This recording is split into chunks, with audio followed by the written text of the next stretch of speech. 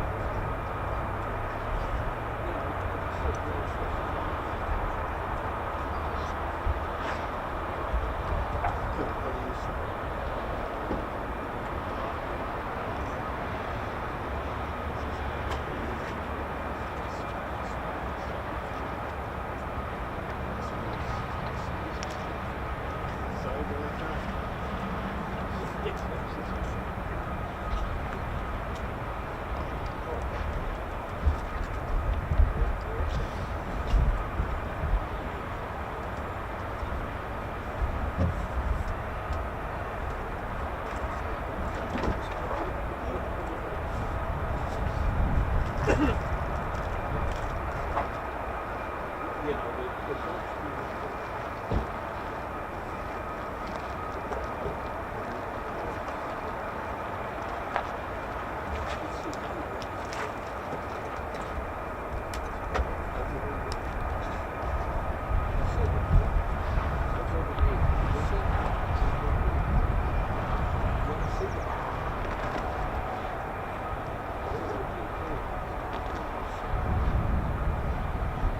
Ladies, gents and teddy bears, a very good morning to you from the 48 Fighter Wing back-to-back sesh.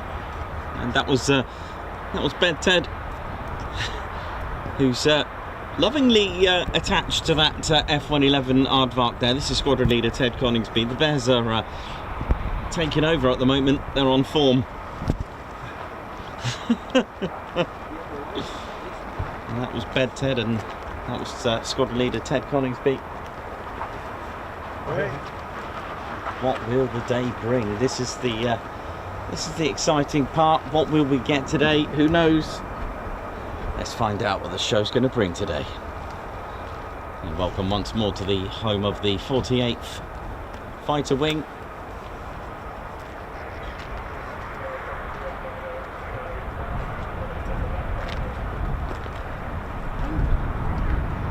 The flying component is the 48th Operations Group, with 4 combat-ready fighter squadrons,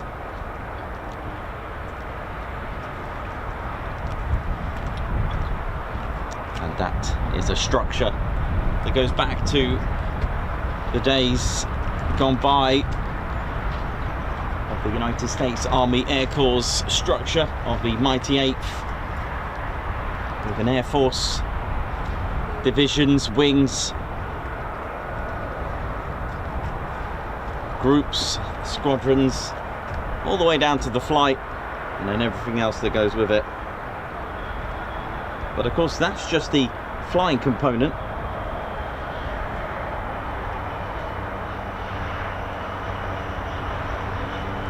We've also got the 48th Medical Group as well, the 48th Communication Squadron, 48th Security Forces, the Support Squadron, 48th Mission Support, 48th OSS, the Fighter Generation Squadrons as well. Big shout out to all of them.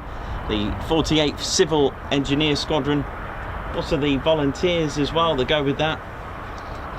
RAF Lakenheath Fire Department, how are we all doing? Hope we're all good and well.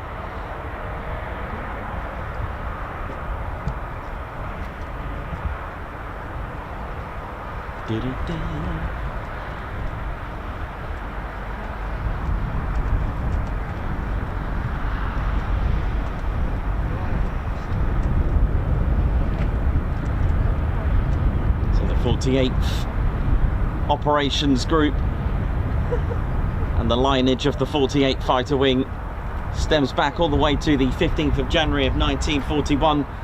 You won't find them as a wing though. You'll only find them as a wing since 1952, but the lineage of the 48th Operations Group stems back to January of 1941. They are part of the United States Air Force in Europe, part of the 3rd Air Force, the HQ at Ramstein Air Force Base in Germany. They're also the HQ for United States Air Forces in Africa as well.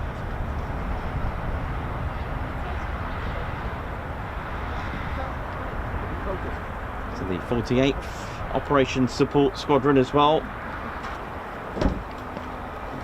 nicknamed the Eagles. They provide operational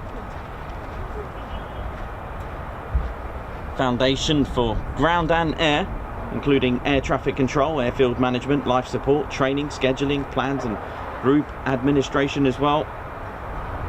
The 48th Operations Group have 4 combat-ready fighter squadrons, which you may know. The first is the 492nd Fighter Squadron, the Mad Hatters, locally known as the Bowlers, and they fly the F-15E Strike Eagle. Next up, we've got the 493rd Fighter Squadron, the Grim Reapers. They're the latest to have converted to the F-35A. They said goodbye to the F-15 C and Ds in 2022 with a brief inactivation and getting training. The Grim Reapers, with their Latin motto, Mors Inimicis, death to the enemy, and their black and gold colour scheme, converted to the F-35A in 2022. They're one of 2 squadrons that actually sport Latin mottos.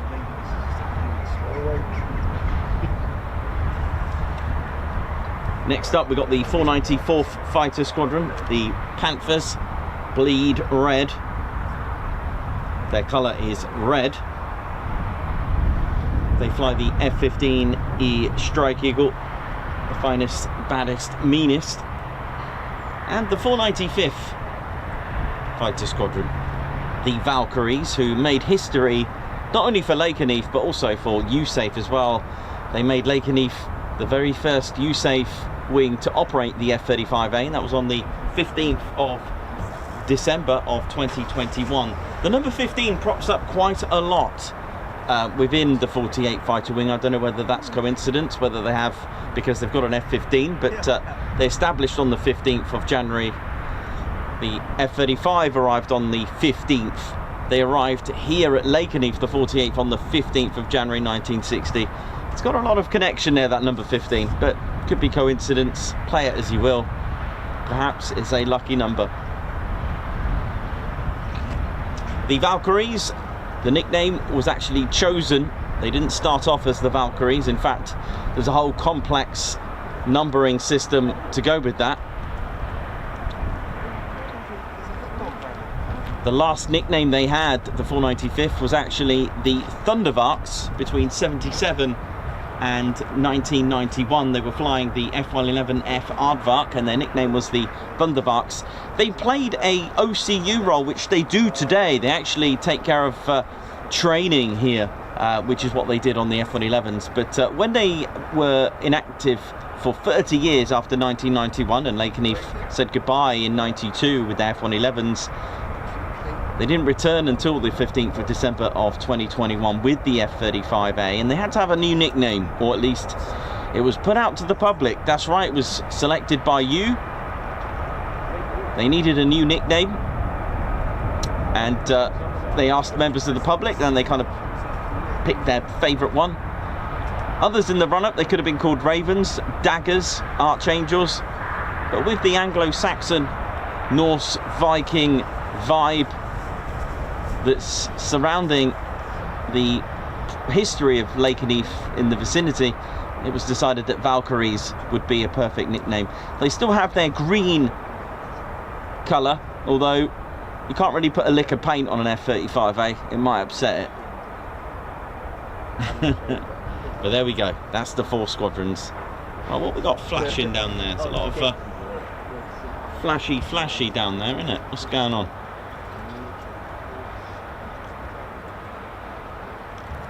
They're just testing the runway lights. It is runway 05 in use currently.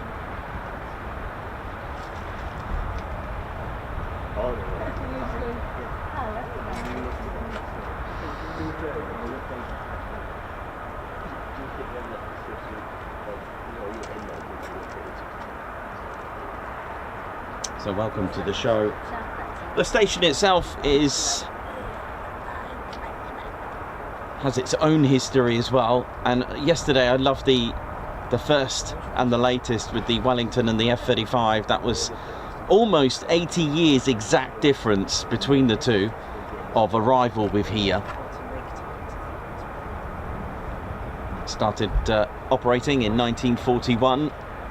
It was opened as a Royal Air Force Station Lakenheath to support Mildenhall. It was a satellite station to Mildenhall, which Mildenhall itself was built in 1934. Lakenheath 1941. A training unit arrived, an OTU number 20 from RAF Lakenheath, and eventually 149 stepped over. I say it like that because it's only 5 miles away in the direction of the backwards plural flying. 149 squadron arrived here with their Wellingtons,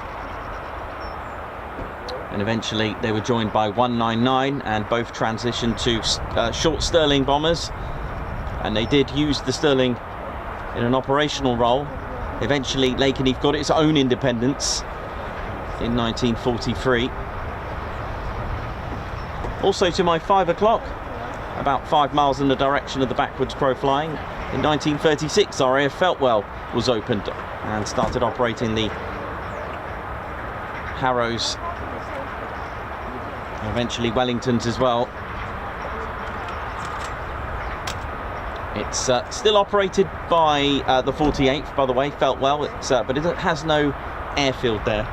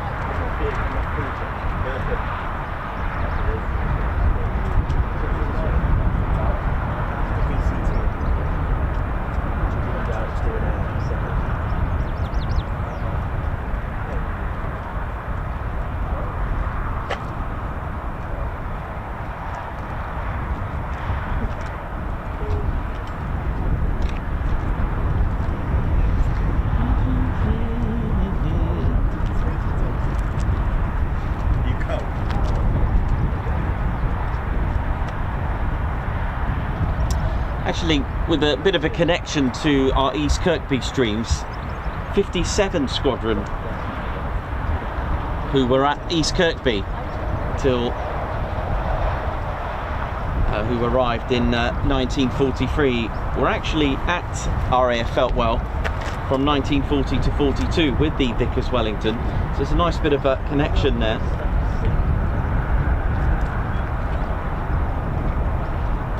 few interesting squadrons that were operating at Feltwell as well. Number 75 New Zealand Squadron Royal Air Force, again with Vickers Wellington. Again, just to establish that the Vickers Wellington was pretty much an icon for these areas of Suffolk, Ely, Cambridgeshire, as opposed to the Hampden, which were both produced from the Air Ministry specification B932, and they couldn't be any more different.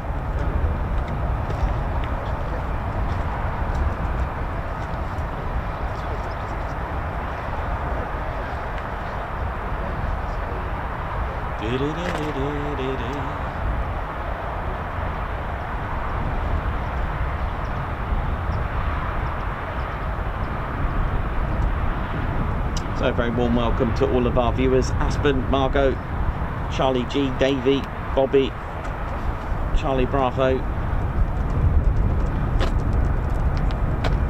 Leah, Carlos, Andrew Williams,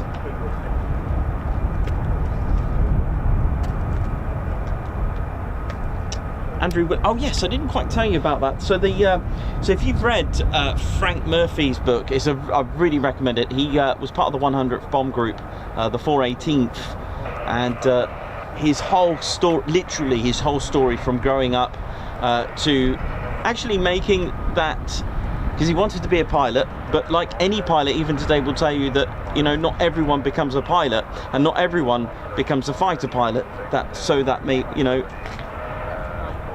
if so be it, if that was their dream, but they may not get that, because you do have to go through various tests. Now, it's a wonderful book, check it out. It's absolutely amazing. It tells you his whole experience, tactics of what they went through. There's a few sort of moving elements in there. I don't think my radio has ever been that loud. It must be the new Duracell Hyper batteries, whatever it is. You can usually never hear my radio. Yeah, so he'll tell you how he enlisted. He just enlisted because he felt that rather than wait, because America went, you know, was involved in the war eventually, because they were neutral. I don't know if you know, the United States were neutral during the the Second World War, until of course the attacks on Pearl Harbor. Now war was imminent. They all knew that, you know, they were far away, Europe, but as Europe was been losing its ground, it did seem that it could potentially come to America, the war, and eventually it did through the Imperial Japan.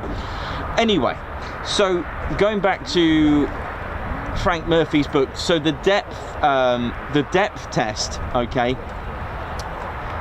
was basically the best way I can imagine it would be the way it was a long tunnel, and it was like you know those grabbing machines with teddy bears, you put a coin in, and some of them, you know, they do challenge, and that is like a depth test. You got to push forward the joystick and try to judge how far it's gone down, and you got to be able, but this, we're talking about a very different version. We're talking about a long tunnel to operate from.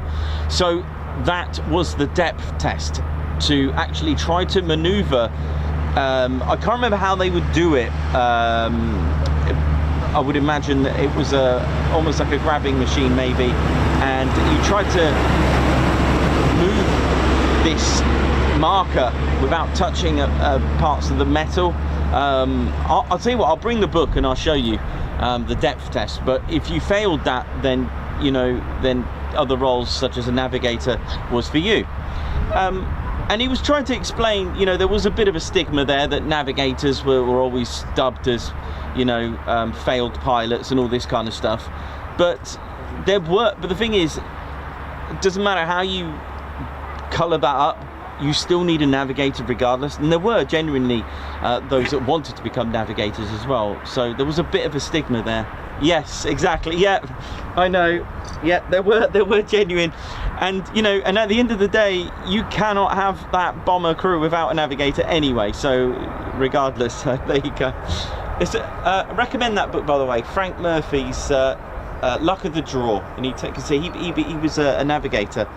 He said he didn't mind. He said he wanted to be a pilot, but you know, so be it. And he was very good at navigating. In fact, navigators, should they bail, they were the ones you needed to get you back home. So, which again is a very true story as well. So, very interesting stories. Good old Frank Murphy.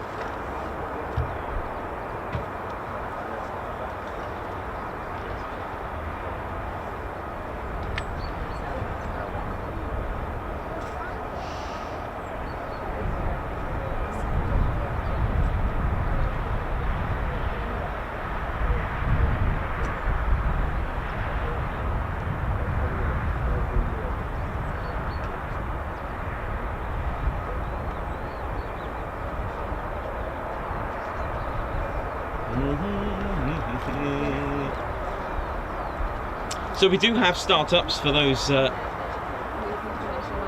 wondering what's happening. So the engine tone that you can hear, that is a Pratt & Whitney F-135 PW100. This is the most powerful jet engine in a fighter jet. That's right, a whopping huge turbofan producing a massive 43,000 pounds of thrust with afterburner.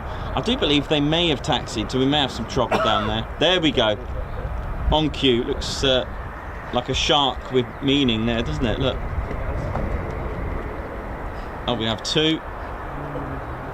Two over there.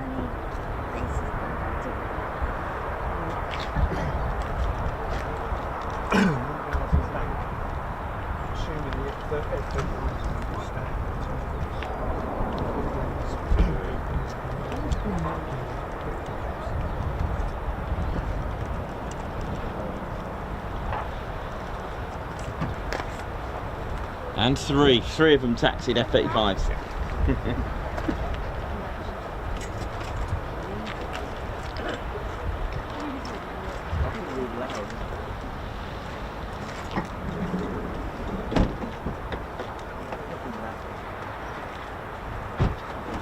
Yeah, there's trouble. You know, I don't actually say that with the F-35Bs, so the F-35A takes that. You going down the side or On the bank. on the bank?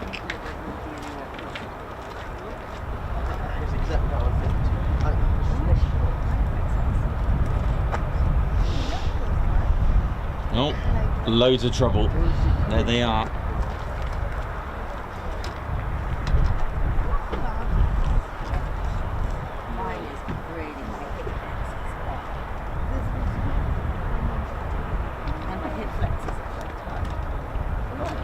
Well, for those that have heard thunder this morning are now going to get some lightning.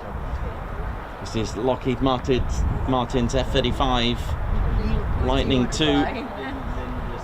Don't forget to do your checklist as well. Please hit the like button as well, give us a thumbs up. It does help the stream get out there.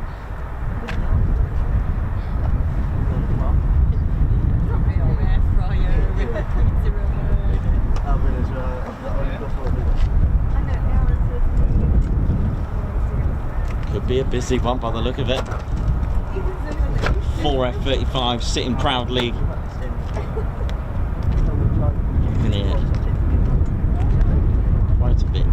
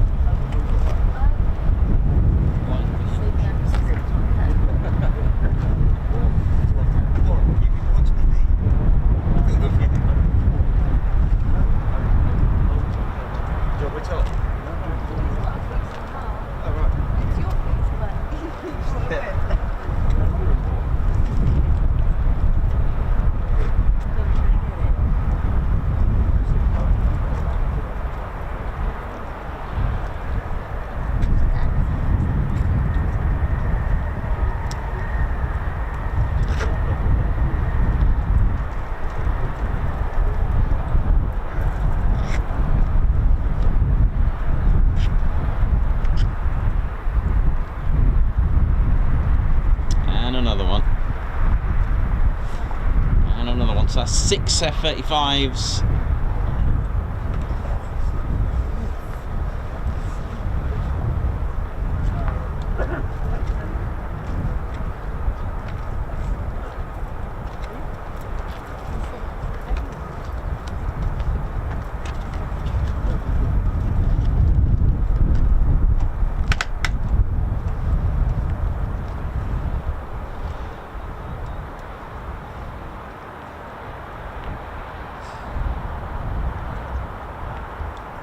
Look at that, it's an F-35 merry-go-round at the moment. Look at this. Beautiful. So again, if you're new, welcome to the show. And don't be confused, yes, the title does say Royal Air Force Lakenheath. This is operated by the United States Air Force, and to be exact, the United States Air Force in Europe, or more precisely pronounced, USAF.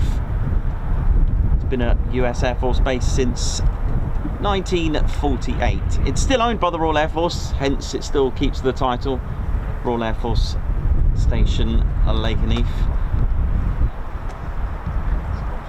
307th and the second bomb groups were here.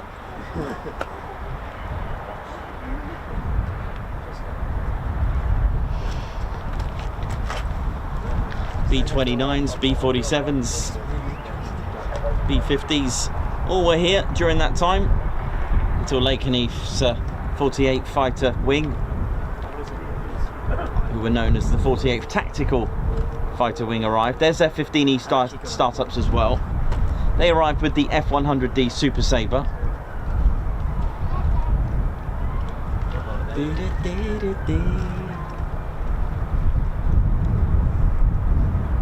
And another one, so that's 7 F-35s just taxiing across. There's a lot of trouble down there. Ooh, yeah. It did sound like F-15E Strike Eagle startups as well. Very different tone, a very different sound on startup. You'll get used to it if you come here often. You come here often. Yeah, that howl, that distinctive howl of the F-15E Strike Eagle startup.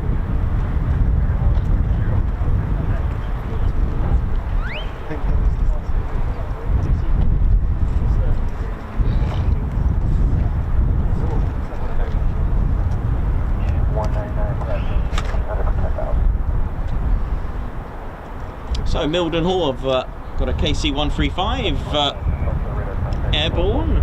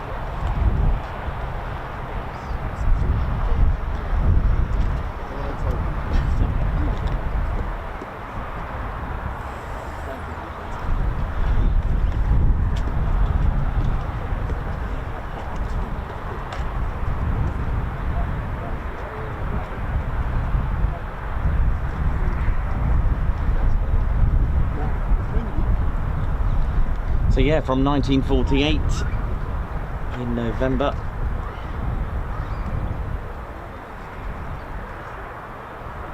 The 7504th Base Complement Squadron transitioned the station to the United States Air Force. B-29s of the 301st Bomb Wing and the 97th Bomb Wing filled the skies with their B-29s and B-50s as well. Also B-47s.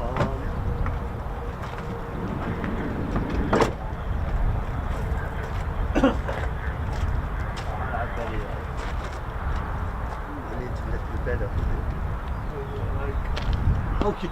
It's a bit delayed.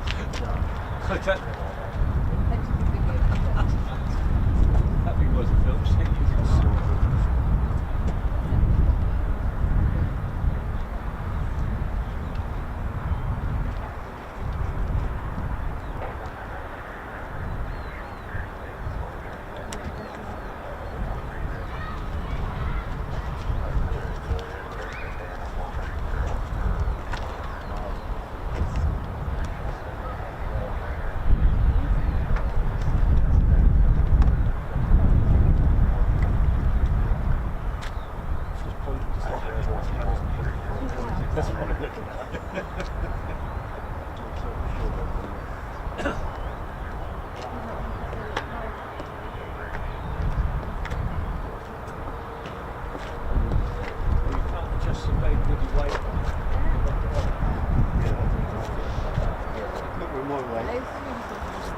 So we do have F-15E Strike Eagle startups as well. A legendary aircraft that arrived here in 1992 with the 492nd and the 494th Fighter Squadrons. The 493rd received their F-15Cs, that was in 1994, and eventually would receive their F-15Ds as well.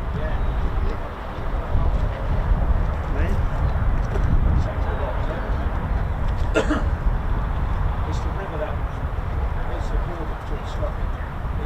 Yeah. Near the what forest? Yeah, there's a kill. Yeah, it goes into the sea.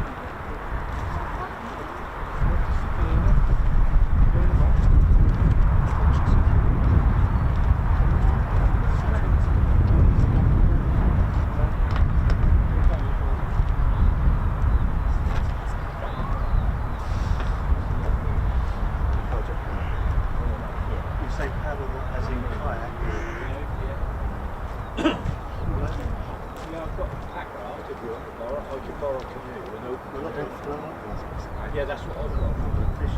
Yeah. But I have got I'll let you know. I've got a good one as well, you know. I haven't had a chance to use it yet. Must be 800 quid. It's good brand.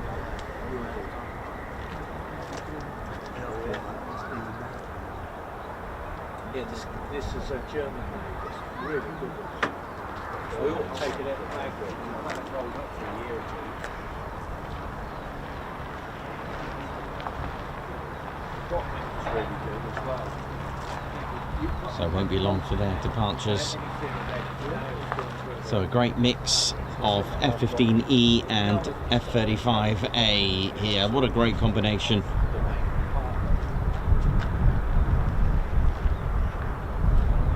Should be just a couple more minutes before departure.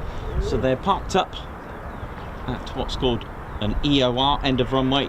There are 4 in total, 2 this end, so 2 at runway 23 end and 2 at runway 05 end. So you've got a north and south. You can fit 6 on each. You can fit 6 fighter jet sized aircraft on each on runway 23 end. So you can fit like 12, and you can have some dotted about. Makes it look like a bit like the M25. And then you've got 5 on each EOR on the runway 05. So it's a safe place to just park up off away from the runway ops. They'll be waiting there for various reasons. They could be waiting for a tanker, they could be troubleshooting, they could be changing flight plan because of another issue, there could be bad weather where they're going, there could be rough sea, could be the sea state issue at the North Sea, for example. Maybe they need to change, they could be troubleshooting, they could be waiting for another aircraft to join them in the flight, or there could be some traffic in the skies. All needs clearance. Every single movement, even starting up your engine, needs clearance from an air traffic controller. You cannot do anything. Even contractors need clearance as well. They're also given call signs as well around the station usually, and also other aerodromes, they do have a call sign. Nothing fancy, just could be like, I don't know, Open Reach 1 or Biffa 1.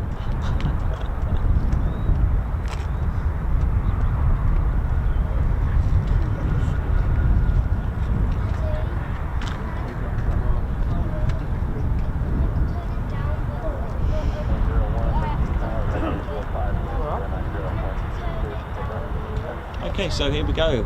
Clear for takeoff, let's ride.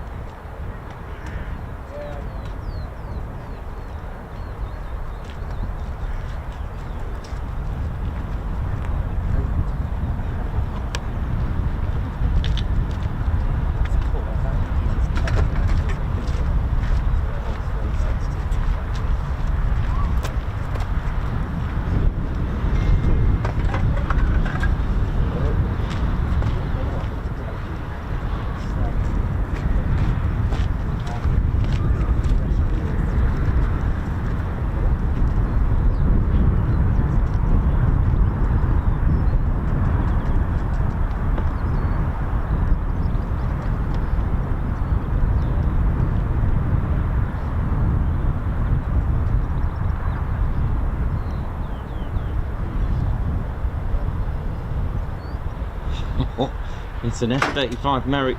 On the move. Are you right there, mate? On the move. That's all right. Was that deliberate? Yeah. Sorry. No, I was worried. I thought you disappeared and fell down the hole. Oh, here we go.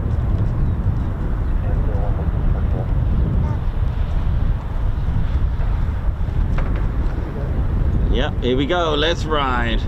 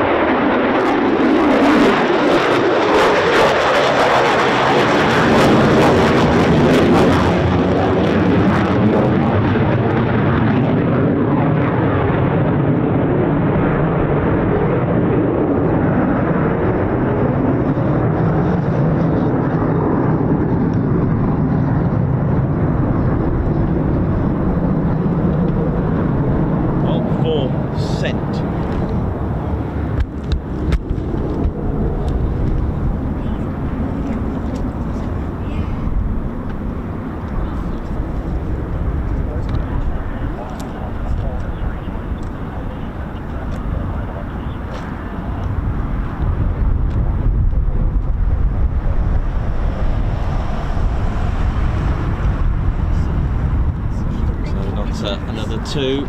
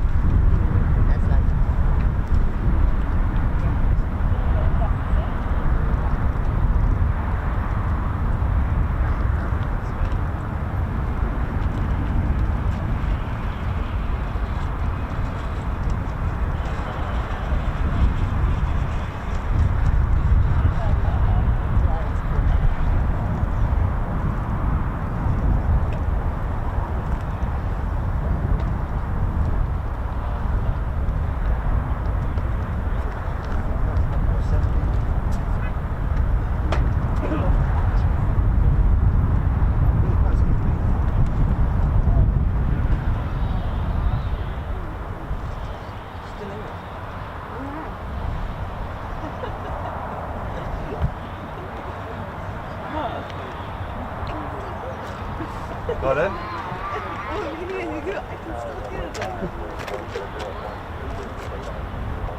Okay, clear for takeoff. Here we go.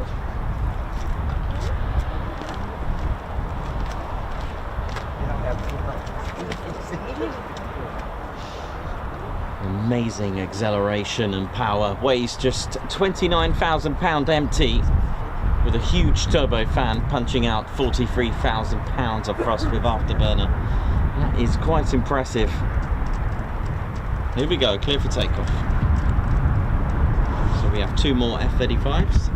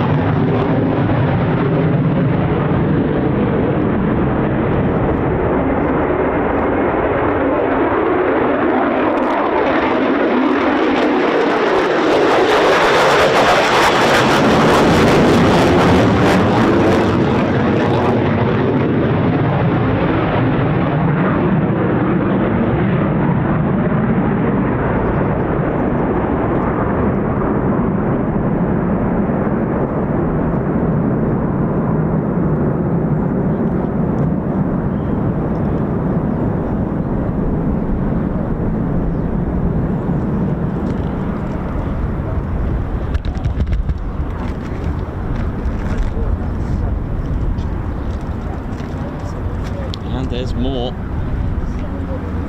Another 2. Here we go.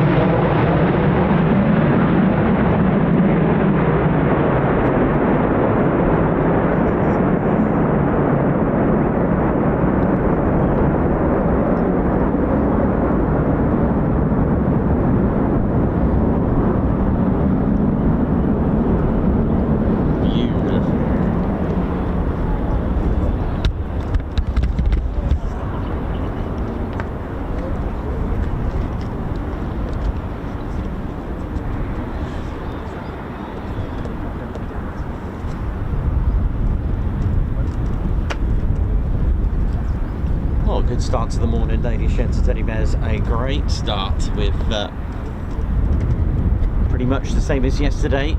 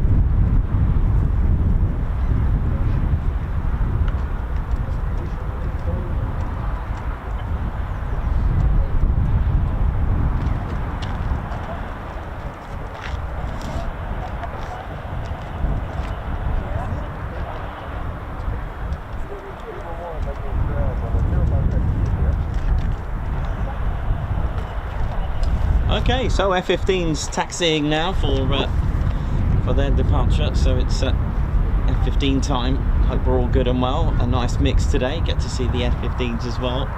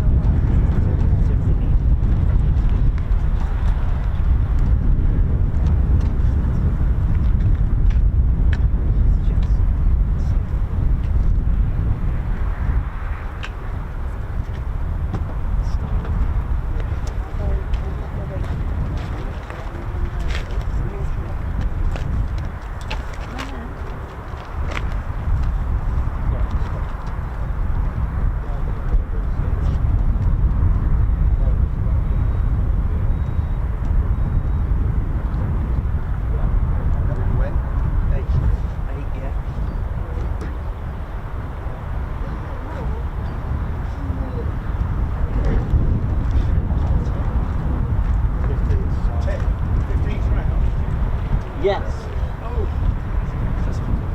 Yes, indeed. Finally. Hopefully. I don't know. Bring back the tornado. Is she there? Yeah, she is. She is. Got to bring back the tornado. Morning, Margot. Yeah. Well, we had the tornado earlier, didn't we? Yeah. It was sweeping. It's gone down. You know when you know, some people when they retire, they do the caretaker role. You know?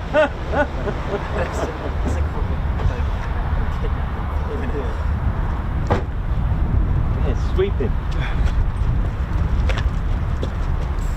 Right, let's have a look what we got. Oh wow, okay, thank you very much. That for me? That's cool, isn't it? He follows you every stream he watches. Wow. Look at that. Is that a starfighter? Which one's that one? Or is it an F-16? Oh yes, sorry, you have written it down there. Sorry, my bad. Oh, I love the portrait of Ted. That's cool. I'll put that on the show. What's your name, kiddo? Ralphie? Yeah. I'll put that on the show. Thank you very much. Yeah.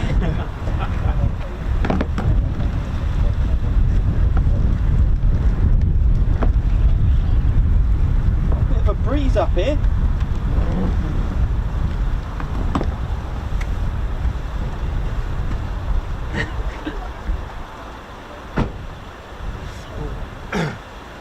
Get ready, just in case of special.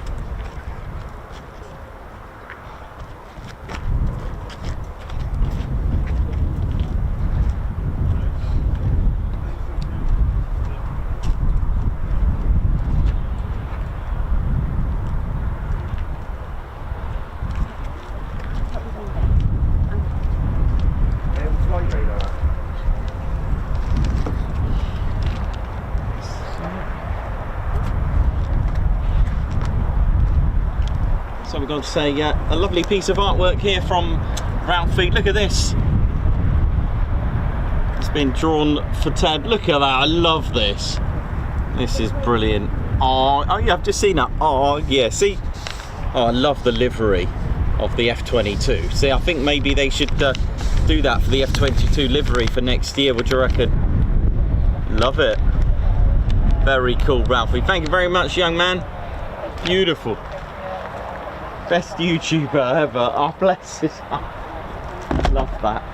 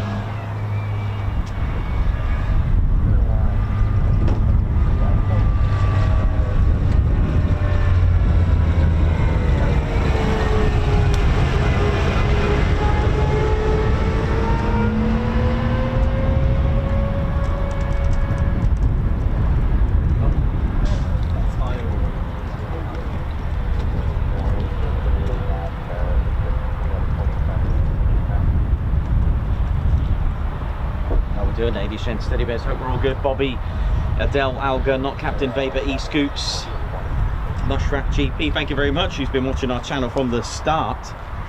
Great content, thank you very much.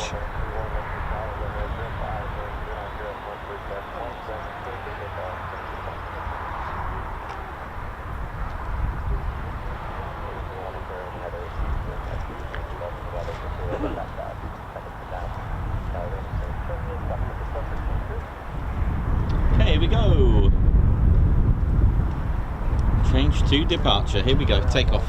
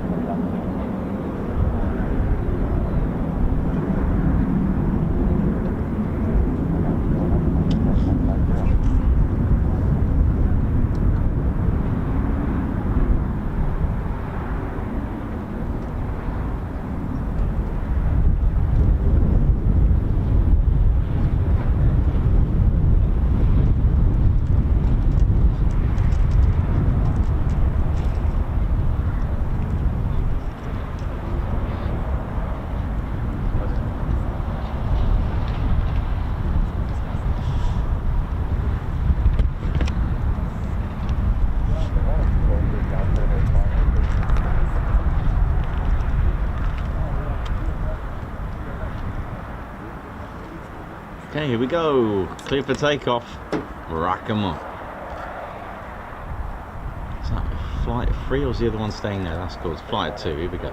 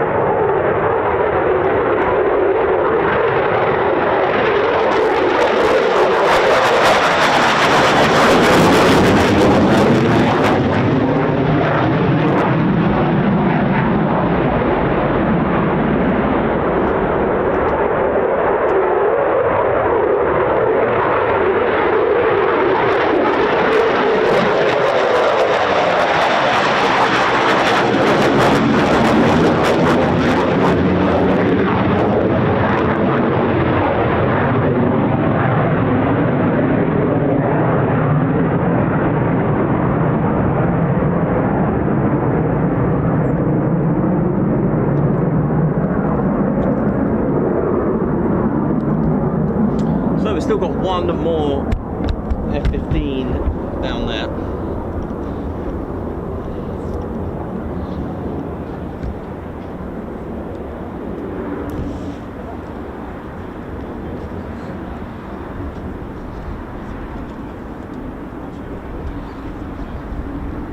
So it was a bit like yesterday really, it was just all hands on, off the chain.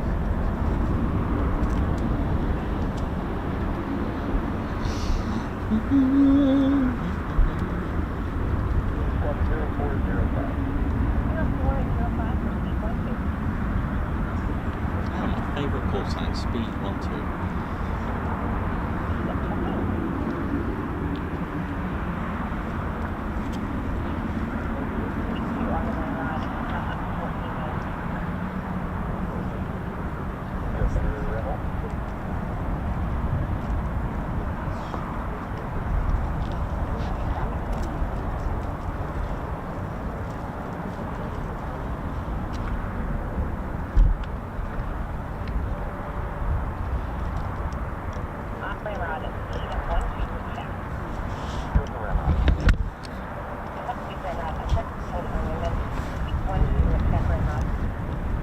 My generic call sign that I always use as example. This is speed 12. I think I actually say speed 123, but still send it.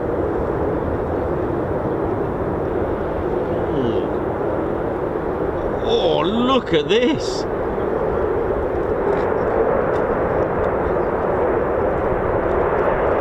Yes. Yes!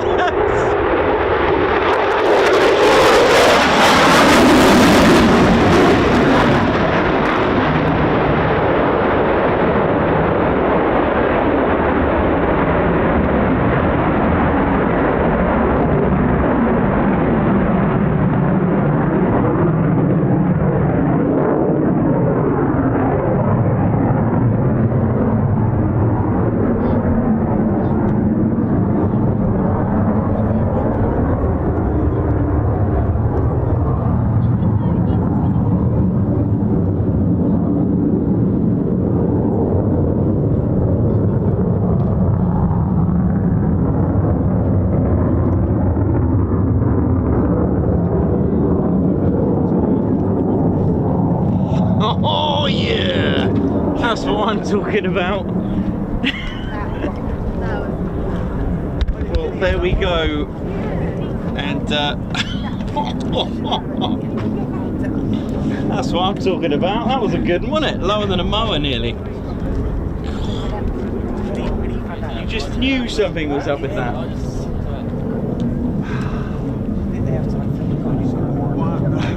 Got one quick climb, that's good.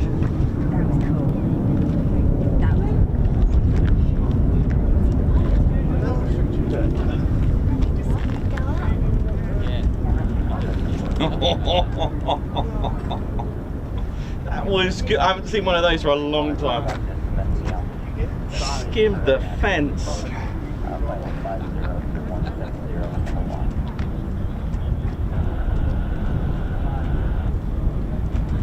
So anything else down there, or they will have... That's it at the minute. Yes.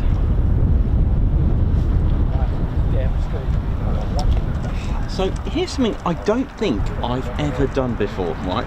And it's a really good one, so it's quite educational. Let's have a little look, because there are new viewers that don't know the differences between aircraft. Let's have a look. I do have an F-15E Strike Eagle and an F-35. I would say they are to scale. 52 feet length with 63 feet. Yeah, that's about right. Okay, let's do it. So for those who don't know what they're looking out for, what the difference is, well, let's have a little look. I mean, once you get to see what they look like, that is pretty much it. So there's our, it's not the best light over this end. Maybe if I turn the camera around this way a little bit.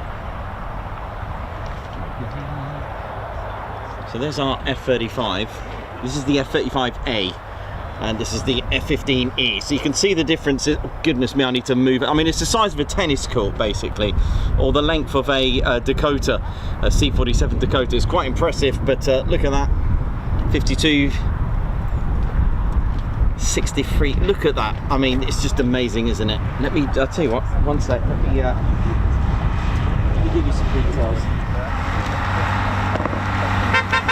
Oi, oi.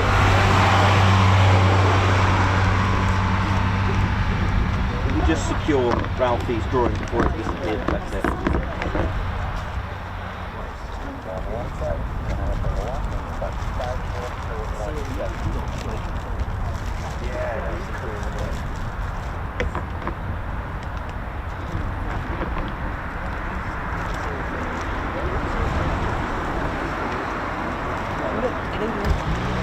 Sorry, give me 1 second. I just don't want things blowing off here. Right.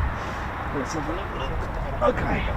So you got 4th generation and 5th generation. Those are the differences, and you can see they're very, very different in shape and style. The weapons bay on here is internal.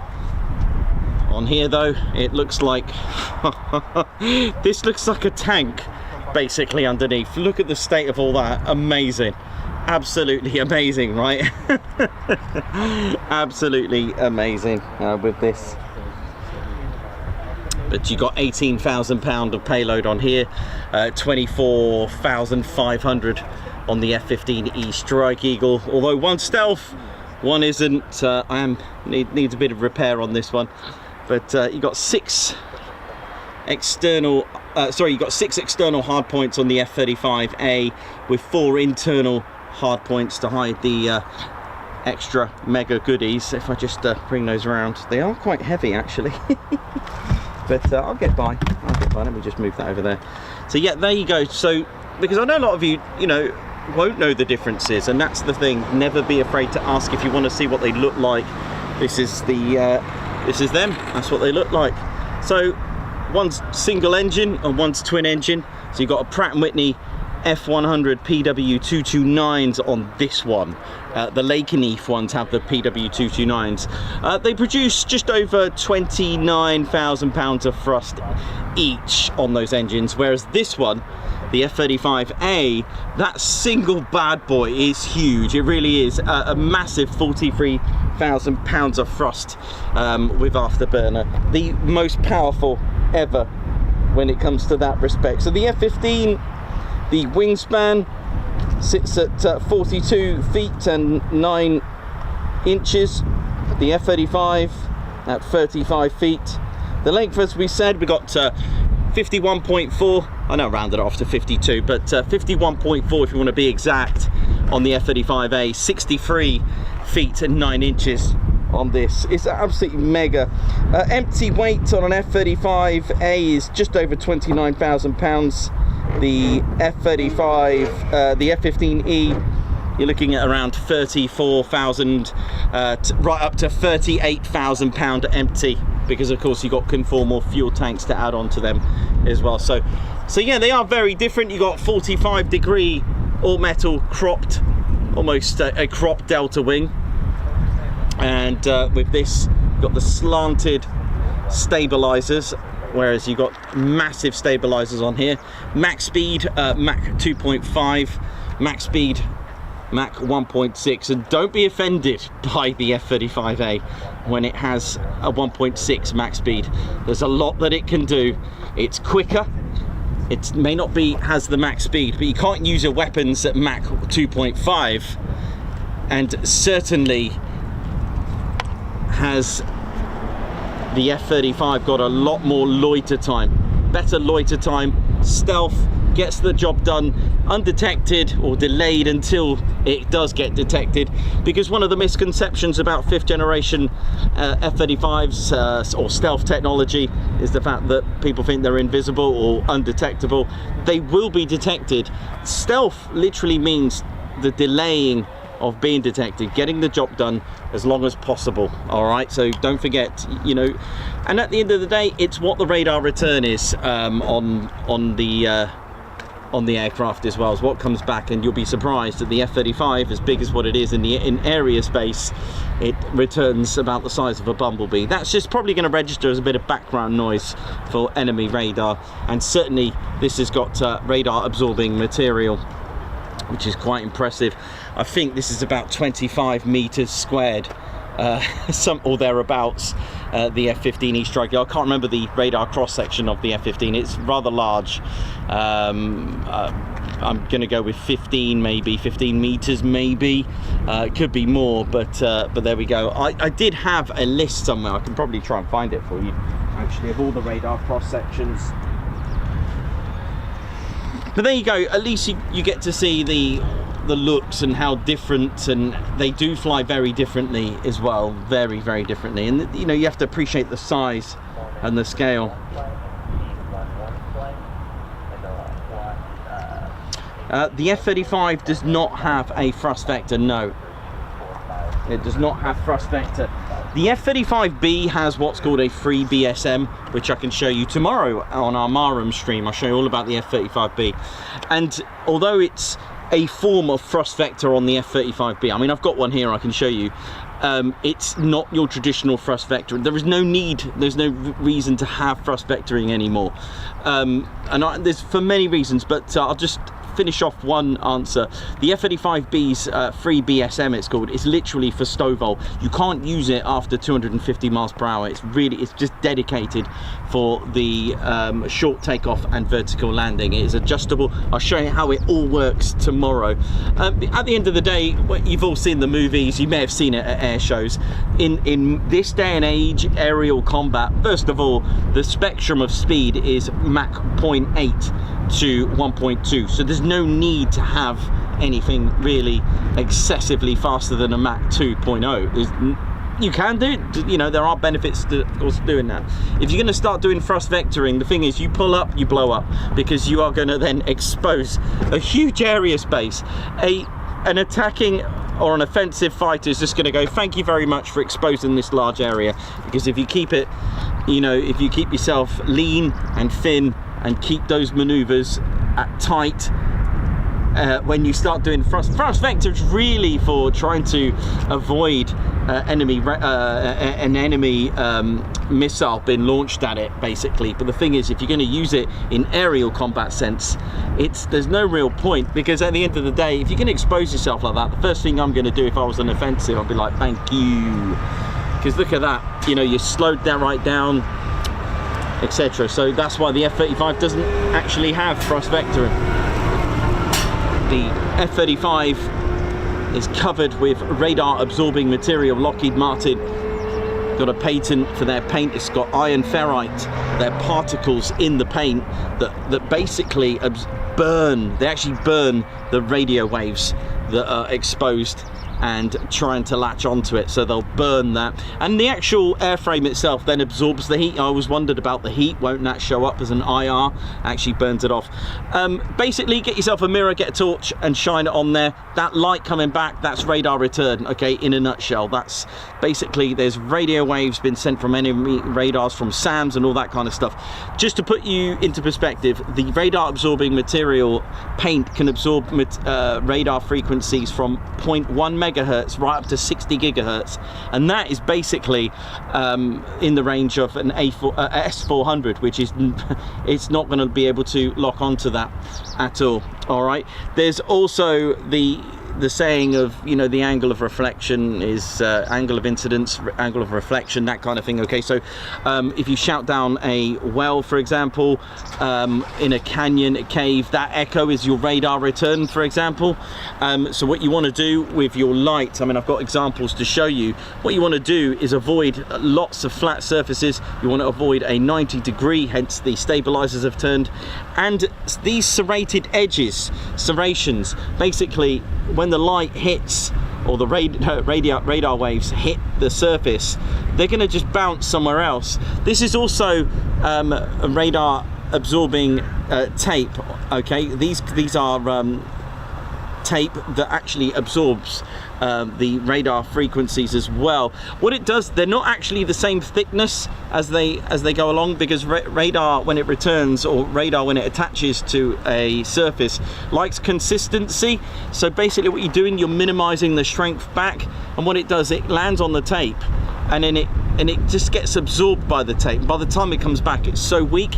It's a bit like landing on wood, okay? Imagine the radar frequencies hitting wood, and then a bit of plastic, and then a bit of metal.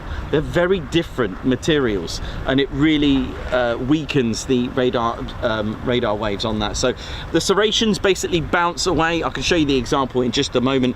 There's so much that goes on here. Serrations absolutely everywhere, on the landing gear, the weapons bay, the nozzle. All these zigzags actually make the radar waves bounce away. Like I said, if you get a torch with a mirror, if you move the mirror, it's going to make it bounce away. But if you catch it right at 90-degree angles, it's going to end up coming back to you. So those are what you're going to want to avoid. I mean, all these things were learnt from all the way back to the SR-71, where they used iron ferrite on the actual surface of the airframe. Then they went a step further with the F-117, the first ever designated stealth attack aircraft. And you know, the designs and everything that they learn from that is just, I mean, look at the B2, that is just one giant zigzag, doesn't even have a stabilizer either. So it's quite impressive with that. So if I just show you some of my examples that I've got for you.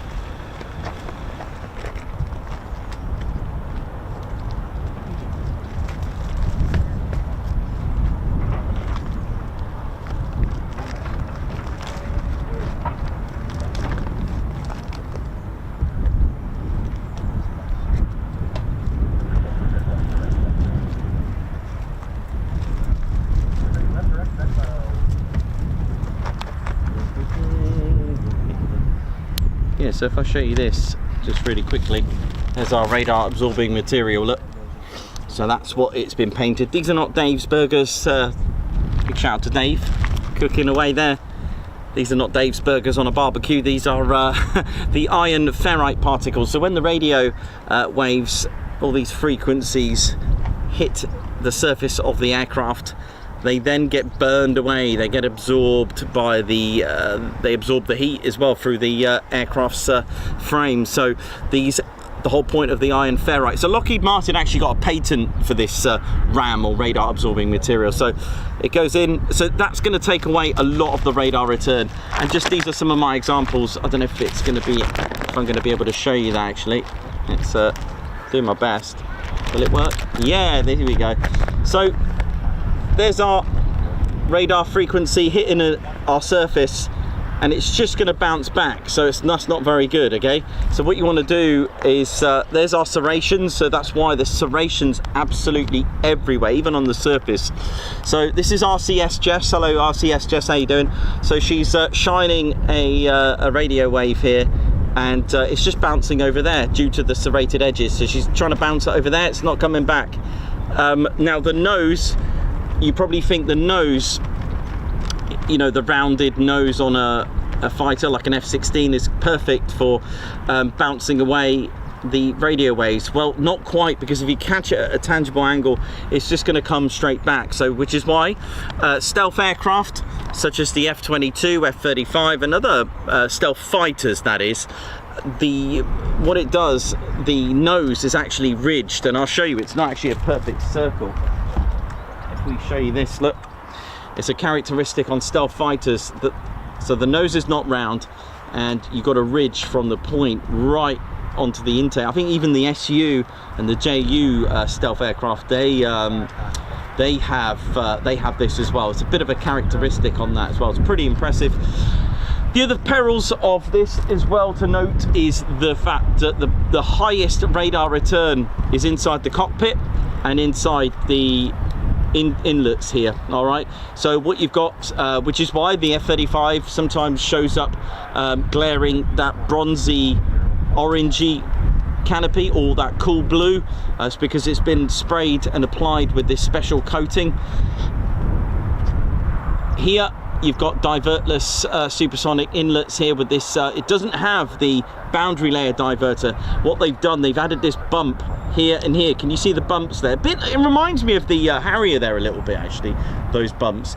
It's a divertless supersonic inlet. Now it does two things. It's controls supersonic air going in, because you don't want supersonic air going in there, but it actually controls the boundary layer, that draggy air hitting the turbofan, which you don't want either. So it's quite an impressive bit of kit. Again, all these radar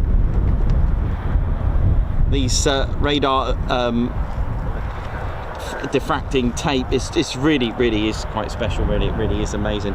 It's got pretty much everything you need to go on it. Very maneuverable.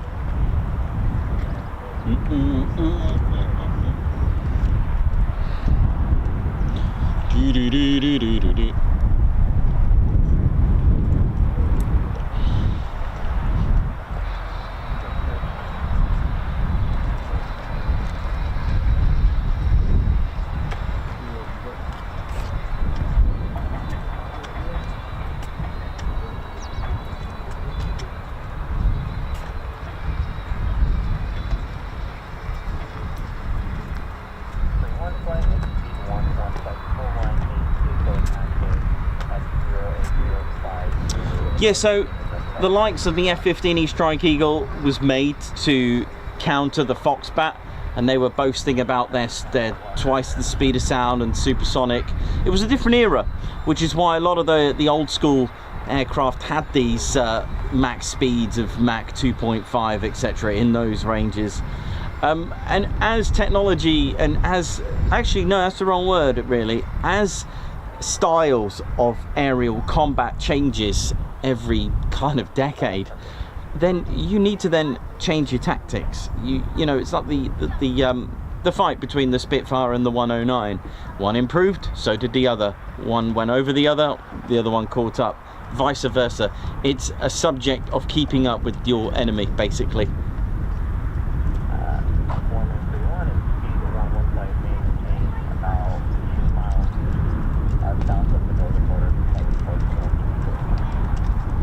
David Harwood, how you doing? Or Sally Cullum, MGR, James, Muzz64, Derek, Davey, oi oi.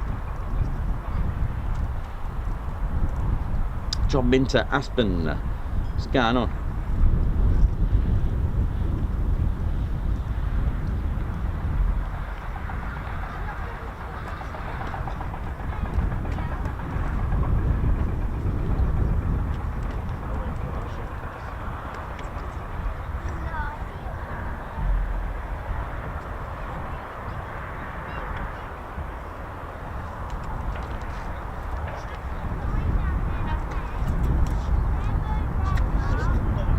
MGR Janes 25, thanks Nicholas for a great stream from East Kirkby. Always nice to see just Jane and the Mozzie. Oh, absolutely, indeed.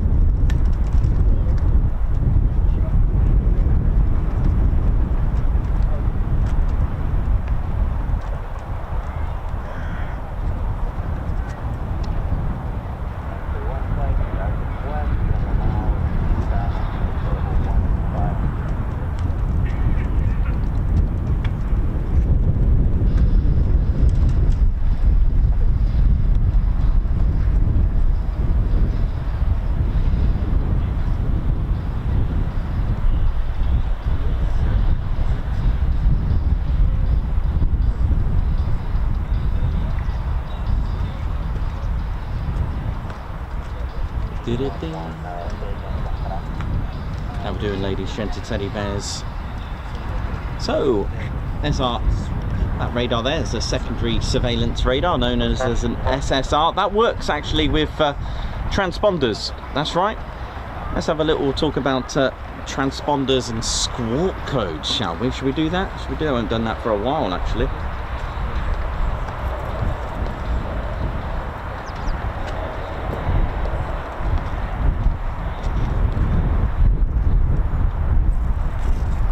So for those who don't know, a squawk code, or transponder code as it's sometimes referred to, but generally I've always known it as a squawk code, is a unique 4-digit number assigned to an aircraft by air traffic control. Pilots enter this code into their aircraft's transponder, so it's like a little keypad. It doesn't have an 8 or 9 in there, and this basically is air traffic management. Basically, you are now managing the aircraft, and each code basically correspond to different things. So for example, 7001, that is the squawk code for low level. 7002, that's a squawk code to enter a danger area.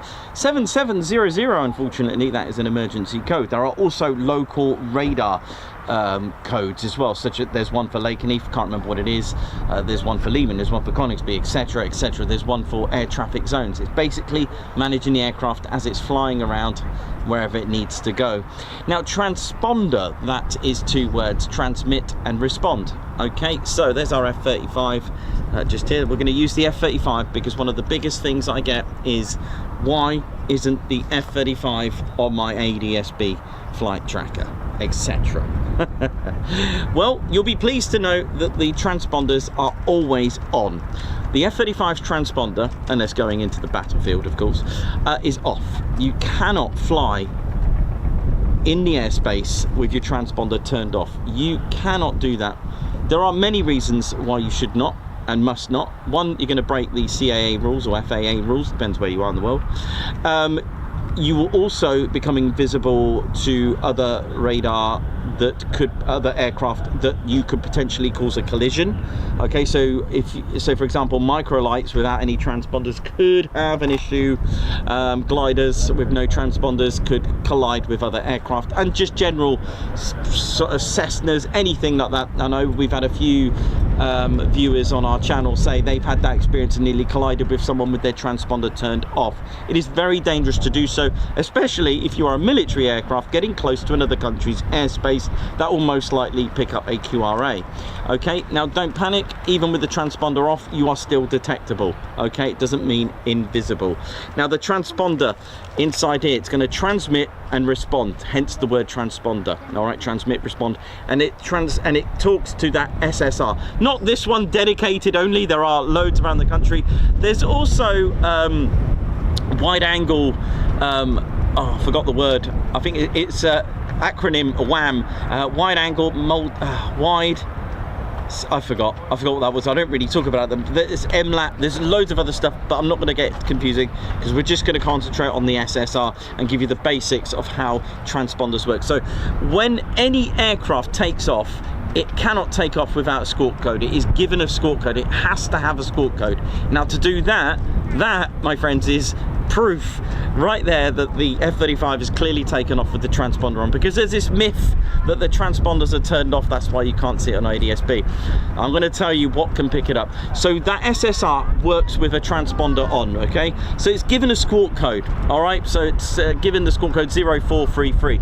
If there are more than one in your flight, then you will go 1 digit up. So if this was given a squawk code 0400, okay, the next one will be 0401, 0402 if there was 3 in the flight, and 0403. Does that make sense? Okay, so if you've got more than one in your flight, you'll be given the squawk code 1 digit up. Okay, so squawk codes have a span, I can't remember how many, but it has quite a bit in that range. Okay, so like I said, every airspace or every radar in an airfield aerodrome has their own squawk code as well. Okay, so that's that bit there. Okay, so that's how that talks to that. Okay, there's also a primary radar. Now how do I know this is a secondary surveillance radar? Well, the secondary surveillance radar is characterized by that long rectangular radar on top. If you were to take that away, that will then look like a primary radar. You may have seen it when you're going on holiday, that radar. It does 1 revolution every 5 seconds. As sad as I am, That's how much I know about that one. Okay, so that's the SSR. Now, if you turn your transponder off, the primary radar, what that does, that works regardless. Okay, so SSR, by the way, is able to track altitude. It does a few basics with your transponder because there are codes. There's mode A, S, you know, there's mode A, C, and S, so etc. So there we go. So you have that as well. Okay, so just to let you know, the transponder code with that squawk code gives you some information, and mode S has altitude, speed, it has data with it, whereas primary radar, what that does is omnidirectional. Okay, it doesn't need a transponder, it's picking up all these different types of aircraft. Okay, so on or off, it doesn't matter, it will still pick it up. So that's how we can detect enemy aircraft as well, because obviously if they turn their transponder off, they're obviously up to something naughty. Our friends that seem to pester us up out north east of the country always set off our Lossymouth crew. Big shout out to the Lossymouth crew, because what they do, they fly next to the rogue aircraft in speech bubbles, because they don't have a transponder, which means it causes a threat to other civilian aircraft flying in the area. So a Typhoon will have its transponder on, like you do, so that other aircraft can see it. Okay, it's aircraft management basically. Whereas a primary radar is sending out radio waves everywhere, regardless of transponder on or off. Now, why can't you see it on any other things as well? Because there is another receiver inside the aircraft, and that, my friends, well, you may know it, it's ADSB. That's right, so it is separate. Now there's ADSB in and out. I would show you a diagram, but I can't because it's not here and it'll probably get blown off. ADSB stands for Automatic Dependent Surveillance Broadcast. Now, what does that mean? ADSB uses GPS satellites, so just like my GPS watch, it's now using GPS. It's got nothing to do with the SSR, it's got nothing to do with the transponder, it has its own. Now ADSB has also got ground stations. They're pretty cool if you've ever seen them. What that does, GPS talks to the ADSB receiver inside, that gets sent to the ground station. Ground stations then send that info to air traffic controller, which has all the info including the call sign. Okay, now are you with me so far? So it's using GPS satellite, not radar. So it's not actually a radar, it's GPS, global positioning satellite systems, right? So there's also a ADSB in. Okay, so ADSB out is what it transmits all its data, so speed, altitude, call sign, etc. ADSB in is receiving data in. That will give you weather reports and information for the pilot. They can turn the data off, which is why you can't see it on ADSB. There are other transponder modes as well that would affect that, but generally the ADSB out is turned off. Now, if you're a civilian aircraft, you're going to need very good reason to do that. So, you know, 99.999% they cannot do that. But military, on the other hand, will have the authority to turn that off. Again, that is something up to the CAA, FAA, depending on where you are in the country. So that is why they'll keep the ADSB and the transponder. The transponder will be on, but the ADSB in, I believe, would be a factor that's kept on. But you can turn the data off. Okay, and that's why when there's an emergency, F-35, this is why you can see it, because that is a generic emergency squawk code which everyone needs to be aware of. Okay, if it's coming in, it needs to be picked up so that they can see it. All right, so I hope that makes a little bit of sense.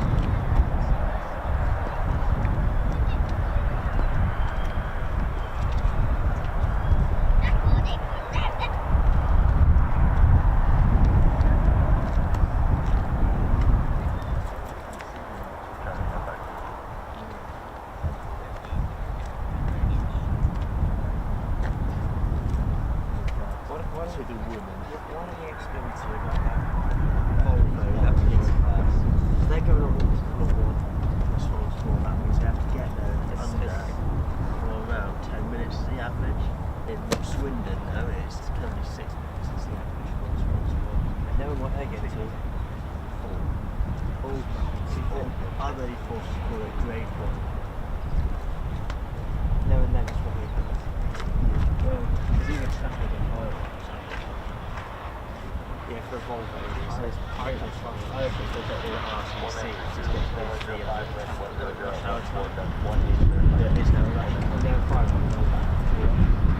Looks like we got inbound already.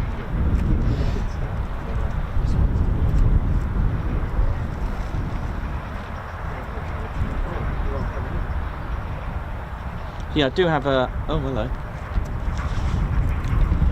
Is that an F-15? Sorry, it's come down like that. Wow, sorry, I'm not even ready for it. Put myself in the right position.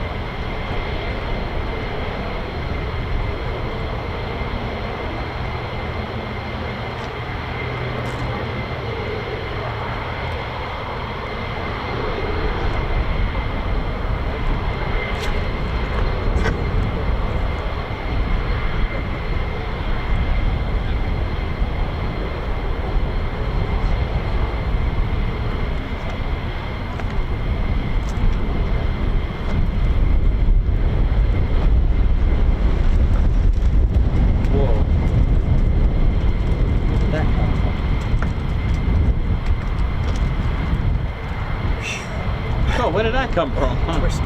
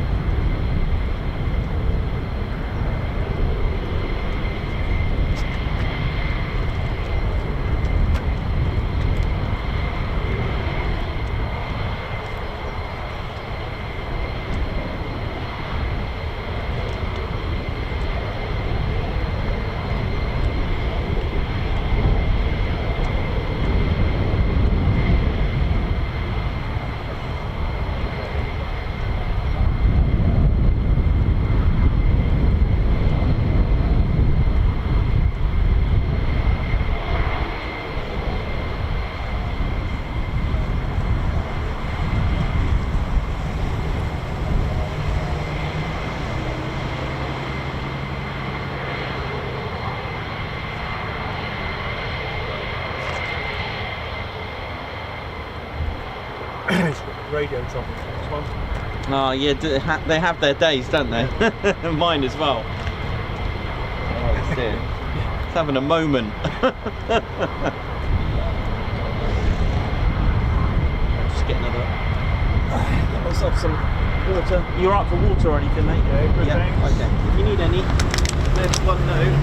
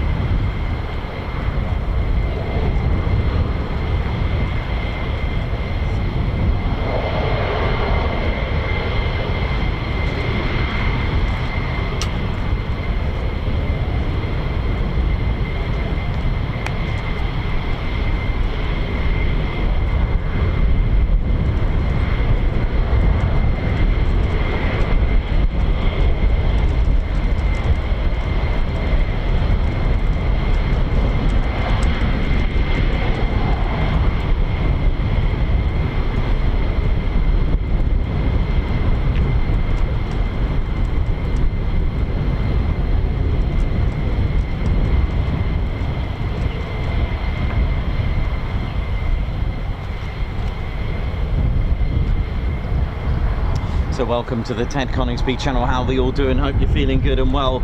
Don't forget to support the channel. Do your checklist. 1, give us a thumbs up. You've been cleared, touch and go on the like button. Give us a good thumbs up on there. Also, make sure, if you haven't done so already, do subscribe to your one and only military aviation channel, the Ted Coningsby channel, one and only. And And if you don't want to miss out on the latest and greatest videos, live streams and shorts, then be sure to hit that notification bell button so you don't miss out on the latest and greatest of the TCS. Don't forget, you can also share the channel as well, share the stream. That's right, there's a care button called share on social media, wherever it is. You might have friends and family that would love this content. Be sure to click share. And you can also take that further. All those things are free, but if you want to support the channel even further, you can join as a member. And you will notice throughout the day when I'm doing our guards marches that there's a lot of long-serving members and new members joining all the time to support the channel. There are 3 levels of membership, and there's so many perks that you get back with that as well.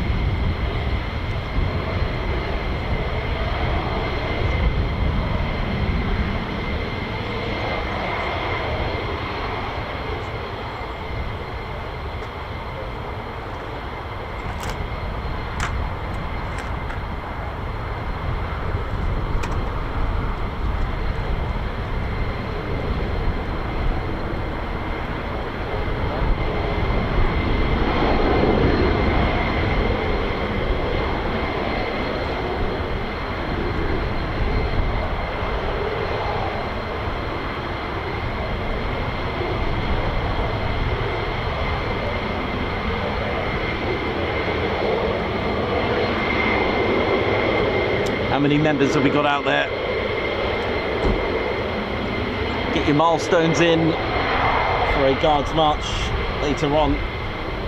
Thank you so much. I've also got limited amount of merchandise on me, such as patches. I'll give you a little show. I've got, oh, I'll tell you what I've got. I've got our new key tags here with me today to show you that you can order online. We've got lots of merchandise online. Visit the tedconingsby.co.uk and have a look. There's another new patch coming out, hopefully this week as well. So a big shout out to the crew chief and the fighter generation squadrons. There they are, the ground crew. Without them, none of these planes will be airborne and be able to be serviceable and fly without the ground crew. A long-term tradition that's always been that the ground crew own the aircraft. They lend it to the pilot. The F-15E Strike Eagle, as you can see, is a family version, a 2-seater. Got a pilot and a weapons systems officer at the back doing all the weapons system stuff. Although the F-15E Strike Eagle is dual controlled, the weapons systems officer, nicknamed Wizzo due to the abbreviation WSO, is not actually a pilot. It depends. Some of them may be qualified to fly, but they don't get any flight time as flying hours, if that makes sense. They are a weapon systems officer that controls all the combat armament side of things to lock on, using the sniper pod as well, locking onto targets with their sniper pod. So the pilot does the fighter pilot stuff, doing all those maneuvers. So the pilot rows the boat, Wizzo shoots the ducks, as they say here.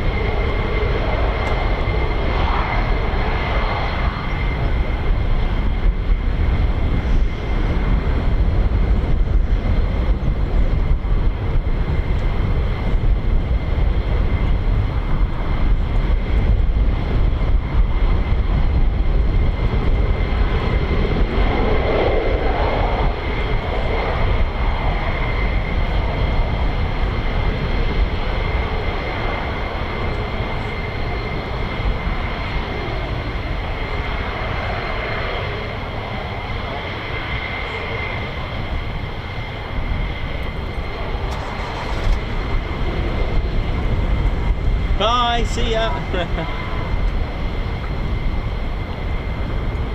Oh, I've also got some baseball hats with me today. I've got about 2 or 3 left here with me. I've borrowed them from Claire Bear's online store. See ya.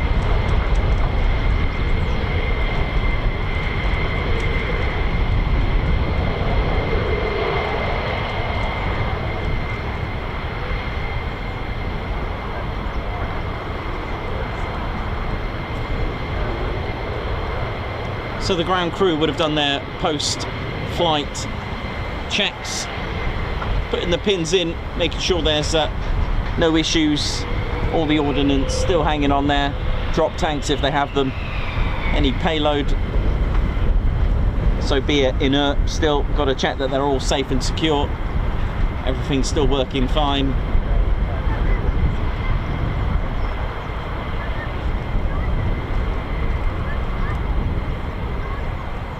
Bye, ground crew. I'm waving to them.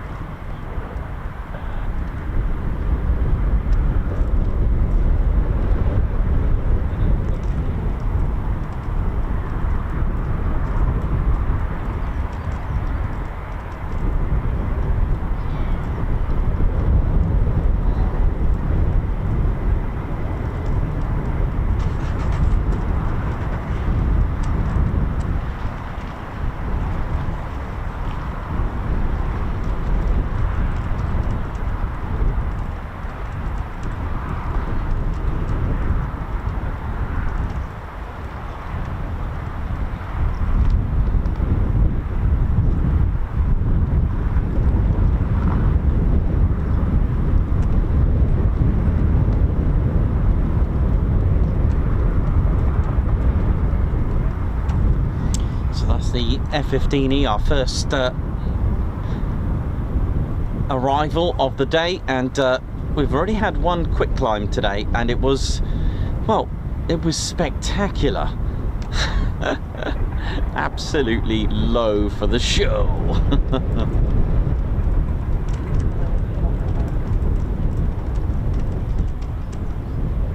Oh, thanks, good. Yes, WAM, Wide Area Multi-Alteration. That's the one I couldn't remember. I can remember the abbreviation, WAM, W-A-M, Wide Area Multilateration. That's it. That's kind of like a more modern SSR, secondary surveillance radar. I won't go into too much detail because I don't know too much about it, so I'm going to just end it there.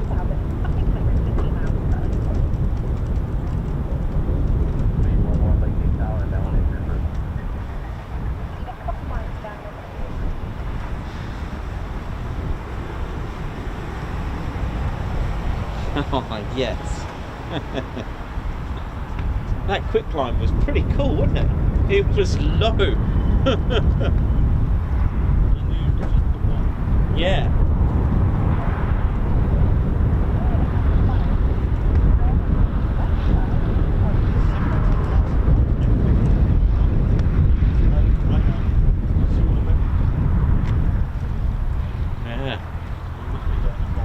Yeah, probably. What day is it? Thursday. Oh, they're not open yet.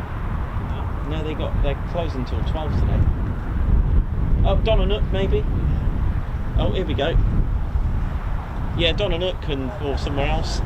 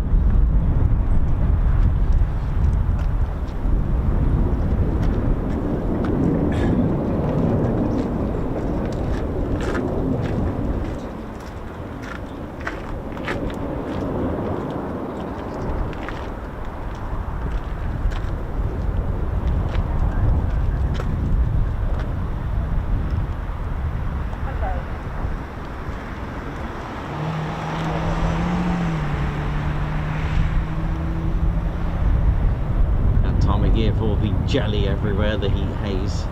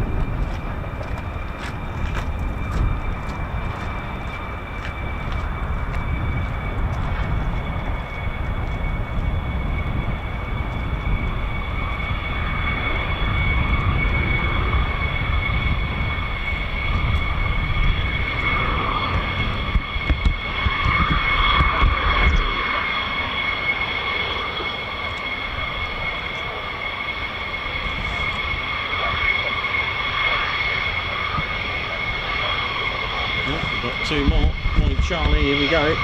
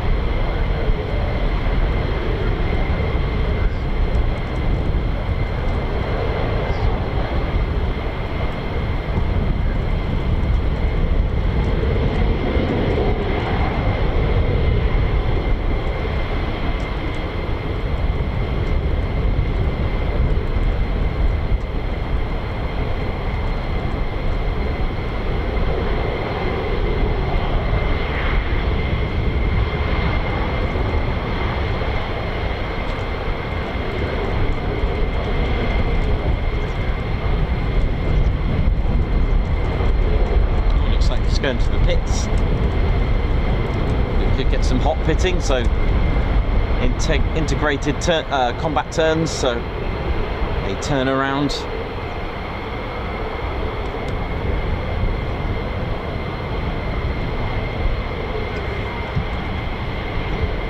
So hot pit refueling is where you refuel your aircraft with the engine or engines running. The F-15 sometimes closes one engine down, but the engine or engines are still running while being refueled. Now you can use a refueling vehicle or from pipes, literally fuel pipes underground and plugged in. And the benefit of this is that you can hot pit refuel and save time, because it's a lot quicker to refuel your fighter jet or aircraft while the engine and the aircraft's still running. There are a few reasons for that. So you're saving around 66%, so 10 to 12 minutes you're refueled and ready to go. Reasons is that if you shut down your engines completely, if you shut your aircraft down, oh thank you, you've then got to do all the startup procedures again after shutting it down, so you know you've got to add that time on, plus the pumps and engines are still running, so it's a lot easier to feed through, but it's a lot quicker because you eliminate the startup process.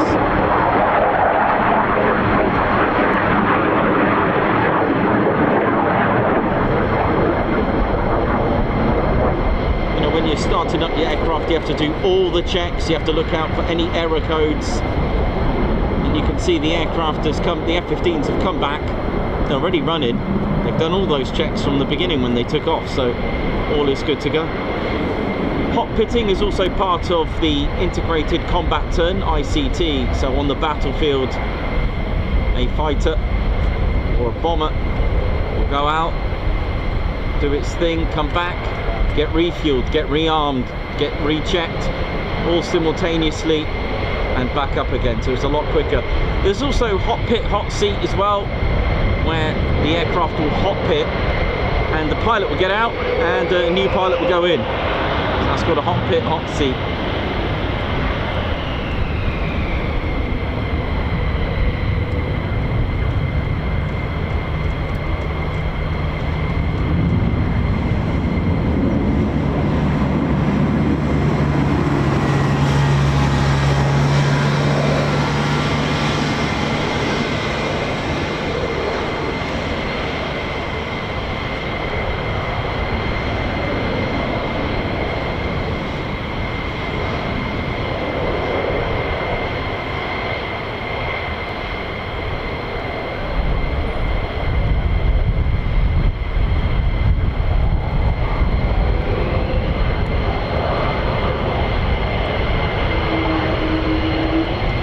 Hello. That was nice, wasn't it? Vulcan. A mini Vulcan there, definitely, yeah. Lovely howl there. And only the F-35A does it. I'm not sure if the C does it. Definitely the A. I've never heard the B do it in all my times I've seen the F-35B. And that's probably got something to do with the different engine and the Rolls-Royce lift system that's in there.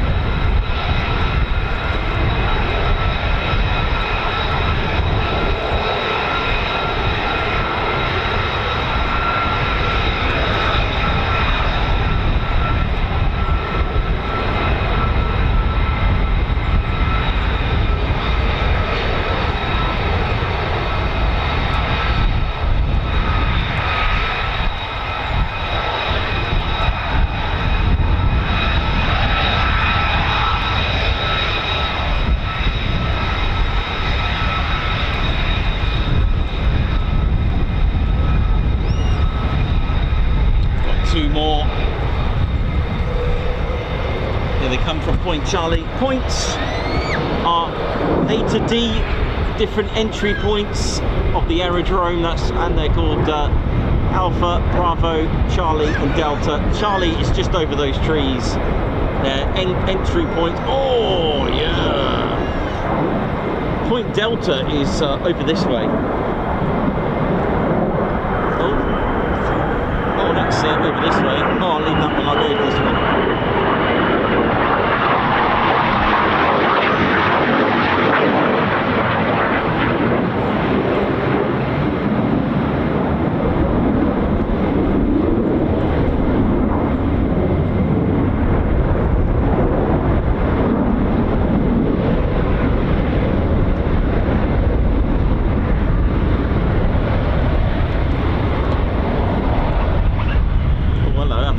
For a long time.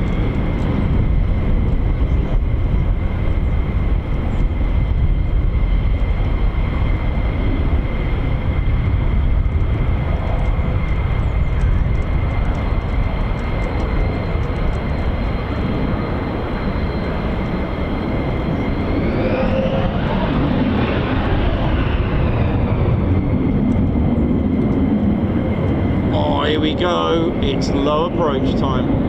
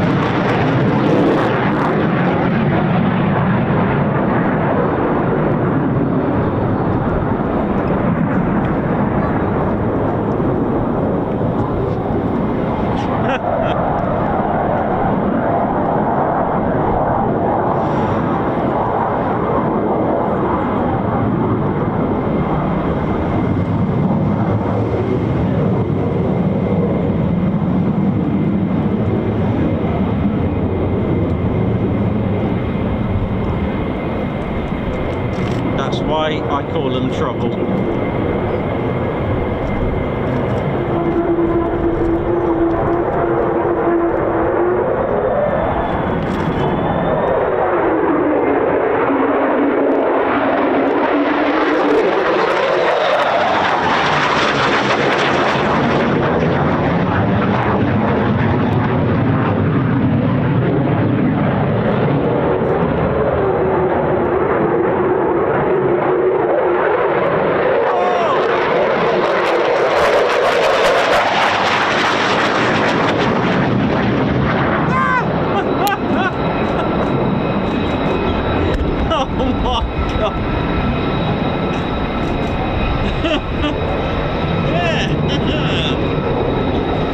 I've got my hard hat on.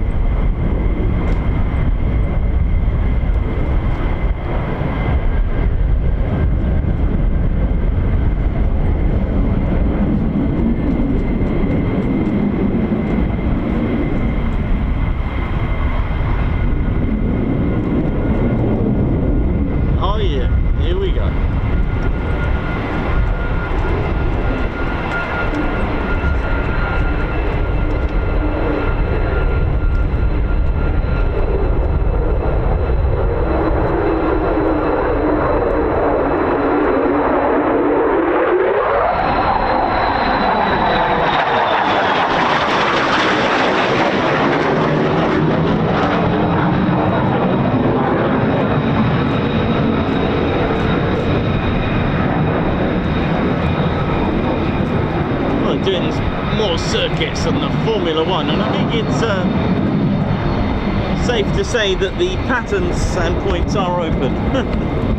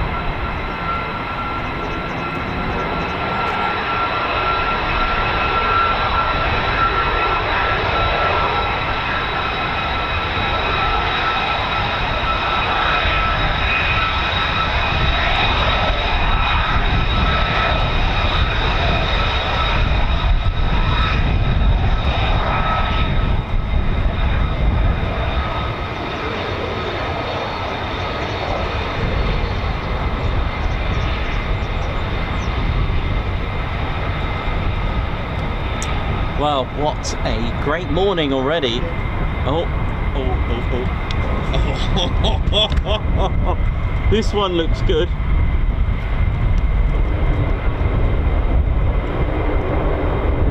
Thanks, man.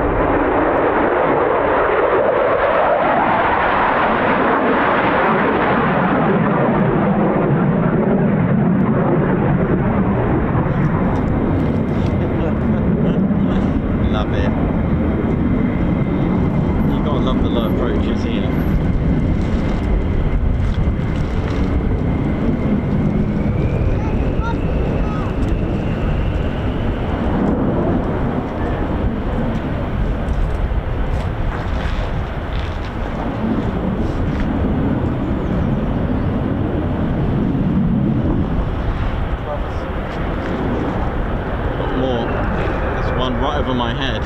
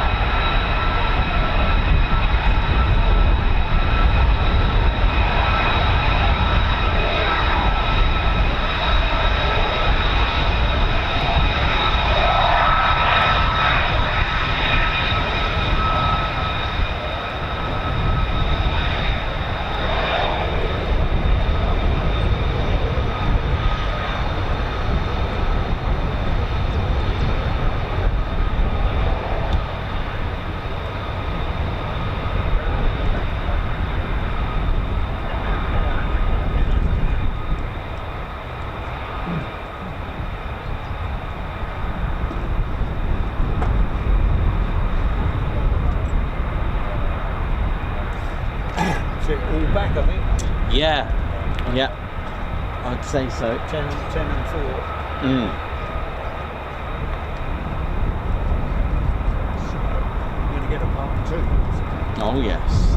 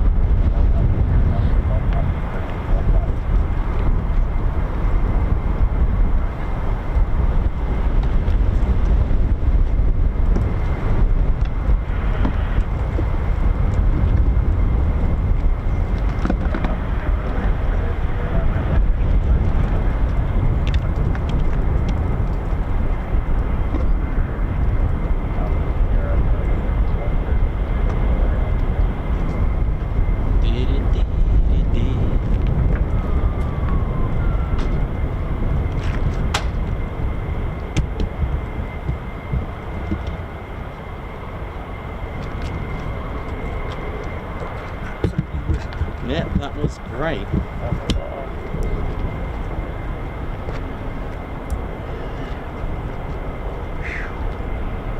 It's all good.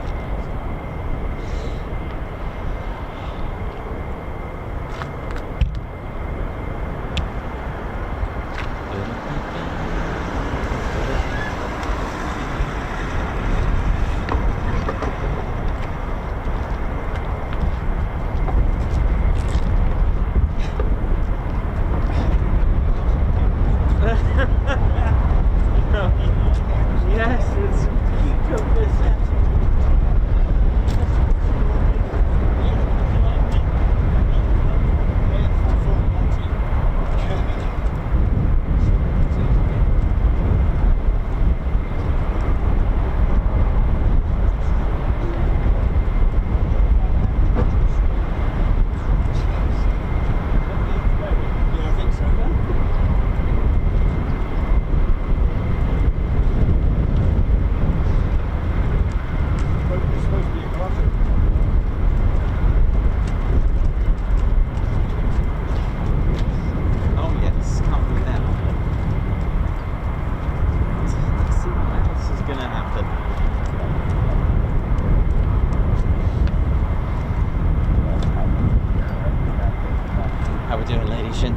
hope we're all good and well. There's our that was our wave 2, wave 1, and ooh, oh, where did that wind come from, innit?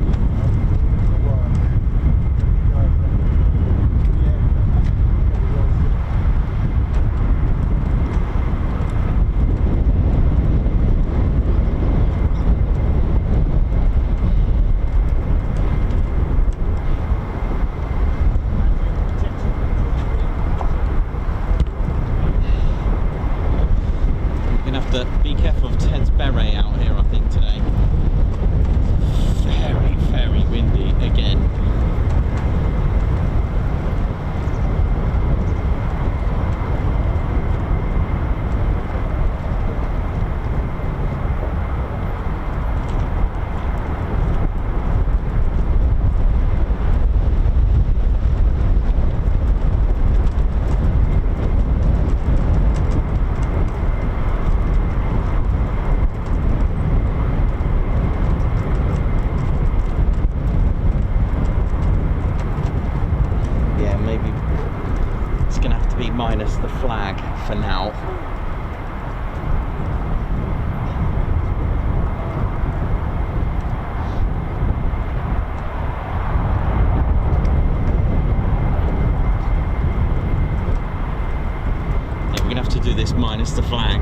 unfortunately. And believe it or not, the amount of pressure that's applied to that little handheld flag, it's actually quite a lot. It's bad enough just trying to support Ted up here, and who certainly enjoyed that, didn't you, Ted? Oh yes, absolutely. Bobby, thank you very much for your continued membership. You have got a 9-month milestone there. Thank you for everything, Nikos and Ted. Thank you as well. Also got Doolittle Leah with 11 months membership. 11 months, and the shows just get better and better. Thank you very much. A Guards March to you. Also, Bobby, thanks as well for the super. A Guards March as well for you. And Margot, who's part of our Spanner Flight, high five and a paw pump for that one. Thank you so much, Margot, for that super chat. Towards Ted's next adventure, he's a star. Thank you all. TCS Guards March, thank you very much. Leah, thank you very much as well for the super. Doolittle, thank you very much. Alvanor R2, thank you as well for the super. I have a 172 scale F-35B. How can you tell if it's a Bravo variant? Is there a slight bump behind and above the cockpit? Well, I'll tell you what, I'll show you in just a moment after these Guards Marches. MGR Janes, Guards March, thank you very much. A super, sorry, high five and a Guards March for gifting a Ted Coningsby membership. There's Tally. Yeah, so thank you very much. Alvanor R2, exactly. Fighters don't typically engage in close range combat. Now it's mostly BVI. It is indeed. Margot, thanks again for the super. A Guards March. Ewan Mackel, member for 22 months. Oi oi, oi oi to you. Synchro Tones, thanks for your 32 months. Yeah, boy, what an amazing time with the TCS. Elsie as well with 33 months membership. Guards March, thank you very much. All the thrills, skills and action, as well as the Teducation. Such a great channel. Thanks, Ted and Nikos. Belly Bobcat, thank you as well for the super. Muzz64, part of our Fighter Squadron. Guards March, that's gone so quick. TCS, top stuff and always on point. Thank you, and thank you as well. Strubrick, Guards March, thank you very much for your 34 months. Nice entertainment. Ted's hat's still there. Yeah, it is just. Nathan, thank you very much. Awesome session today. Thank you to Nathan 7307. Paul Watts, a Guards March, thank you very much. 5 months membership, also with our Fighter Squadron as well. Brian Billman, high five and a paw pump. Thank you so much for gifting 5 Ted Coningsby memberships. So for those that don't know the differences on how to tell the F-35A and B, if you give me one moment, which is quite interesting because we are going to go and see the F-35B tomorrow. We go and get it. I'll leave you with one of our little characters.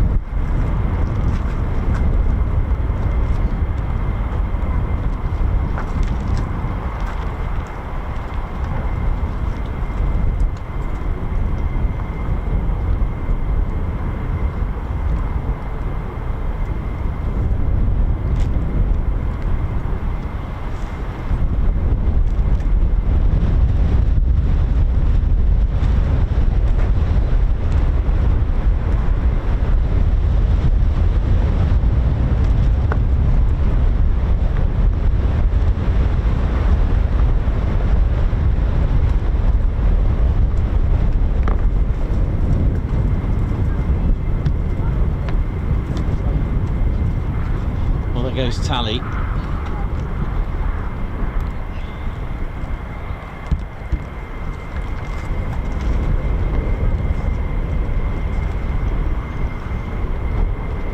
1 second.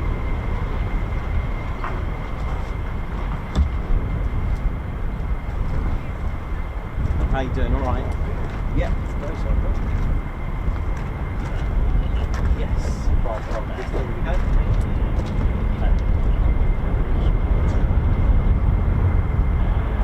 All right, no problem. No worries.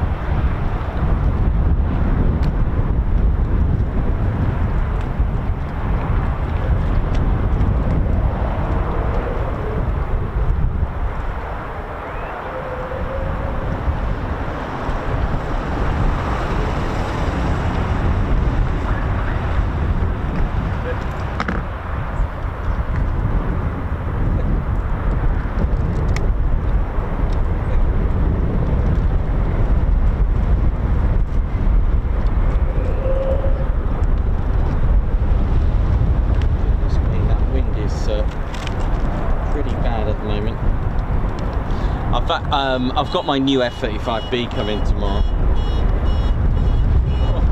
Bit of a delayed reaction on that. Right, okay. Let's see if that's going to work. Hopefully this should work. Yeah, I've got a new F-35B if this one falls apart, which I think it will in the wind. So they've just finished hot pitting.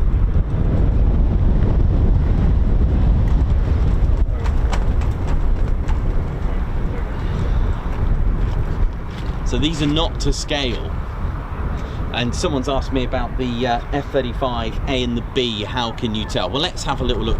Now, I do appreciate they're not to scale, but let's see what we can do anyway. So, I'm going to have the B on my on the left of the screen. There's our F-35B. Now, for some, it's quite obvious. For those that are new, it's not, and there may be things that you might not realise, even though you may know the F-35A and the B. So first of all, look at this. This is the A variant. This is a CTOL aircraft. Now there are specification and operational differences between the two, of course, because this one here can hover, this one here cannot, this one here can land vertically, this one here not really. So the first thing you're going to see is this massive long contour here. That is the GAU-22 cannon. That is a 25mm internal cannon. It's the only one that has the internal out of the A, B and C. So if you look on a front profile, you can almost see a bump on a head-on. Can you see that? And that's on the port side, so on the aircraft's left. So that's difference number one that you're looking out for. Okay, but obviously if it's on this side, well, it's not so clear. If it is on this side, you're going to have eagle eyes, because the A variant is refueled with boom, whereas the B and the C, for that matter, refuels with a probe that sticks out here. So you may be able to look out for that. Okay, so have a look for that one. That's the other difference. The other one, head-on as well. Now look at the canopies. Look how different. The A variant, which is on the right of the screen, looks like a bubble canopy head-on, whereas if you look at the B, it looks like it's wearing a hoodie. It's looking all gangster. Look at it. Can you see that? Because of the lift fan. Of course, from the top, well, if you get a chance from the top, you're going to notice the two doors of the auxiliary air intake and the lift fan, the Rolls-Royce lift fan hood there. But you're going to get to know all about how this hovers tomorrow as well. The other profile is this. I'll show you underneath. Actually, even on head-on as well, and from the rear, you can tell the differences as well. The F-35A has an arrestor hook, and so it's here, this little bump, and in fact, look at that, this whole contour here. All right, where if it sits like that on the profile, I want you to look at the profile to the A and the B. Yeah, it's got a bit, goodness me, actually it's probably better this way. So can you see that? Is that better? Is that better like that? Wow, I'm surprised far as I can hold these. So can you see the bottom? Completely different, because the B doesn't have an arrestor hook, okay? So it's very different as well. The nozzle underneath, look how much nozzle you can see on the A variant. Look how much, not a lot of nozzle you can see on the B, but then when it starts to do all that VTOL stuff, yeah, it's got a bit of repair temporarily, because tomorrow I've got my new one to build as well. All right, so that's the other modification, like on a quick ID that you can look out for. All right, but yeah, those are the sort of differences. Now remember, here you would have had in there, you would have had a lot of internal fuel for the F-35. This is 1.2 tons, that Rolls-Royce lift fan in there, so that's going to use up a lot of space for where you would have had your fuel. Now I appreciate these are not to scale, and I wish they were, but sadly they're not. So the empty weight is different, so 29,300 on the A, and on the B it's obviously 1.2 tons more at 32,472 pounds, so 13,300 kilos empty on the A, and then 14,729 on the B's. Internal fuel, again, like I said, you've taken out a lot of space just so that you can do so that you can have STOVL capabilities, which, you know, internal fuel 18,200 pounds on the A and 13,500 on the B. So naturally your range is going to be different. So 1,200 on the A, nautical miles that is on the A, and interestingly the C is the same, but the B is 900. On a combat radius with internal fuel is 669 or thereabouts on the A, and 505 nautical miles on the B. And it does, of all the three variants, it does actually have a higher thrust to weight ratio at 0.87. Now it may not sound a lot, but it does make a difference, definitely. The height is a little bit different. The B sits a little bit lower by about maybe 1 or 2 inches. 14.4 feet is the so 4.39 meters is the F-35A, and 4.36 meters is the B. There are a few differences from the side. If you're stuck with this side, on the A you can see like a little dip, a tiny little dip. I don't know if you can see that. Can you see that? It doesn't go completely smooth. It's like a step. It's tapered, look. Whereas, of course, on the B, you're not going to have that. It's ignore this little bit here.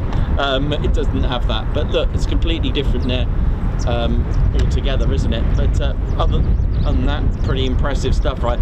The B can have the GAU-22 cannon, but it will be underneath where my blue tack is. I know. I know. It can have an external version of it.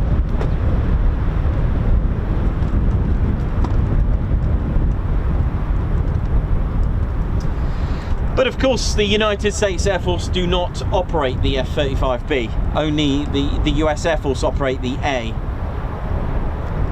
Right. Hope we're all good and well. Hope you, if you got any questions, go for it. I'll give you all the. I did promise the history today and stuff like that. We can do that today. I've got some extra aircraft today. I think I've got all the 48 that I have with me here. I didn't get. I didn't take delivery of the Skyblazers F-86, which is a bit of a shame. In fact, I am missing it here. I need to go and get it actually, which is a plain F-86. Sorry for the pun. No pun intended.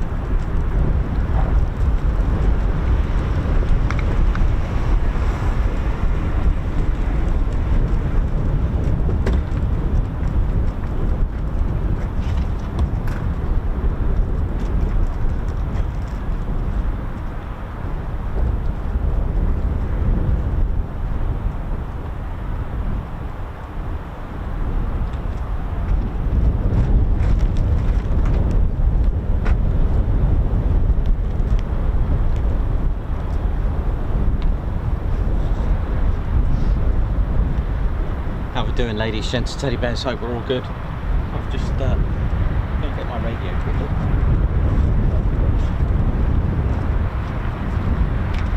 Hello, buddy. Oh yeah, you're right. My young lad say hello. Yeah, sure. Yeah, no worries.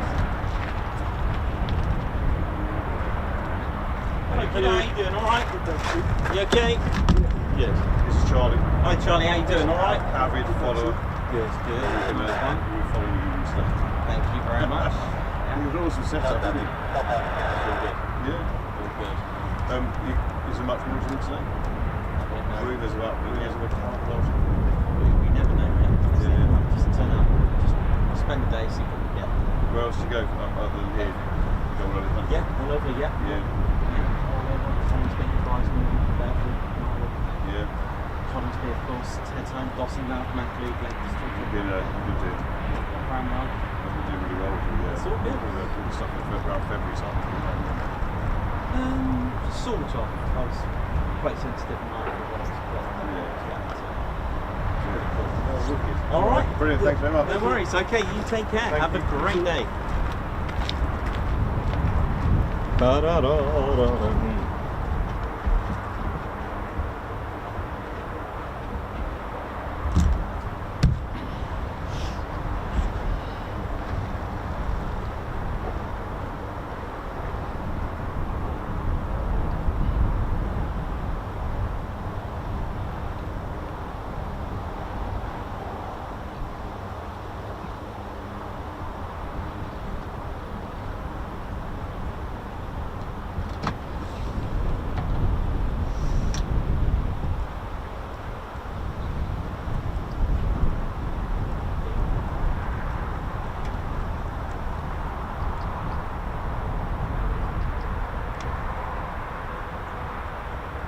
We just can hear a start up as well.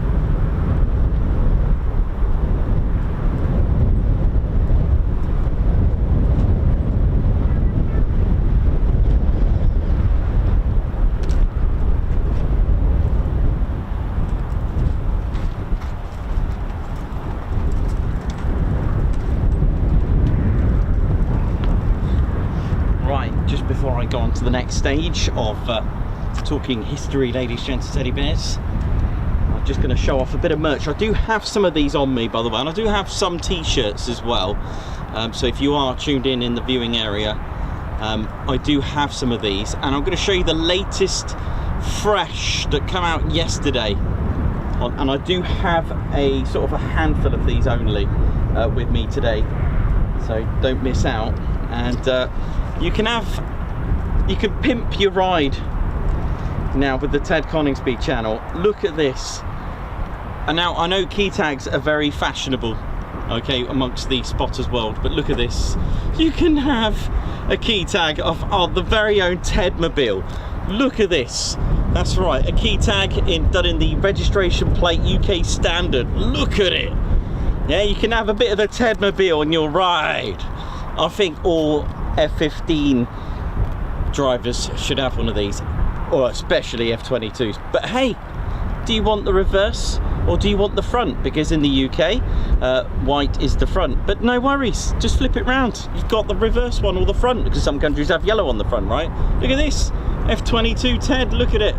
That is our VPN, VRN, sorry. VPN something else, that's our VRN. There, look at that. Pretty cool, isn't it? Check that out. So that came out yesterday, is available online, and I do have some of these available. And this is also available as well, the Bowler Bears patch as well. The Beret Recovery Team patch as well, and also I've got with me the Blue Skies patch as well. I've got all these all embroidered beautifully, and they're all made the hook and loop Velcro. So if you don't have any Velcro, then you can sew this, do your worst, and then hide it by putting the patch on top. Look at that.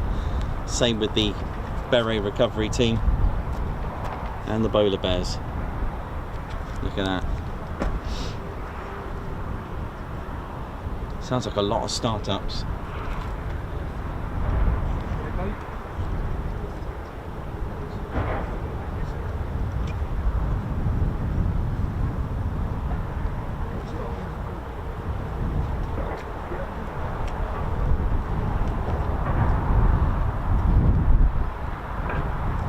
So visit tedconingsby.co.uk.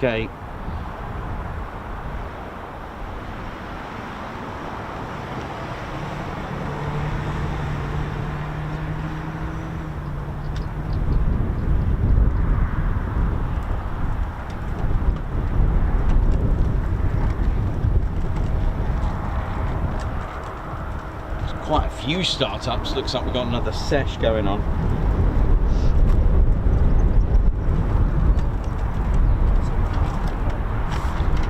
Oh, what's that? Ted wanted to model the new key ring. All right, mate. Okay, Ted. No, Ted wanted to model the new key tag. Nice one, Ted. Bow, bow, bow.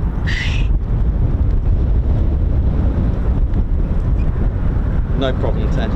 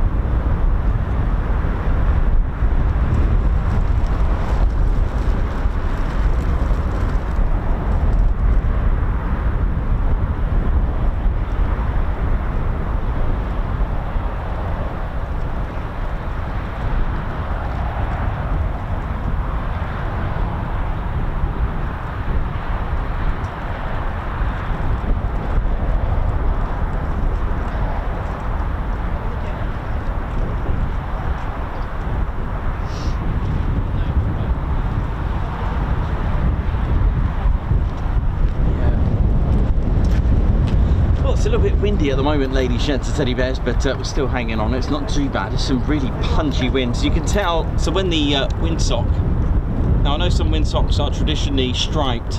They have 5 rings, and it's at 5 miles per hour intervals. So when it's fully out, or shall we say 3 knots intervals, I believe it's 5 miles per hour, something like that. So when it's out like that, you know it's at look at that correlate, and you know it's at 25 miles per hour or so. Right, I was going to give you some history, but yeah, that's right. So that's why they're striped. So halfway down, it's what 12, 13, yeah, 12 and a half miles per hour when it's sort of at the 45-degree angle. I can remember whether it's 3 knots or 5 miles per hour, that kind of thing. If that makes sense. Does that make sense? I can't remember if each interval of the ring. It's been a while, you see. But I was going to give you some history, but sounds like already aircraft are taxiing out very shortly. Good morning, Eagle 1-1, taxi 1 of the pattern. On the half Oh.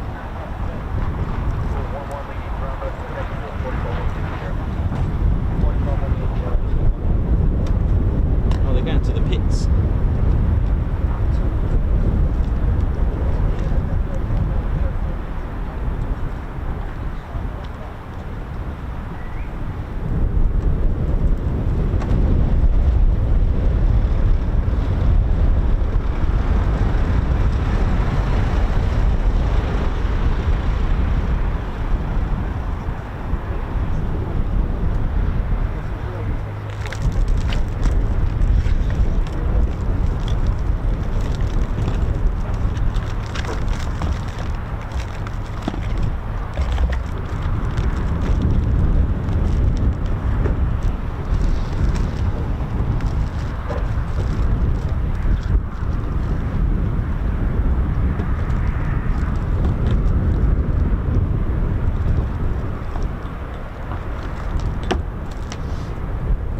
ladies, gents, teddy bears. Hope we're all good. I'll tell you what I'll do before I go into the full history of the 48th. I'll give you a little bit of prehistory around the station.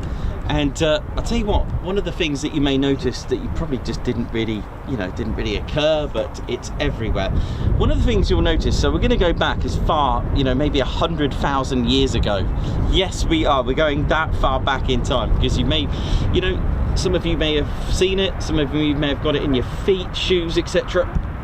And it's sand. There is sand everywhere.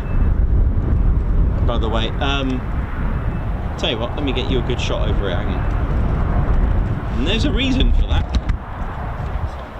Let's get you some sand. Hang on. Look at all that sand. I don't want to go right across. There's loads of people everywhere. But if I like sand,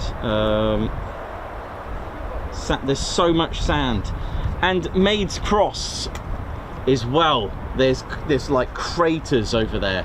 And people think that, even asked me actually, it's like a nature reserve, have asked me that, hey, has there been some sort of, Lancaster or World War II crash here or anything? And the answer is no, but there's certainly a lot of sand everywhere.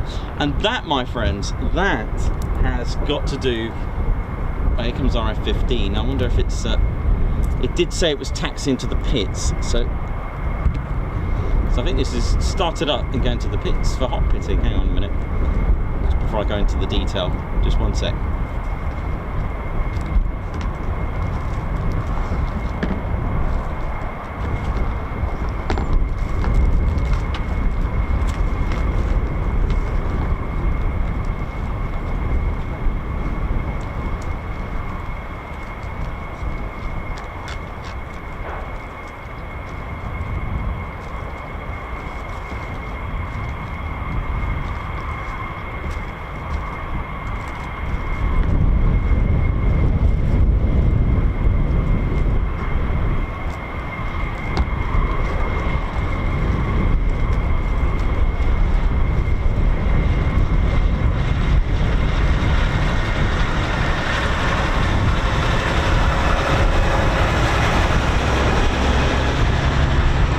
Baby for the update. Yeah, that's gone to the hot pits. Want to do some hot pit refueling.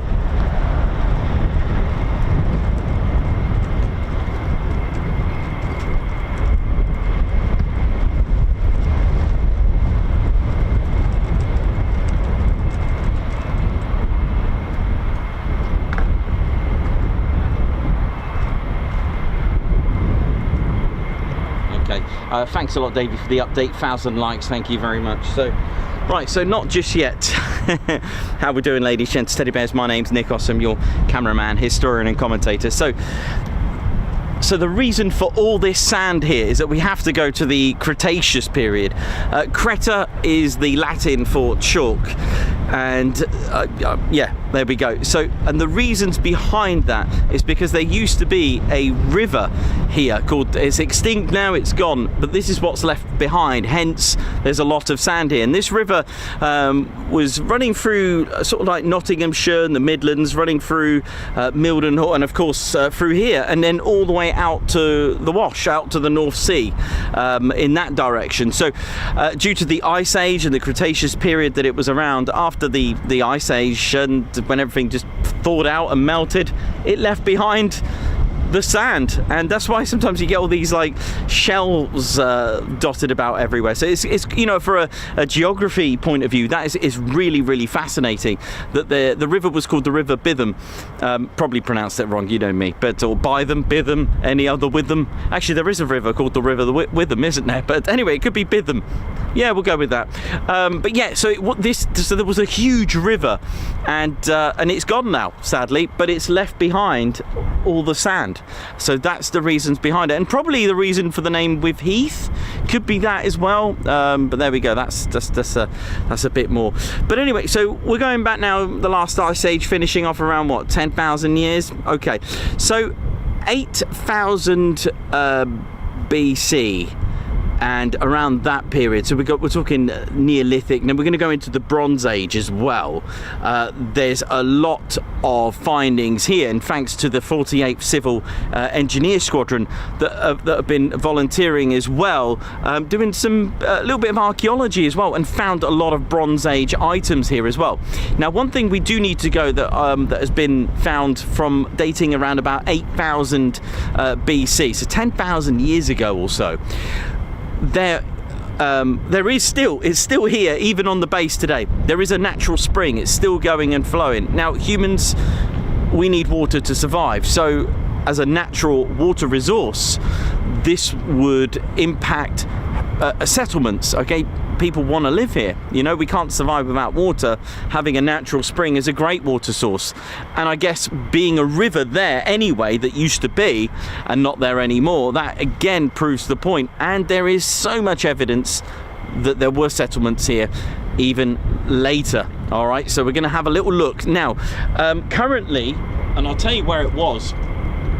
Currently, the air traffic control tower, RAPCON tower, is here.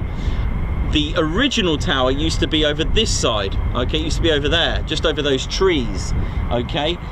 That's where, that was the site of the springs, okay? And they did some digs and had a look, and they found they found lots of evidence dating back to the Neolithic, Bronze Age, around that time period, and they found lots of stuff that's I think some of it is in the Mildenhall Museum, and again I'm going to mention that a few times today as well. So we're going on to 8,000 and then 2000 BC. We're going into the Bronze Age a bit more. We're getting late, and then we're going to go into the Anglo-Saxon period at some stage as well. So how fascinating is that, though, that there's a natural spring even today, and there's still so much archaeology that still needs to be dug up as well.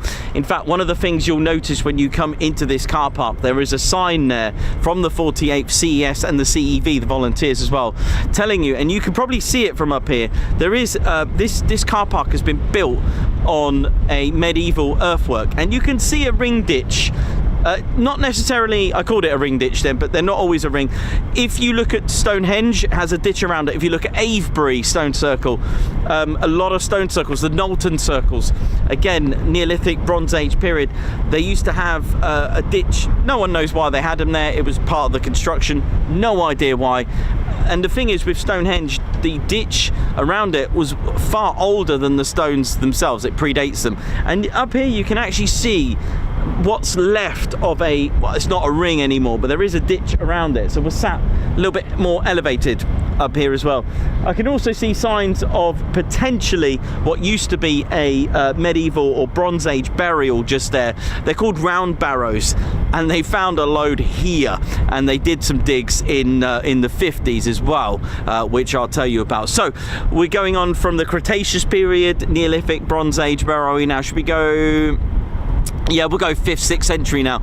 So there was a massive connection with the Anglo-Saxons in this vicinity. Thetford, Suffolk, loads of it here, tons of it. And my theory is, because of a natural water supply, this was perfect conditions. Actually, this is one of the things where they're debatable about Stonehenge, because where they, oh, sorry if I'm going archaeology now, because there wasn't really, as far as I was told, there weren't really a water supply there, shall we say. Maybe there was then, maybe there isn't now, who knows. But anyway, get to the point. So it took, in 1959, a lady by the name of Lady Briscoe, who was actually the founder of the Mildenhall Museum. She carried out the first ever excavations on the station itself, and this is the thing, all this is inside this very, very RAF station. Really, really fascinating stuff. And with the help of Suffolk County Council Archaeological Unit, they did the very first excavations here. And that, my friends, is rather fascinating. It really is. So 5th, 6th century, to have all this is really amazing. And there is a strong connection with military here, because in the late 1990s, very late 1990s, early 2000s, a decision was made to have new dormitories. And you can see these as you're coming along the A1065 just before the main gate. of Lakenheath. All these, they're not new builds now, but they were in that time period. They stick out a little bit. They kind of look newish for that time period.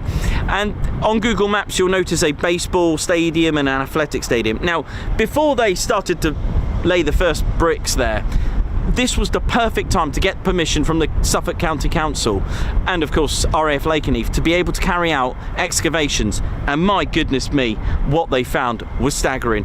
A total of 427 Anglo-Saxon burials. Yes, 427 of those. Of those, 6 men were buried with swords, 2 of those with horses, 3 minstrels, that's men buried with their lyres, 1 man buried with a quiver of arrows, 96 females, and tons and tons and tons of items belonging to that time period, like 2,500 glass beads, all this kind of stuff. And I'm going to show you this from Lakenheath vicinity itself. Something from Lakenheath from the 5th to the 6th century. Maybe I'll put it upside down. It's a genuine medieval bronze clothing harness mount. Look at this. I'll tell you what I'll do. I'll turn the camera around so you can have a little look at it. This is one of the things they found here, and I'm so proud to have this, to be able to show you this. It's a clothes harness. Look at that. Let's see if you can see some of the craftsmanship involved. Look at that. Isn't that just fascinating? Things like this. There would have been. It would have been almost like a buckle. It would have been connected almost like a buckle. How cool is that though? Amazing to think how old this is. 1600 years old or so, man. Isn't that cool? Really, really amazing, isn't it?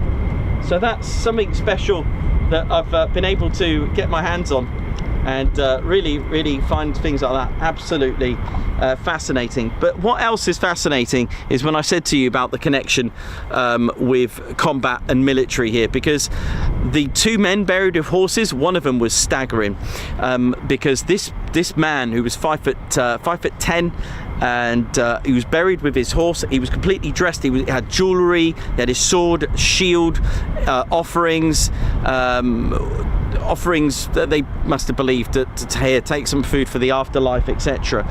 And they dubbed him as the Lakenheath warrior, and you can actually see the Lakenheath warrior, the skeletons of the horse, the remains of the goat, I think it was, and himself at the Mildenhall Mildenhall Museum.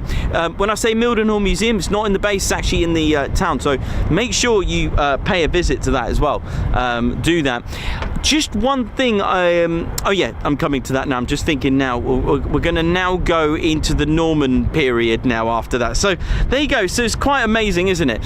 So Battle of 1066, Normans were victors. They came over here, so 12th century now. The Normans brought with them loads of rabbits, and rabbits kind of multiply overnight, right?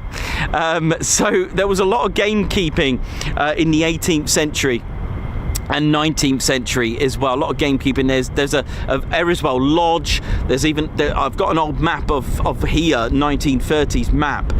There was Lakenheath Hall, I think there was as well, very posh. But this vicinity, I believe it's still called Lakenheath Warren, but if not, this was Lakenheath Warren amongst all this whole vicinity. Called a warren to kind of, control the rabbits and stuff. Now, because of the way they dig burrows and stuff like that, Maids Cross, the state in which they were digging up and going back to the Bronze Age and Neolithic, they were also mining for flint, quartzite and chalk, and they made a right state. And with rabbits digging their burrows, made it really unstable. That's why you got all these bunkers everywhere, these kind of like dunes and this massive crater. And that is because the Neolithics, Bronze Age persons were digging and mining for flint, etc., all this kind of stuff. So that is why it's like that. So you've got all these rabbits here and lots of gamekeeping and things like that. And when we start to think about it, there is a connection here with the Mad Hatters, okay, because of the headgear they wear, and a connection with the story related to Thetford or Brandon, but it's a local story.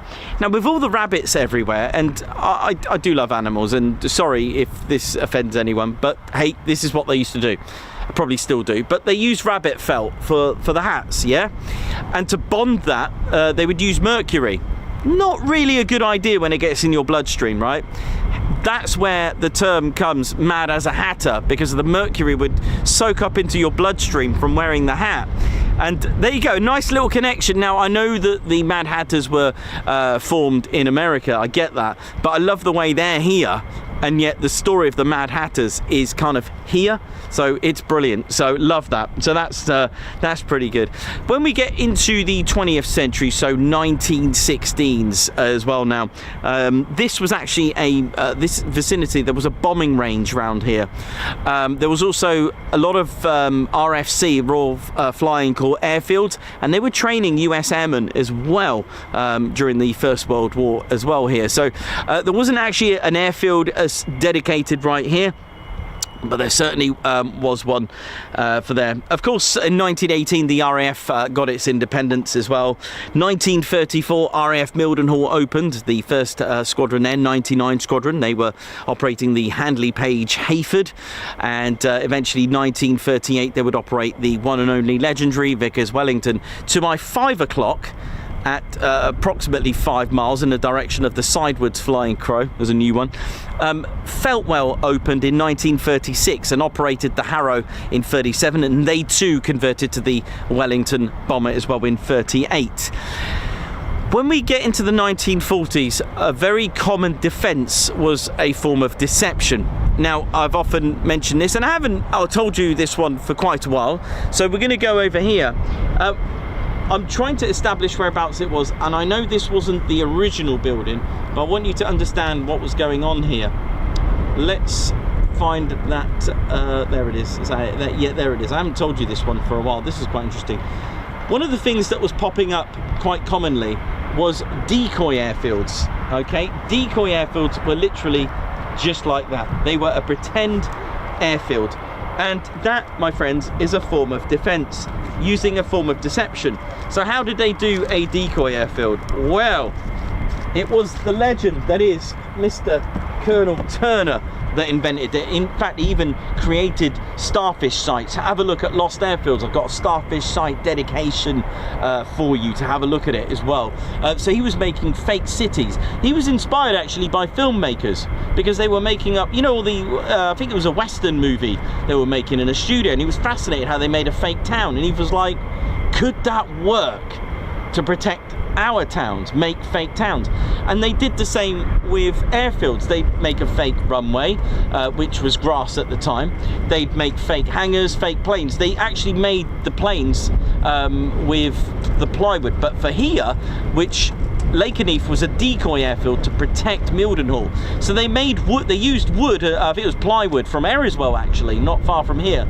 And okay, the Wellington bomber was sat on stilts, but from above, it would work. And the thing is, they do this today on a plane and off the plane. F-18s, they have a decoy canopy underneath it, a fake painted canopy. Some airfields actually paint actual aircraft. They paint a plane on their taxiway and stuff. I've seen it, and it, I guess, quickly it would work. But I don't know how it would fool everyone, but this is actually what they genuinely did in the 1940s. It was a thing. So you couldn't just pick any aircraft, you had to pick the plane that you're mocking, basically, right? Does that make sense? So why am I showing you this building? So Lakenheath was a fake airfield. There was a K site and a Q site. There were code names for a daytime and nighttime. Q for day, K for day, Q for night, and sometimes you would do both. Why the difference? Because at night you would need to start making fake, the landing lights and all that kind of stuff, and lights on moving, pretending taxiing aircraft. Now, the reason why I'm showing you this is the nearest I can get to show you a bunker, because because it was a nighttime site, a K site. You had to have 2 officers operating, the lights operating, all the functions and the fake stuff. So I want you to imagine a blast wall in front of that, then I want you to cover it with a mound. So here we go, this is what it would look like. So that blast wall that I said to pretend, that's there now, and there was that entrance to that building. So you go in, and there would have been 2 officers operating the lights. You had your engine room here, you had oil and petrol store here, you had a switchboard here so the officers could press the lights, have the landing lights on and all that kind of stuff. When the officer went up here, I've done a little cross section because actually a ladder going up here, but you can't see it flat. So here there was a movable light to make fake taxi lights. How cool is that? Literally, hello, my job is to try and get bombed. That is exactly what they tried to do. I mean, if you find getting to work not very inspiring, imagine having a poster telling you that your job every night is to try and get bombed. How, you know, how controversial is that really, if you think about that? So yes, that was a thing, and it was very common to have. However, things were brewing up, and Mildenhall was getting very, very busy indeed, ladies, gents and teddy bears, until 1941. It was time for an actual airfield to be built here, and indeed it did. RAF Lakenheath functioned as a satellite station to RAF Mildenhall. That's right, along with Tuddenham and Newmarket Heath. First aircraft that arrived was the legendary Vickers Wellington. There we go. The yay! the much loved. Oh, where's that going? The much loved Vickers Wellington bomber, ladies, gents, today bears. The Royal Air Force's most produced bomber of the Second World War. 11,461 of these were made. It made in 16 different variants as well. Started life just like the Hampden with Air Ministry specification B9/32. And they couldn't be any different, both those aircraft, but both were installed with the Bristol Pegasus engines first. Really important, these 2 aircraft, because they were the bridge to the more powerful engines in bombers. They were that kind of bridge, and I think it's really important. I know that the Hampden kind of took a bit of a battering in its history, as you know, because they had some squadrons really, really high loss rates, such as Coningsby's 106 squadron at the time. The Vickers Wellington, the main designer, Dr. Barnes Wallace, produced this beautiful geodetic airframe. Yes, it's geodesic, but he called it geodetic. It was his kind of thing. It was almost like a lattice frame inside, a tunnel, a cage, like the lattice of these fences here. He did this so that it was lighter, easy to repair, but when the manufacturers and factories were given this to try and build, they looked a bit vexed and a bit stumped. So he supplied them with diagrams to help them, and they got on with it as well. There is only one fully complete Wellington, and that's at Brooklands, and I really need to go and do it. Oh, where are you going? Hang on a... Oh! Hello! So it was number 20 Operational Training Unit, 1941.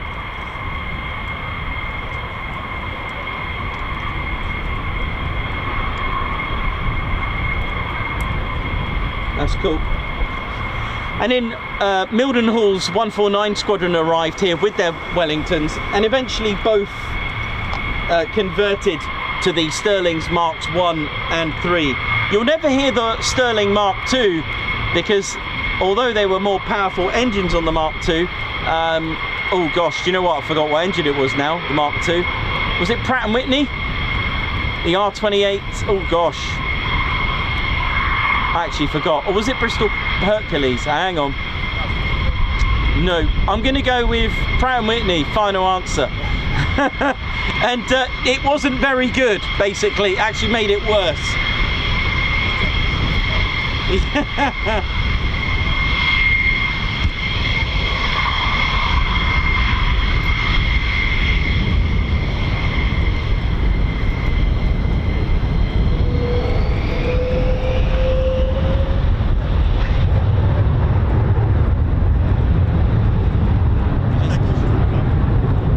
Look at this, nice battery.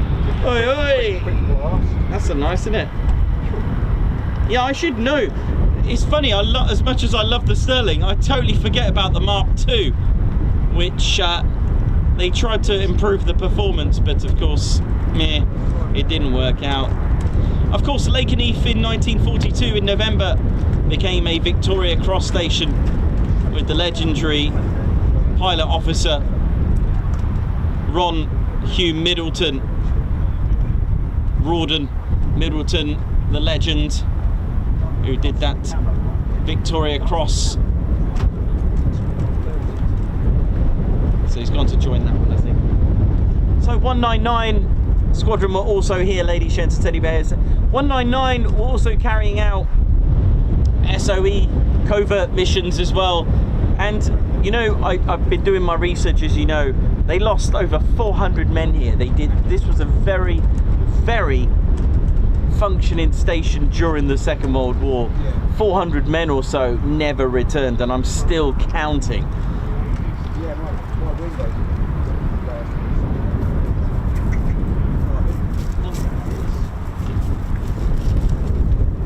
So they carried out supply drops to resistance 149 and 199.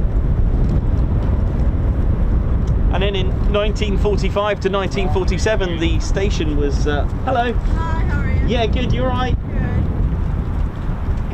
The station closed for upgrades.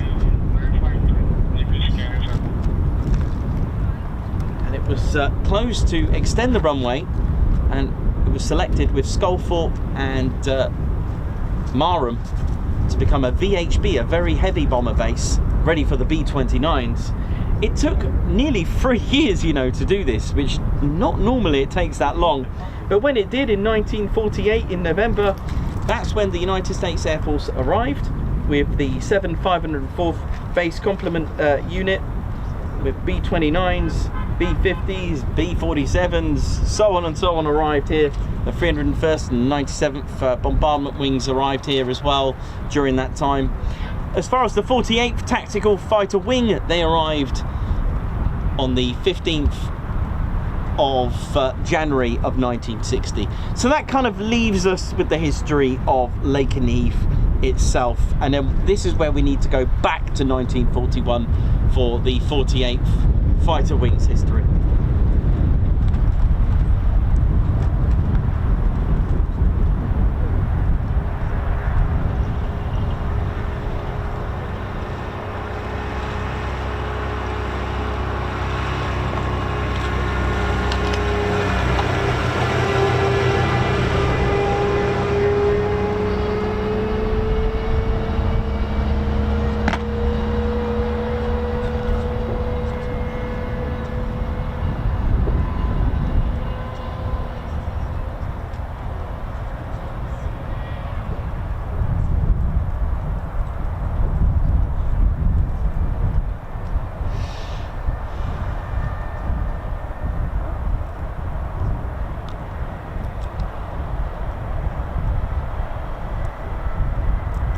So the F-15 that we just seen there did a hot pit, refuel, and then backtracked.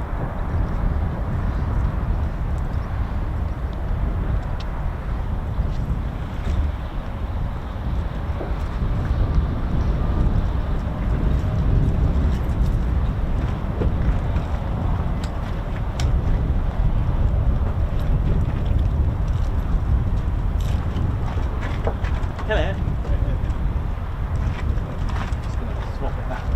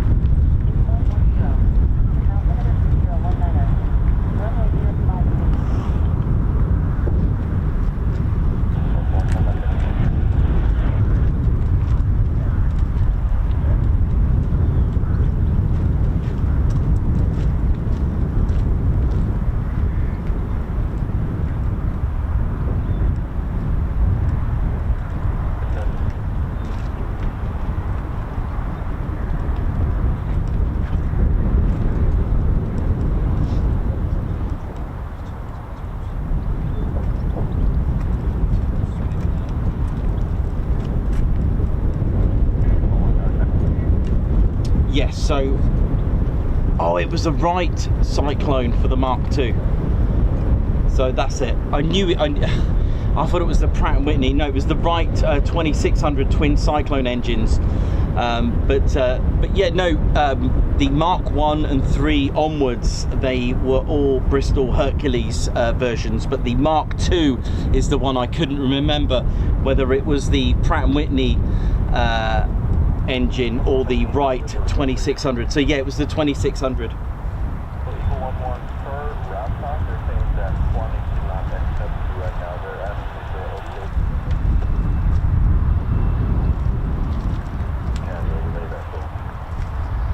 Yeah, no, it was the Mark II.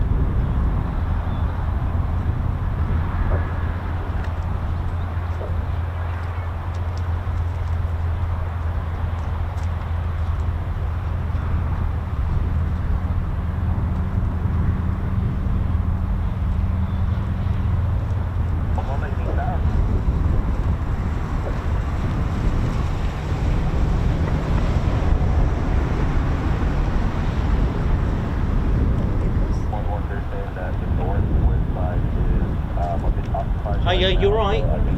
Yeah, good. Yes, you're right. Yeah, fine. How are you? Yeah, good, thank you. Yeah, all good. Good. What's happening? Just the usual stuff. Just the usual stuff. Yeah, just usual. Couldn't work it out. I was like, no idea, what's going on? Yeah, just the usual. Okay, cool. There was a lot of cameras. That was all. We were like, what's happening? It is school holidays. It is. Yeah, that's very true. Yeah. Very true. Yeah. So it gives a chance for the youngsters to. You say the youngsters. I've got my 22-year-old with me. That's what I meant. Yeah, there you go. Yeah. So, but yeah, Dan's looking good. Thank you very much. You all right? Yeah, you keeping well? Yeah, we're all right. Good. We're all right. Just not too bad. Jason's with me as well. So, Yeah, cool. Yeah, he's Yeah. all right. I don't Yeah, know. we should have some takeoffs in a sec. They're all down there ready Oh, to they're go. all down there ready, are they? Yeah. Perfect. All right, I'll yeah. leave you to it. I just thought I'd come say hi. Yeah, no, thank you very much. Thank you. All right, darling. Thank you. See you later.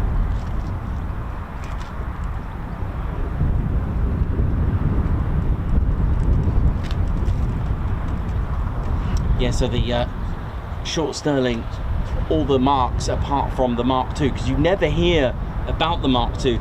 And the reasons for trying to, I mean, the thought was there, you know, let's add more powerful engines, the Cyclone, the Wright Cyclone. I get that, but it actually made it worse. It was 1600 horsepower, whereas the Bristol Hercules, I mean, it wasn't far out, the Bristol Hercules engines. Again, it depends what Mark Hercules. Originally, the Mark 1 Sterling had the Mark 11 Bristol Hercules. That was a 14-cylinder. I mean, that was rated around 1500 horsepower on those. But yeah, the Sterling 5s, you got the Sterling 4, that was used for dropping and glider towing assault, so they used them quite a lot. And if you look at those Sterlings, they've got like oh, I forgot the name of it, but they've got a glider bar on the back of it, so they can tow the gliders, which was quite amazing. But the Sterling 1 and most definitely the Sterling 3s, they were the ones that did the bombing. But of course, as you may know, the Sterling became the bomber that didn't bomb in the end, because it due to its low service ceiling when fully loaded and fully fueled. I mean, it can only do 16,500 feet on a service ceiling. I mean, that's pretty low, isn't it? I mean, that's easy pickings. But do you know, of the airframes lost Sterlings here, the percentage over flak is actually more on fighters taking them down. Of all the ones, I've been trying to get a list of all the Sterlings that were lost. Trust me, it is a few A4 pages.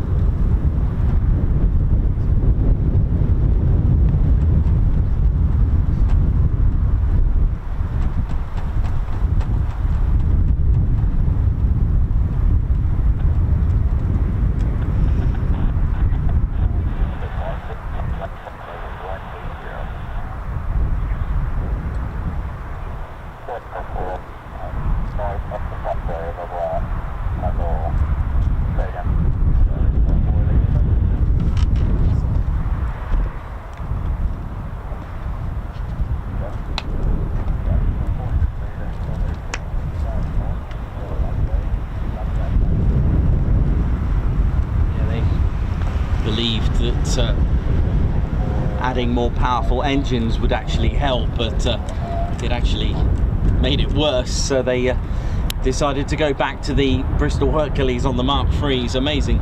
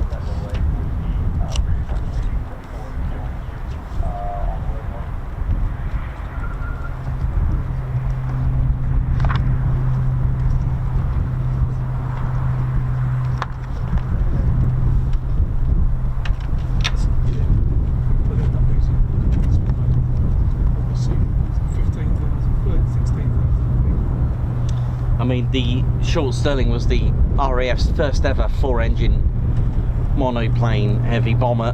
I know, surprise, surprise, it wasn't the Halifax or the Lancaster, it was indeed the Sterling. And basically a landmark aircraft for the Bomber Command that formed in 1936.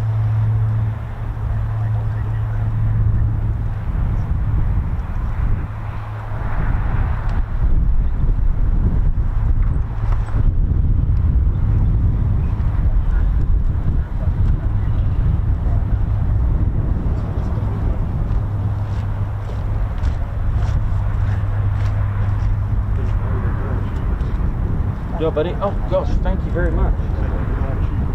Oh right. No worries. There's a delay on things.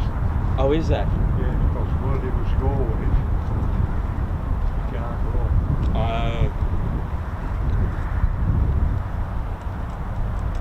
That's what on radio on days anyway.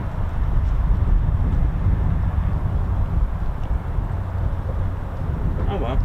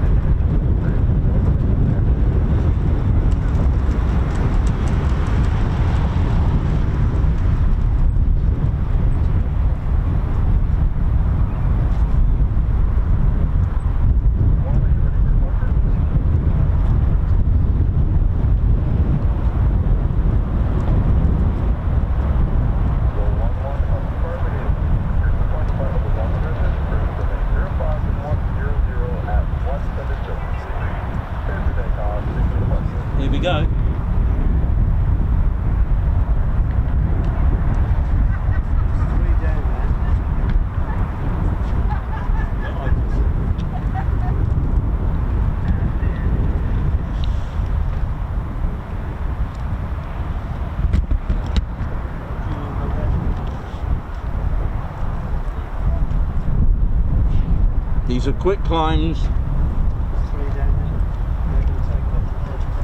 Quick climbs as well. It's been approved. Okay, here we go. Quick climbs.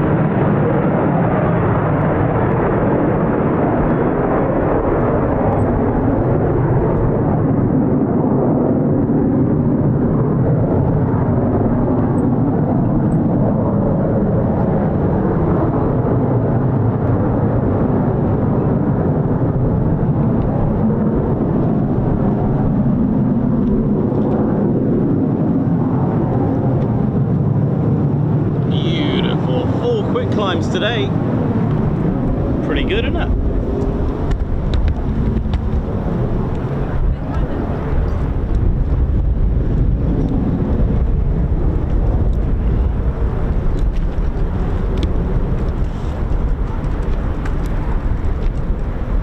Oh yeah, can't see anything. You got anything down there?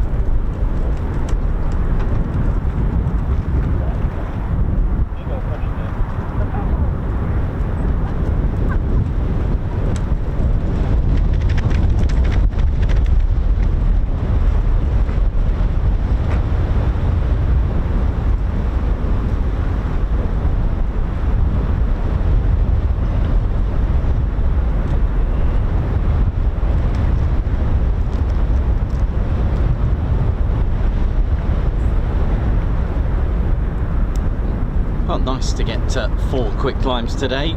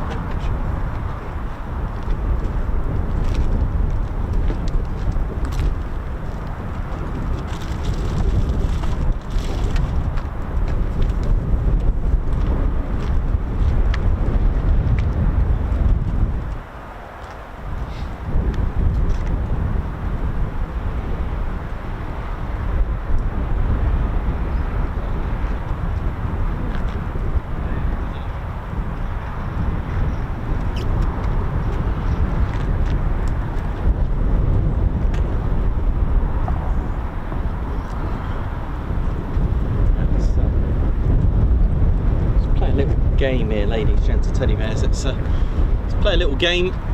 Let's try and identify this aircraft, and we'll try and find out why I'm showing you it. There we go, have a look at this, see what you make of this one. And there's a reason why I'm showing you this. So let's go to World War II, okay? P-47s, P-40s, B-17s, etc. Now, there's a few letters going on there. And there was also other letters as well, and we're all familiar with those today, such as the letter F for fighter. So the P-47 was a bit of a ground attack fighter, and the P-51 was certainly a fighter. But why the P and why F now? Well, the thing is, this is a Lockheed P-80 and was literally the first jet aircraft to be used operationally by the United States Army Air Force Development, which began in June of 1943. The first contracts covered the XP-80 prototypes and 13 test ones, and the first XP-80 prototype was built at Burnbank and flew for the first time at Murrock on January the 8th, 1944. So they already had the idea of jet power systems, but of course, let's name you a few of the letters as well. There's A for attack, B for bomber, C for cargo transport. There was P for pursuit at the time. That's what the P-47, that's what the P stood for, pursuit. But of course, nowadays it's called also patrol. Now the letter P. Got Q for the RPAS aircraft, R reconnaissance, S strategic, U for utility. You got V for modified mission. You got K, which is for tanker. I think it's to do with kerosene. C for cargo, F for fighter. So why weren't they called fighters? That's the thing, and it's to do with this aircraft. This is the very aircraft, the Lockheed P-80, and it's quite important to know during its time this led to becoming, instead of the P-80, it became the F-80 in the end.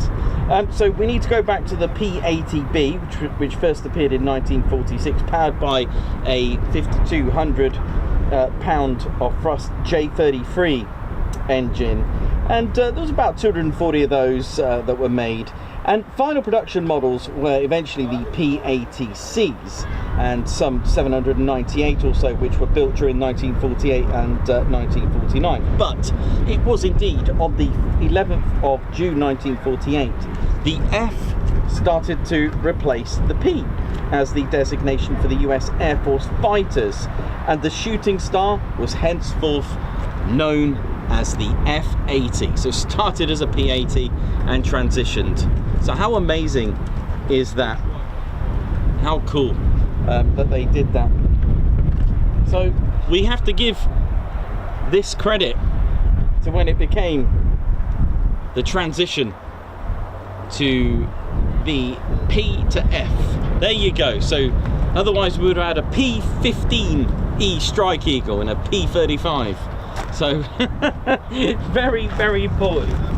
Very important, that aircraft. First jet aircraft of the US Air Force, Army Air Force at the time.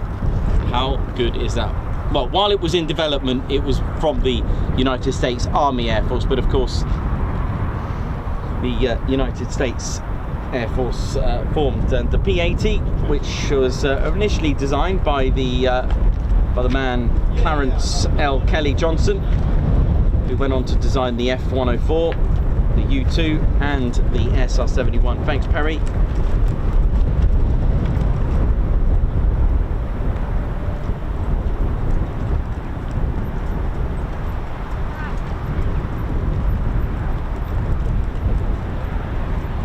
So the US Air Force officially founded on September the 18th, 1947.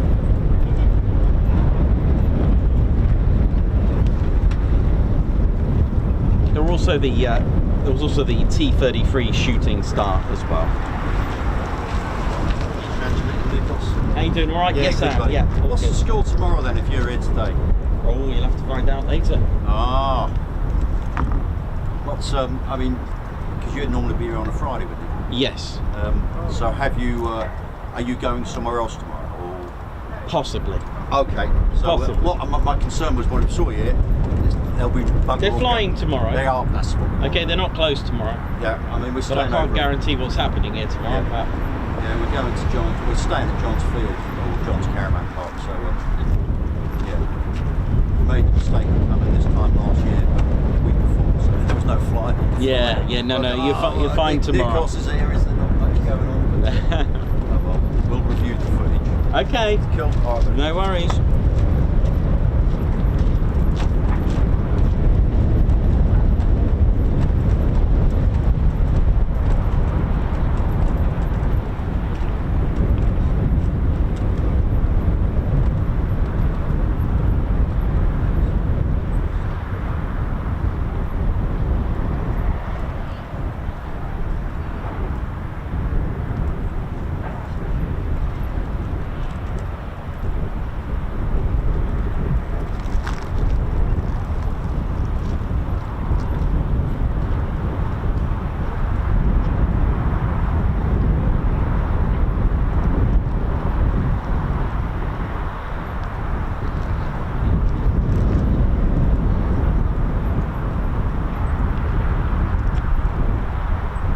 Gaz Wilkes, high five, thank you so much for the super guards march to you. Thank you very much, Gaz Wilkes.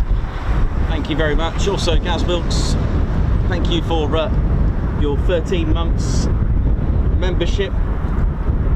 Ellie Lyder, thank you very much for the super A Guards march to you. Ted March, or did I miss it? Well, I hope you're watching.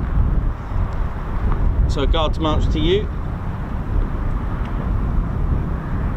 And Dieter, how you doing, man? Guards march to you as well. Thank you very much for the super. Gary, a high five and a Guards march. Thank you very much. Also part of our Fighter Squadron. Guards march to you. Gary, thanks again for another super chat. Sorry, another gifting membership. High five and a Guards march. Oh, actually, you did do a super chat anyway. There you go. So have your third Guards march as well for the super. And a high five. Thank you very much. Rob Kennard, high five and a paw pump. Thank you so much for gifting 5 Ted Coningsby memberships. A Guards march to you. Thank you so much. Alan Q, thanks a lot for the super. Margot, thanks a lot for the super. Also, Perez, Matman Bush, part of our Fighter Squadron, and Spanner Flight. Wowzers, 33 months. Thanks to all the TCS community for making it special. Additionally, a happy 14th birthday to my youngest Zach. Well, happy birthday. Have a little happy birthday cheery march for Zach. Brian Billman, high five. Paul Pump, Guards March, thank you for gifting 5 Ted Coningsby memberships. A Guards March to you. Thank you very much for that. So now you know the history of the first jet aircraft of the United States Air Force. You now know the history pretty much inside out of the whole vicinity of the station. So if I get a chance, I'll give you the history of the 48th. If I get a chance, you never know. You talk history, you get aircraft. But I'll tell you what I will do. I'll go and grab a cup of tea. Because you've got to have tea, innit?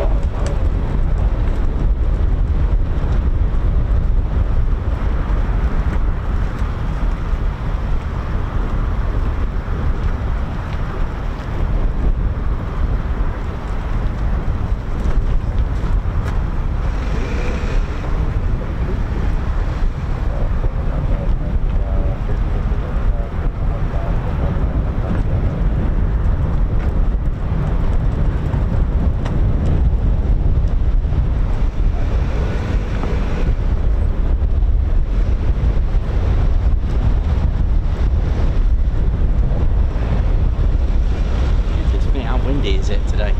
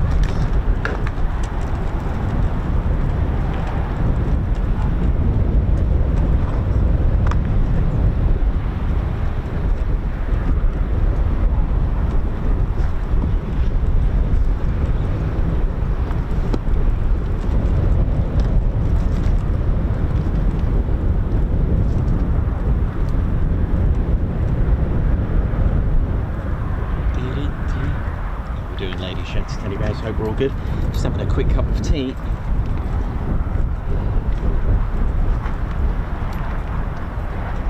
Thanks a lot, Sarah. Ram.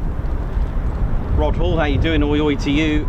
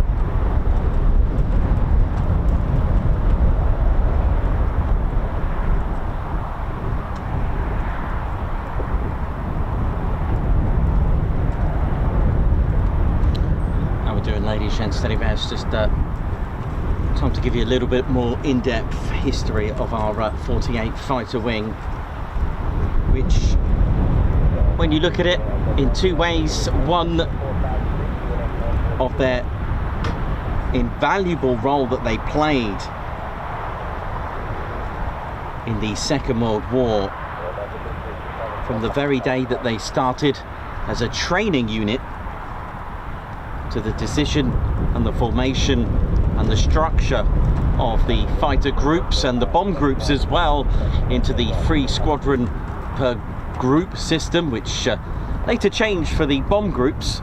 Fighter groups had 3, but Lakenheath, sorry, the 48th bombardment group light, as they started with 4, eventually became the 48 fighter bomber group.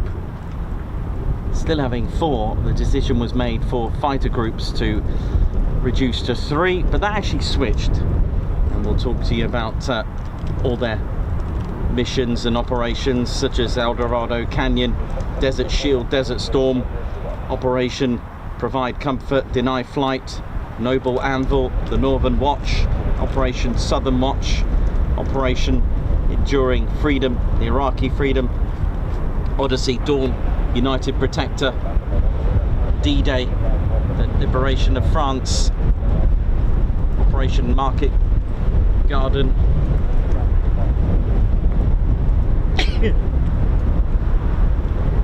Operation Sneeze by me there, goodness me.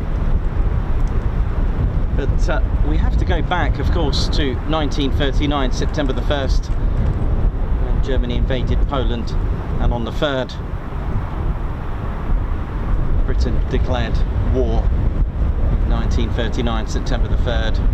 Meanwhile, back in the United States, America was neutral. However, on the radio, I'm sure a lot of families were either not too bothered, but some were concerned. And when things were looking even more tense, it was time to maybe ramp up some training. They had already had the experience in World War I, and now it was time to potentially activate in preparation and train airmen, start building aircraft for preparation. But who would be their enemy? That's the thing. And that's why a lot of men and women weren't too worried until things started to get a bit turbulent in the Pacific. And it was indeed on the 15th of January of 1941, the United States Army Air Corps.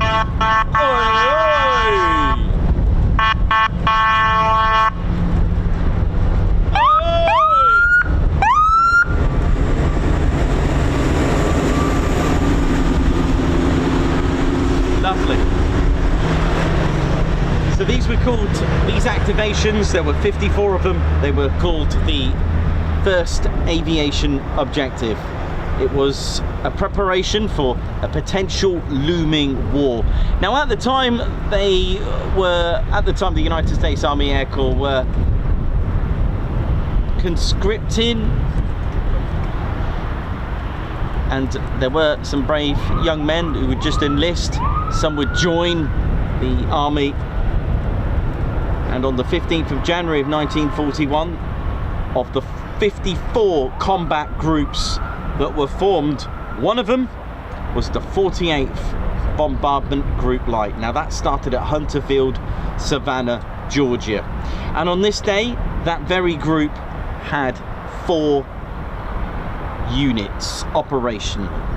They were the 55th, 56th and 57th Bombardment Squadrons Light, and a 4th squadron, the 9th Reconnaissance Squadron Light. Now these activations were a result of build-up of forces known in preparation for a looming war of the first aviation objectives. Now I've got a bit of an artist impression on one of the squadrons. A year later, the designations changed because, of course, it depends on the actual aircraft used. It is so windy, I don't even think this is going to work.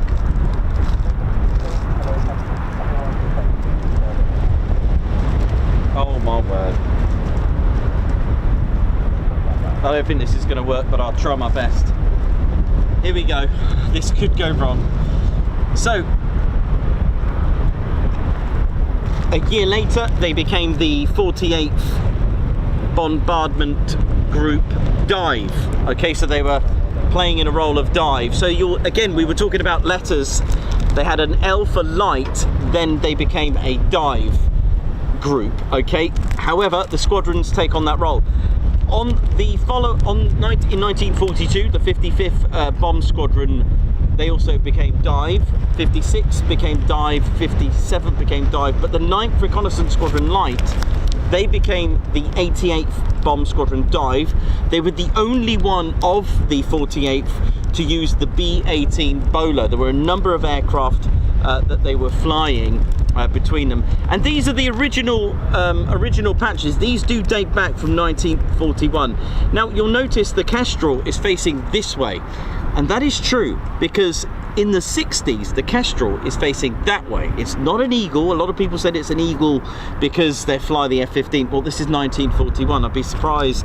I know the F-15, I know the F-15 is much loved and it's got a million-year-old history, but it didn't go back to 1941. But anyway, so there's our Kestrel, okay, facing this way. And the bomb site there was probably from the A-35 Shrike and so on. The 56, they had this symbol here, and then in 43 they changed to the what we know as the Grim Reapers, but I'll explain in a moment. The 57th Bomb Squadron had this symbol. It was a cougar, but then it's a type of panther on a bomb. And then this thing here, I don't mean to make it sound like that, but I don't know whether it's a Raven. I have no idea if it's holding a lightning bolt, a thunder lightning. I have no idea. Maybe it's a bomb. It could be. This is Nikos's artist impression. If you've seen the photo that I have to work with, it is basically if Minecraft was made on a Commodore VIC-20. Okay, that's what I had to work with. Now, you're probably wondering why I'm showing you these. Well, in 1943, these had a new designation, and the 48th became the 48th Fighter Bombardment Group. So the squadrons changed their numbers. So from 55th, they became the 492nd. The 56th became the 493rd. The 57th became the 494th. And the 88th became the 495th. Now, myself and Davey are on the case to find out if this is a Raven, some sort of angry bird. I don't know. Maybe they were the Angry Birds. We don't know their nickname. But what I can tell you, they were probably called the Mad Hatters from the start, Grim Reapers, Panthers, and the Angry Birds. I don't know, but I've just made that. I do apologise for that.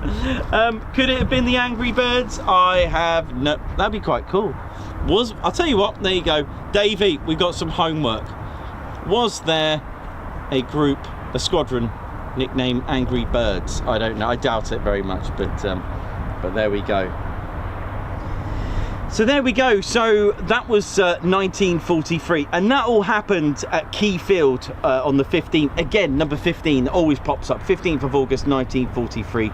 Their new designation, the 48th Fighter Bomber Group, and as said, that the squadrons had different names. They had a few moves. They moved to Northern Field, William Northern Field, Tennessee. Aircraft at that time were quite significant. They were operating the P-39 and the P-40 Warhawk. Now, this is just before the transition to the legendary P-47. And today I'm going to promise you, I'm going to show you every single aircraft what I have of what the 48 operated. I had a bit of an accident with the propellers there, but don't worry, it's fine. There's nothing that a ground crew and mechanics and engineers can't sort out. So the P-40 Warhawk was what they were operating, and the P-40 powered by the Allison V1710. It was a V12 liquid cooled piston engine. That was rated at 1240 horsepower. It had a wingspan of 37 feet and 3.5 inches. It's 11.36 meters. That's actually quite a good wingspan, to be honest. Quite a spectacular wingspan, really, with that. And it had the power. It then probably didn't. In some cases, a lot of pilots, such as Second Lieutenant Ed Cottrell, said that the Warhawk, when he was flying it, he said in his words, he was a bit worried that, is this what we're actually going to go into combat with? But then he saw the the P-47, which came next. So this has got a slightly larger wingspan than the Spitfire there. Length of 31 feet and 8.5 inches. That's 9.66 meters. But there you go. It had a max speed of 361 miles per hour. And then in 1944, something wonderful happened, because it was time for things to change for the 48th. So let's say goodbye to our P-40 Warhawk. Thank you very much, P-40 Warhawk, for that one. So yeah, it was now time for something else for the 48th in 1944. Things changed for them. They had another designation as well. They were about to be allocated and changed around. You see, I've often told you that hi, how you doing? All right, yeah. I would show you my maps and diagrams of the whole construction of air forces, but it's so windy, it's just going to probably do an unrestricted climate. Goodness me, my drawing's going flying already. So yeah, so I won't be able to show you that. But yeah, so around March 1944, while operating the, goodness me, I'll show you the P-47. I've got I've got a very different P-47 to show you today with that R2800 engine. Oh yeah, around 2,300 horsepower. That's mega. But let me tell you something really quickly while I can. Yeah, so there was a bit of a reorg and a construction. You see, you had an Air Force, let's say the 8th Air Force. They had the 8th Air Force, they were split into divisions. They had 3. And then from the divisions you had wings, and then from wings you had the groups, and then each group had a squadron. And then you could go even further. Each squadron had their flights, and each flight had their airmen, so on and so on and so on, right? Same with the 9th Air Force, and the reason why I'm mentioning you the 9th Air Force is that the 48th were going to be allocated to the 9th Air Force, and I'll tell you a little bit of differences about the two, but let me just crack on with this quick one. The 48th had 4 squadrons, and at the time the US Army Air Corps were envisaging in having 3 squadrons per fighter group, and the 48th had 4, so they moved the 495th to another group, the 407th. I think they were a 407th fighter bomb group at the time when they moved. But sadly for them, a month later, in April of 1944, they actually became inactive, and that was the end of the 495th. Then it was time to go to the ETO, the European Theatre of Operations. So, the men of the 48th, that's the 3 squadrons only, the 492nd, 493rd and the 494th, they were about to set sail. Some on the Ile de France, some on the Queen Mary from New York, set sail. Can't remember how many days it took to get to England. I think they got to Scotland first, and then it was a 2-day train journey. And for them, it was going to be to good old RAF Ibsley. It's near Bournemouth. It's actually quite a spectacular, the geographics of it is quite spectacular. Now they were allocated, okay, goodness me, they were allocated to the 9th Air Force. Very, very different role to the 8th. You remember the Mighty 8th, everyone knows the Mighty 8th, right? If you don't, well, you're going to at some point with the channel. They were more strategic bombing with their B-24s and B-17s. They'll take out marshalling yards, ball bearing plants, V2, Peenemünde, all this kind of stuff, right? They were bombing places like that and factories, whereas the 9th Air Force with their C-47s and their P-47s, between them they were ground support, ground attack and troop carrying to support the 9th Army, right? They didn't have divisions. I've had a look. They had commands. So they had a 9th Tactical Command, a Troop Carrier Command. There was 9th Fighter Command, stuff like that. There was commands, and then you had the wings, and then you had the groups, and then you had the squadrons, etc. Okay? So that's why. So fighter groups had 3 squadrons, okay? So I hope you're with me on that one. So let me show you the weapon of choice, ladies and teddy bears. Let's have a look at the P-47. Oh, just quickly, before I show you that, I'll just show you this before the wind blows it away.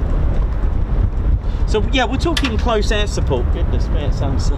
we're talking close air support. I don't know if you can see that very well. But these are the markings, F4 for the 492nd, I7 and 6M there, and they're the colours. Yes, the colours were very different. There's our P-47, had this huge, massive engine, 46 litres, man, that's massive. That is colossal. You can actually, I've seen photos of an airman inside there, or a ground crew in there, just looking out, saying hello. Anyway, but look at this beautiful Pratt & Whitney R28 double wasp engine. It was air-cooled, 18 cylinders, man. And the air would be scooped all the way in the back, and the supercharging, yes, they had superchargers there, compressing that air and feeding it back.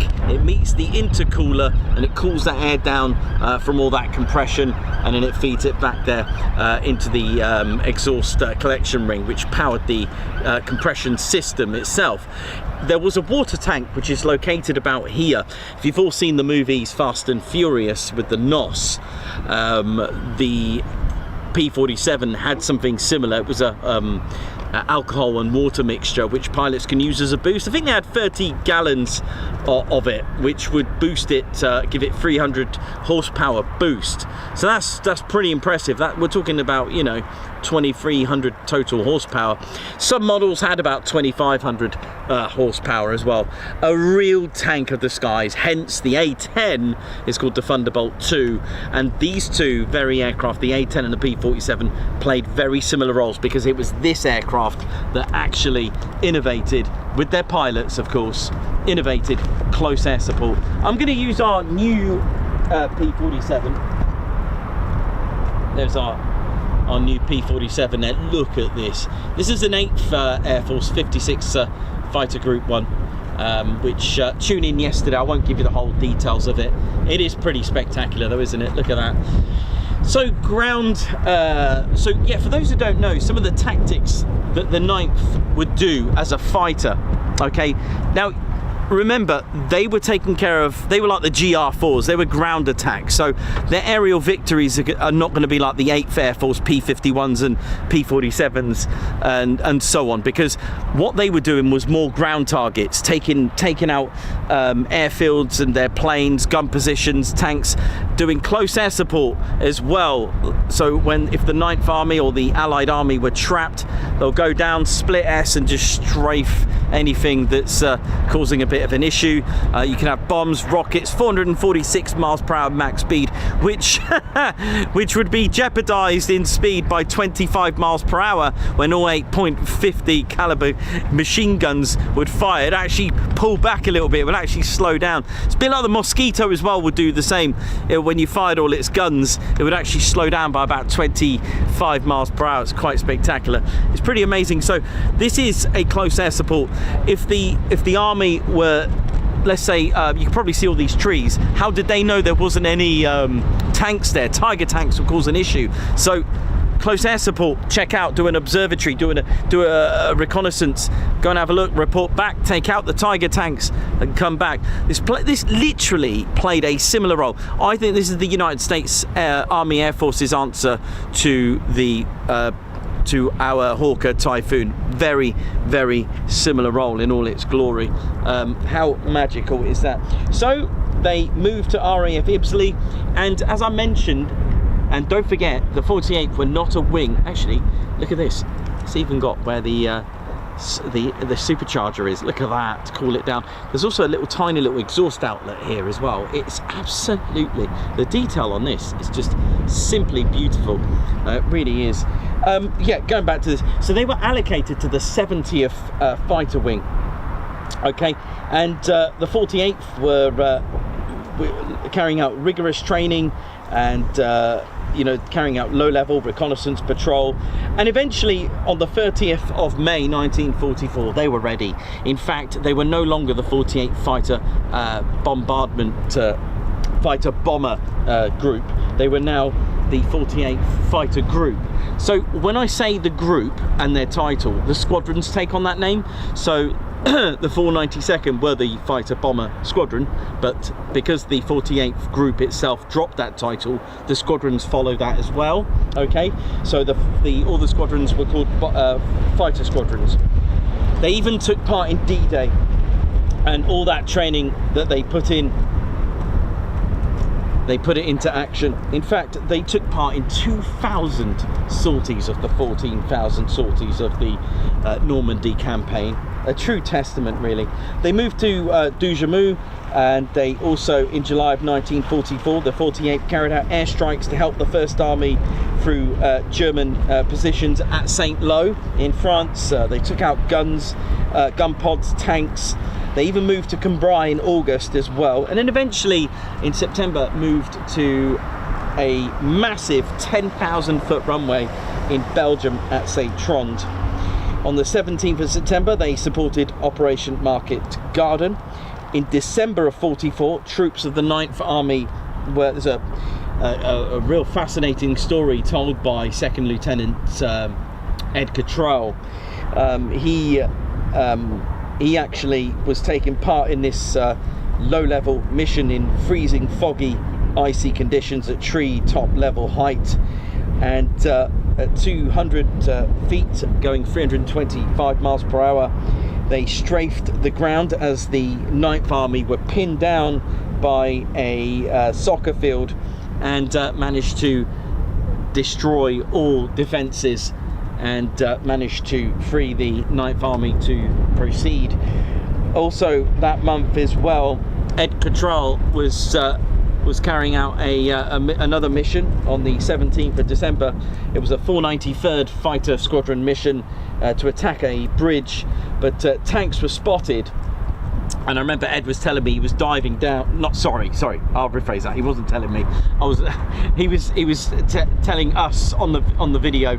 He was on his video. He told the viewers. Okay, so I need to rephrase that. I never managed to meet Ed, sadly, but he was telling us that he dived down, and when he pulled up, that's the worst time to be attacked, because you've got no speed. Okay, in his video he was saying that when he pulled up, he was pounced on by 109s and they completely destroyed the his P-47. He had no speed. The beautiful thing though about the Pratt & Whitney R2800 is that it's air cooled, not liquid cooled, like for example a Spitfire, because you've got coolant lines inside here and pipes and radiators, cooling lines with oil feeding through to cool down the engine. Because it's air cooled, it doesn't matter. In fact, he actually had nine pistons shot off. He had nine cylinders shot out. He actually landed back with 9 cylinders only, because of the way it's air cooled. The air is going through naturally in here, so it's cooling down. Doesn't need any additional lines and ducts to go through. So it's quite a life-saving aircraft. You could think, why didn't they make all the aircraft like that? Well, the thing is, there are pros and cons. If you look at it, it's not very aerodynamic. It's not very streamlined, is it? To, let's say, a Hurricane or a Spitfire when it's inline engines. And that's the pros and cons. You can have an inline, nice and smooth, very aerodynamic for turning. But this is a tank, really is. But he made it back. In fact, the story goes, he was saying on his video, that the 109s met up with him, crisscrossed him. He couldn't bail out because he was too low.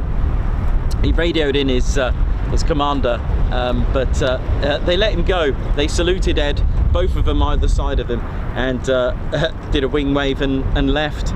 But Ed actually made it back, and when he landed, miraculously, he was shown about 200 holes, nine cylinders missing. Amazing, isn't it? Absolutely rocking, isn't it, that?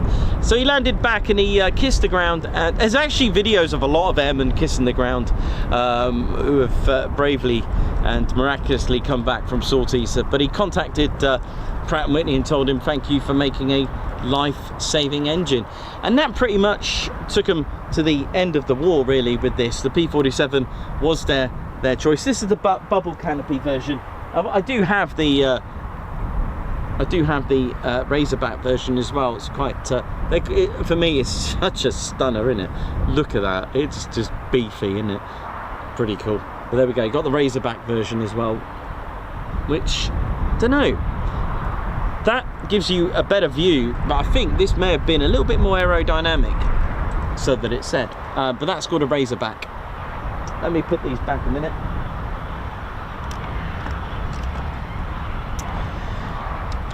Let's have a quick look at the end before I go into the next stage. So yeah, they eventually they backtracked and pretty much finished up in Germany and France, and they moved back and eventually moved back to the US.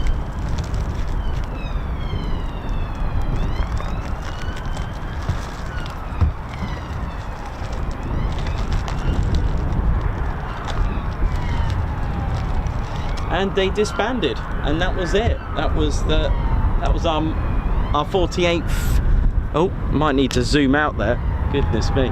So yeah, that was it really for them, and moved to America, moved back there, and on the 7th of How are we doing? On the 7th of November 1945, they disbanded, and that was it. But luckily they came back. And by the way, while all this was going on, the 492nd are still inactive, by the way. So that goes, we need to go now 7 years forward after that. So 1952, they were reactivated. The 48th were reactivated, and they were given wing status. In fact, they were called the 48th Fighter Bomb Wing, or Fighter Bombardment Wing.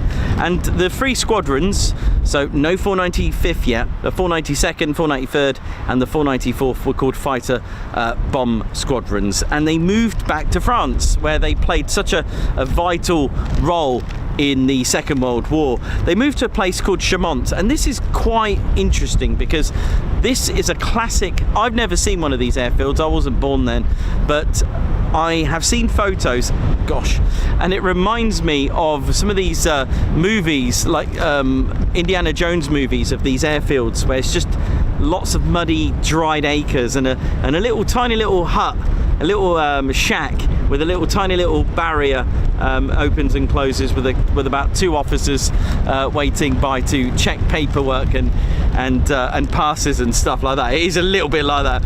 But it did have a concrete runway and a handful of shack buildings, and their first aircraft to be used there was actually the very first jet aircraft for the 48th. In fact, I have one, but soon I'm going to show you the Sky Blazers one. If I have my... So very similar to the Shooting Star. This is the F-84 Thunderjet, and it's very similar to the Shooting Star, isn't it, really? If you look at it, you look at the differences in the two. Very similar engine, very similar in design, really, if you think about it. Look at that. Pretty cool, isn't it? So the F-84, I'm just having a look down there as well at the same time. I'm going to keep this over here just in case I can see anything. So that was the first jet aircraft of the 48th. That was the Fighter Bomb Wing. And pretty cool, right? So there was a few things that happened when they were over there, ladies, gents, teddy bears, because the F-84 in 1952, the first jet aircraft of the 48th. Keep thinking I can hear engines, sorry. Always distracted when you do that, isn't it? So the F-84 had a Allison J35 A29 turbojet engine, a little bit more powerful than the Shooting Star. It had 5,600 pounds of thrust and at a max speed of 622 miles per hour. Now, to let you know, a year later, 1953, the 492nd were given the role of becoming the first official USAF, United States Air Force in Europe, aerobatics team. They were called the Sky Blazers, and I cannot wait to show you the livery that they applied to on their next aircraft, which I'm hopefully going to show you possibly next week. So that was in 1953.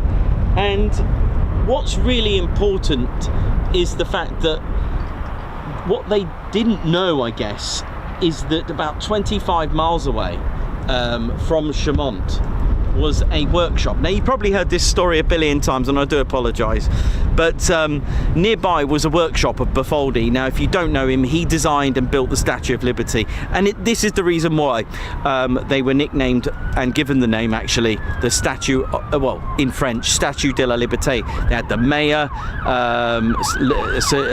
John Maison was there. They actually did a whole ceremony, and they did that on the 4th of July 1954. Just trying to think. Yes, 1954. They had an air show. In fact, the patches of the F-84, the F-84s. They had 4 of these. I think they had 4 in their displays. I think on their patch they got 4. It's got to be 4 then, isn't it? But anyway, and that's why they're called, and they're the only United States Air Force wing with a name and a number, of course. Okay, so that's pretty cool. They're the only one. No other Air Force has a name to go with it. How amazing is that? Well, a wing, that is. But yeah, but they did change aircraft, because a year after that they were using the F-86, which I do have one. Let me just pin this round so we can have a good look at all the aircraft that I've got. I think I've nearly got all the aircraft of the 48th here. So the next stage was to use the F-86, and this is the one I've got coming soon to show you. So this is the F-86 Sabre, which I'm actually quite excited to see, hopefully, at air shows this year. I think I'm going to see it at Cosford. It's a little bit more powerful. I think they did versions of this. I could be wrong. I'm pretty sure they did. I know this needs a bit of a repair, but I'm pretty sure they did versions of this with afterburner, if I'm not mistaken. I don't know if the 48th had one, but it was a General Electric J47. It had a little bit more power, 5,910, and that was without the afterburner. But I'm trying to remember if I've seen instances where maybe some of them were upgraded to have that. Service ceiling at nearly 50,000 feet. It had an amazing set of guns, 6 of them, M3 Browning machine guns. Could take rockets and bombs, and had a max speed of 687 miles per hour. And then the 48th had a bit of a name change in 1958 and roll. They became the 48th Tactical Fighter Wing, and the next aircraft that they were operating from 1958 was this, the F-100 Super Sabre, and they were the first USAF wing to operate the F-100 Super Sabre. It was the start of the F-Century series, shall we say, like the F-104s, F-105s, etc. And it is absolutely amazing, isn't it? And they were using this. Oh, by the way, the fate of the Sky Blazers sadly didn't work out.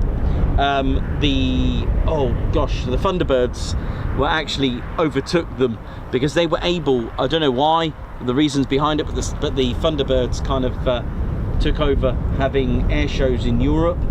Something to do with air-to-air refuelling, but the F-100s were certainly an aircraft that the Thunderbirds were using. And so the Sky Blazers for the 492nd were given the reins to another unit. I forgot the name of I forgot the number. I think it's something like the 36, I think. I can't remember exactly. Please don't quote me on that one. I can find out later for you. Goodness me. So the F-100 was their first ever supersonic aircraft of the 48. How cool is that, right? And it was powered by the Pratt & Whitney's J57 2121A turbojet engine with 16,000 pounds of thrust with afterburner, 924 miles per hour. That's Mach 1.4, and it can take a lot of stuff. It can take a lot of bombs, all sorts of bombs.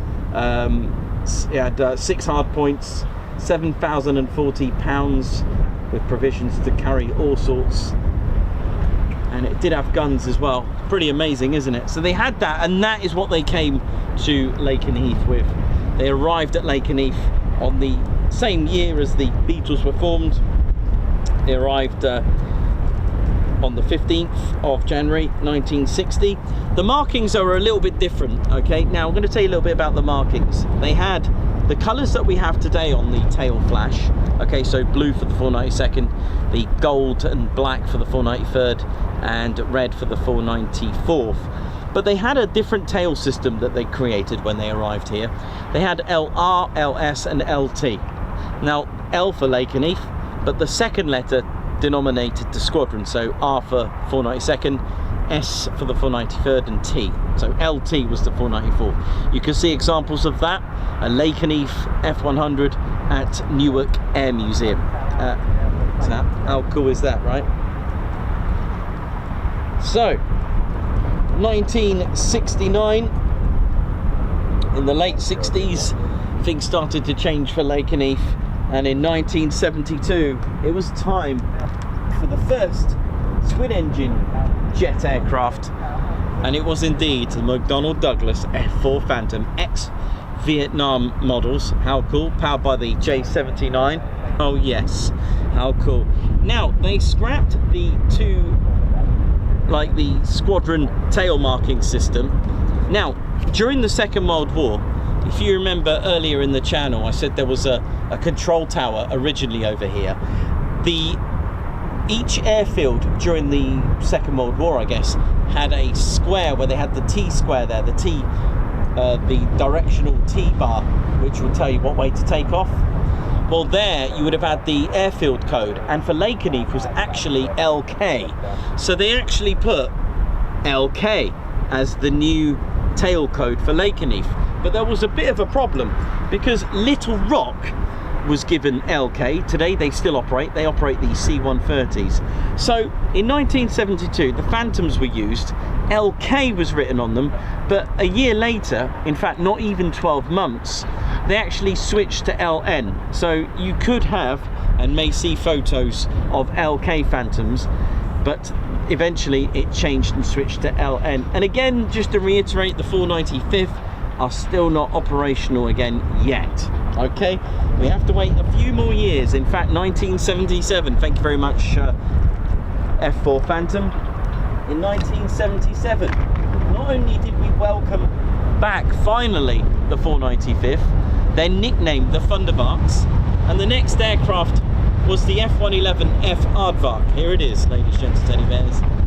That was our next aircraft here at Lakenheath, a long-range strategic bomber, tactical bomber, the F-111 Aardvark, which took part in a lot of operations. Of course, the very popular and most famous Libyan raids on the night on the 14th of the 4th, 1986. The Libyan raids, 8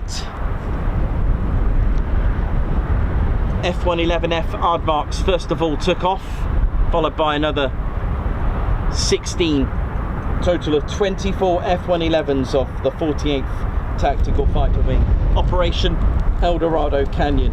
It was time to put an end to terrorism from Gaddafi. So, due to flight restrictions, they had to endure a 14-hour flight to get to Libya.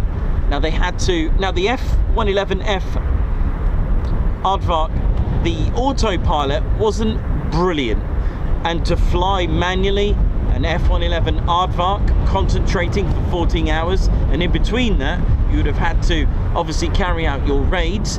You had to refuel with the K-10s and the KC-135s, KC-10s and KC-135s in radio silence as well. You couldn't use any radio. I think one did break silence, had to take a risk because there was an issue.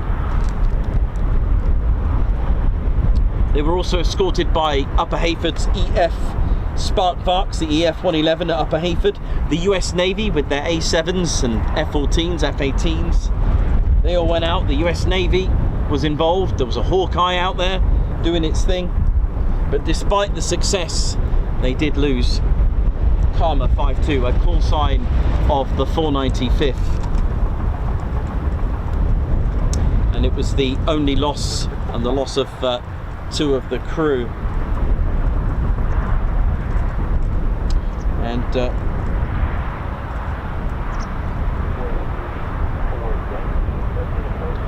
And for their valor,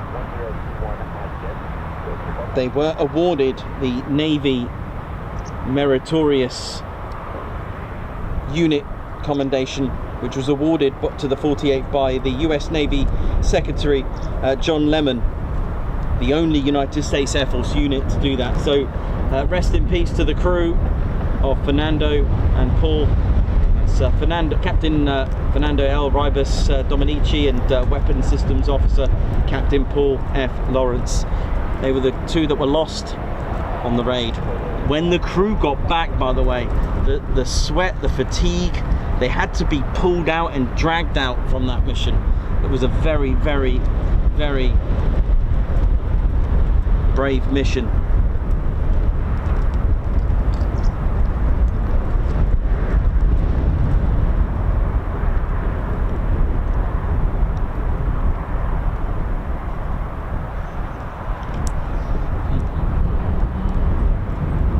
So in 1991,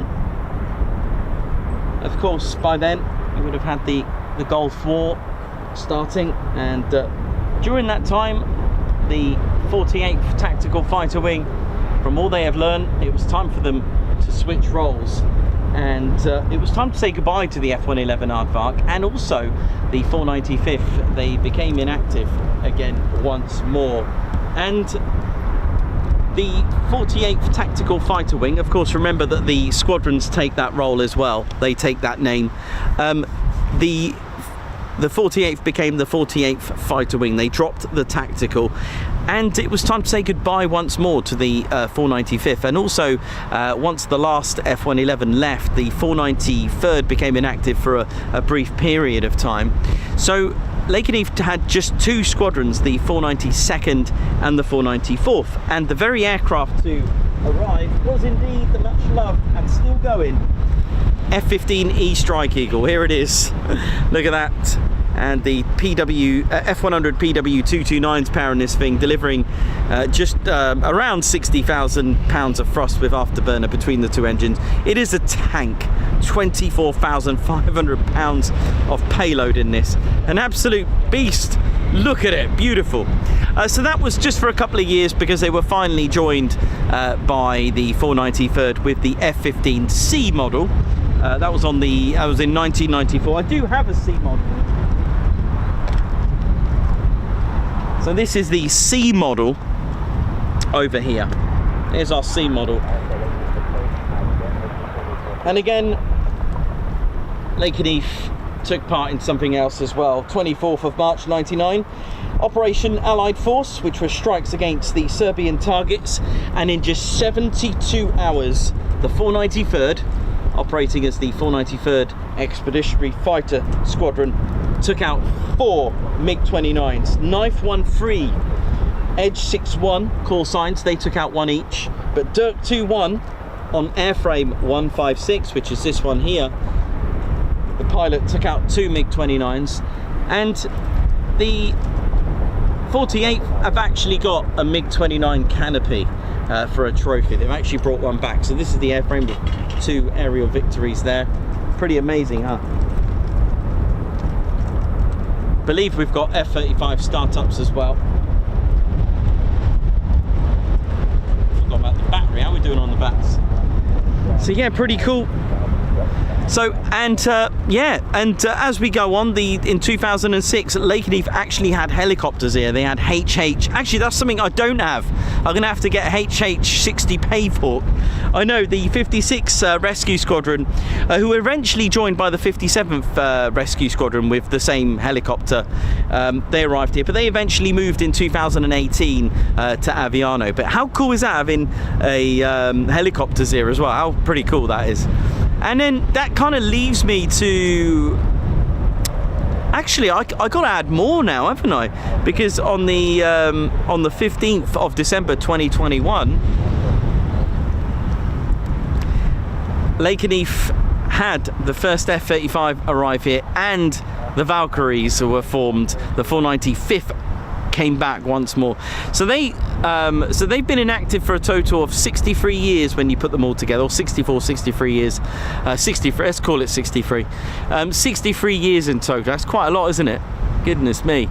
But yeah, and the rest is history pretty much, and see what else we can do. And then, of course, I suppose in some ways to mention for future history is the fact that in February of 2026, RAF Lakenheath were deployed to Epic Fury. I suppose I've now got to add that in years to come, I guess, right? So there we go, history in the making every day. I've always said this, the minute a minute you step into that plane, the minute you join the Air Force, regardless of Royal Air Force or United States Air Force, Royal Canadian, Dutch, Belgian, regardless of where you are, the minute you enter an Air Force, you are following the footsteps of those brave ancestors. So that's pretty cool. Really amazing legacy. But hey, my name's Nikos. Hope you enjoyed that. It's getting warm and I need some water. It's turning out to be a non-hoodie weather now.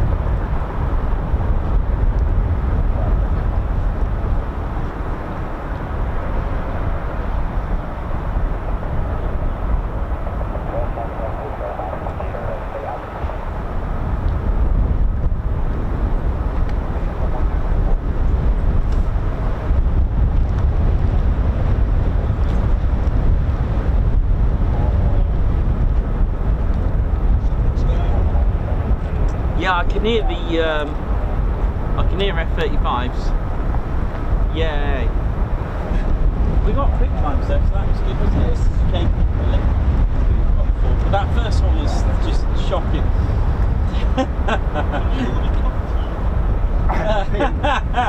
Loving life. Nice pimp. Probably get them delivered if you know where to.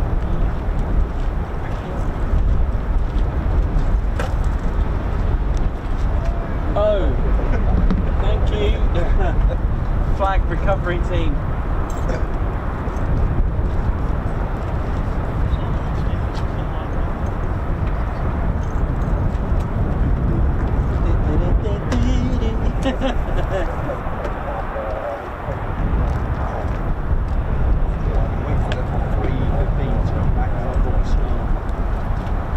I'm probably going to do 1 o'clock. I'm usually around 1 I finish now. Just this. Which is why I'm glad they start early. Traffic isn't so bad. I'll probably catch these departures so they finish.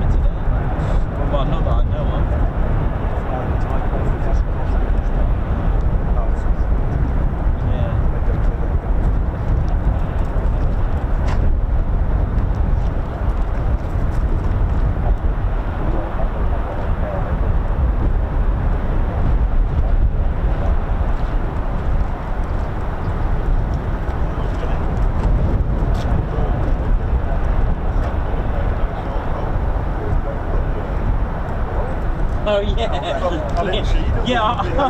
I must admit, I saw the dog first. Only I was like, and then I saw the lead. That was funny. That was pretty cool.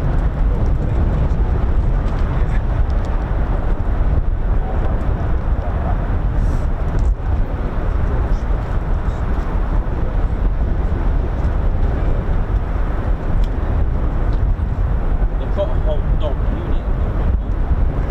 In the station, yeah, I was shown. You have like an assault. Yeah. I think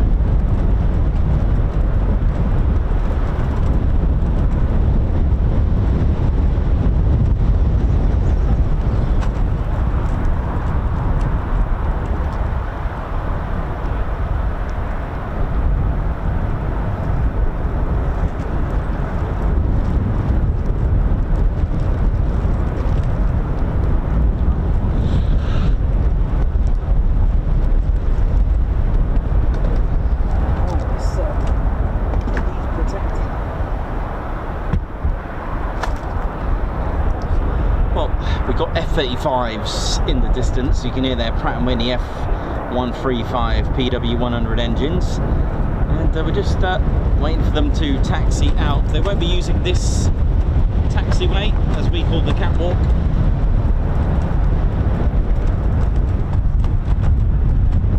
Everything is blowing off the van, so...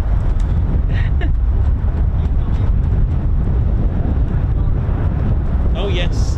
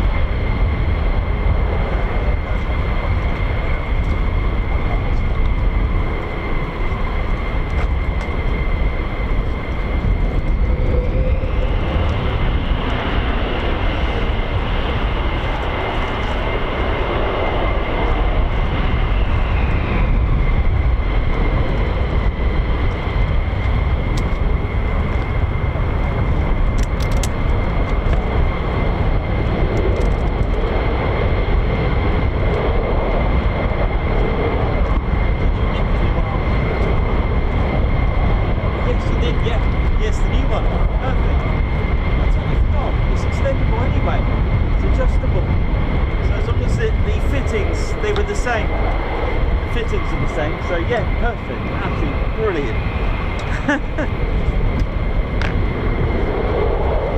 Yeah, I was the weight shouldn't be on the arm, it should be in here or this little pulley, but I put it through here, so it's yeah. So yes, take care. See you next week. Have a good one as well tomorrow.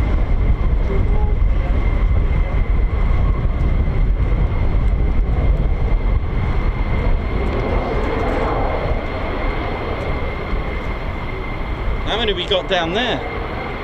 So we got F-35s out as well, ready to go out. 3 and 3. Let's have a little nose, see what we got. We have 1, 2, 3, 4 on the left and 3 on the right. 7, yay!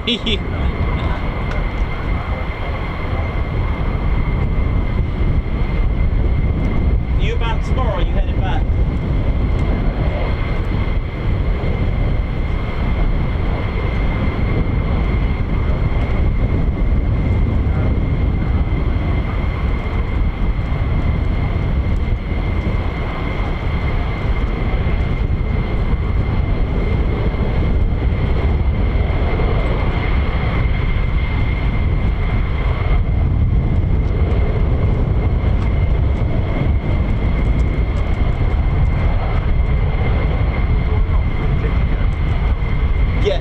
Yeah, they're gonna hop it and then go back out again, so it might get more quick climbs.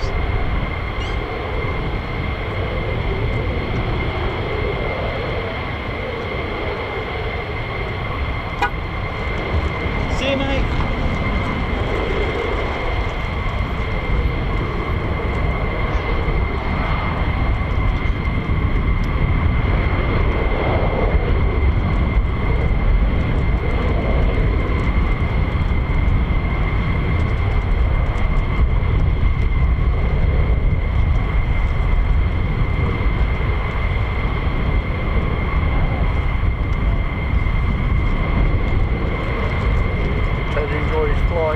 Yeah, he did, thanks. Yeah, it was good. Yeah, it was good fun. I watched it on telly.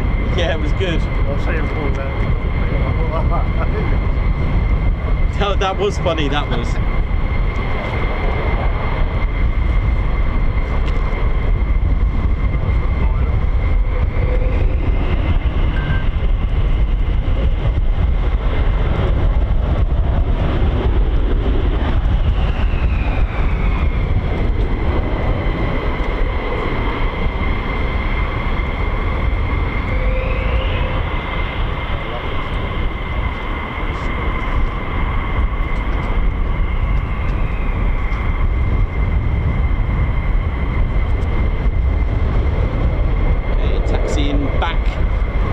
Catwalk to the bubble, where there'll be hot pit refueling,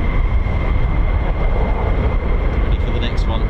So we've got 7 F-35s at the top and 05, possibly 8 now. Let me just check, looks like they've multiplied, someone's given them water. Yep, there we go, 8, 4 and 4 now.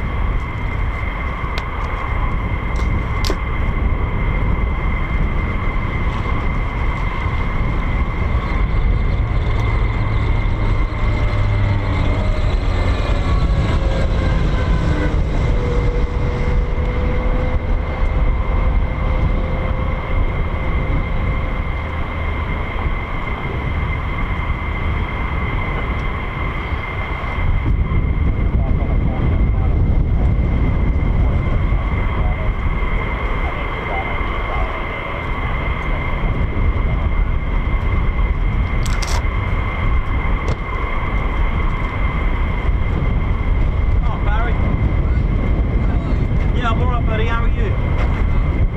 What's going on?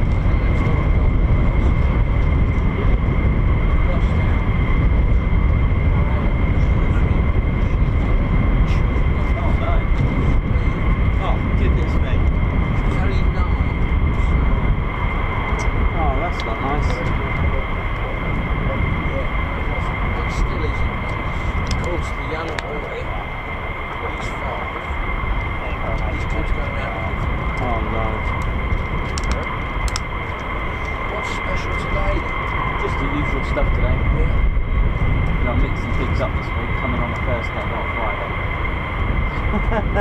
Well, this is the birth of the takeover. Oh, they did them today. Oh, did they? Well, the F-15s did.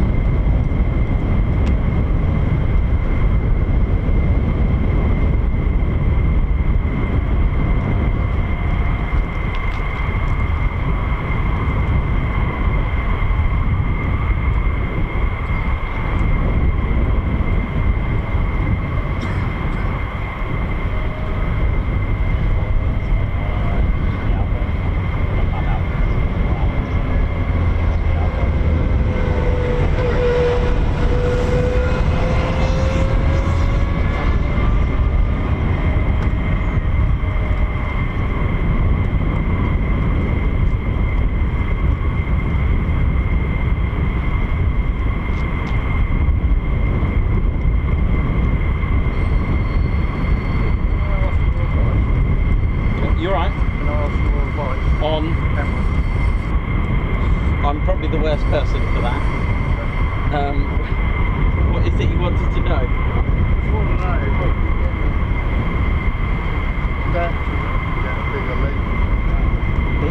Probably not. Is that a bridge? Is it a bridge camera? Yeah, I don't think you can.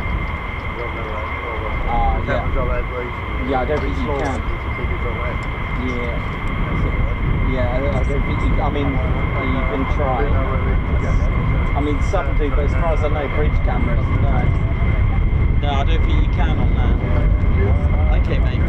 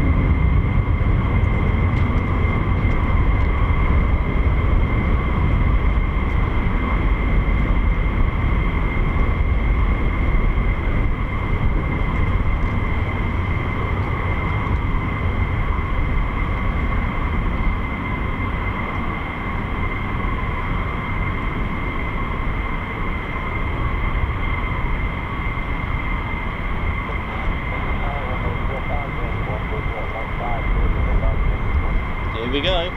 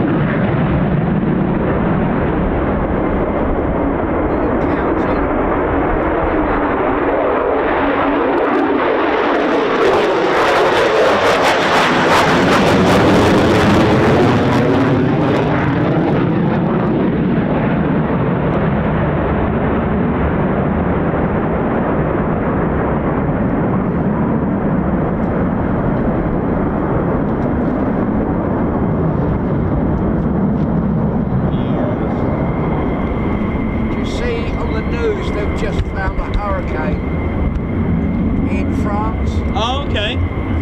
1940. They were defending our withdrawal at Dunkirk. Pilot's still strapped to the seat. Oh, yes, I have, yeah, and he's finally been buried, right? Yeah. Is that right? Yeah, that's it. You know, I rave about that Supermarine Spiteful, the last of the Spitfires. They only made 19, and yet it's by pilots it was really rated, but they only made 19. And then I think the Israelis bought them, shot a few arrows.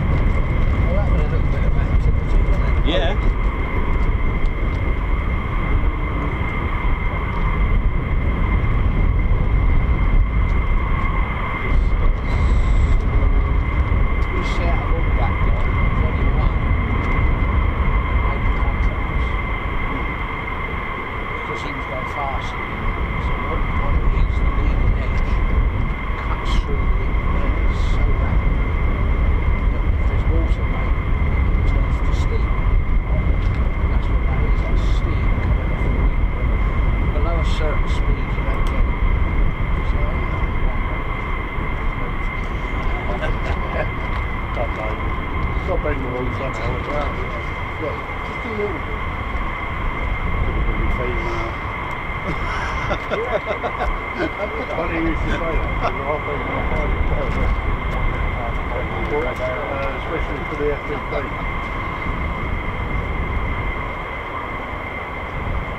Sure they get that the F-15.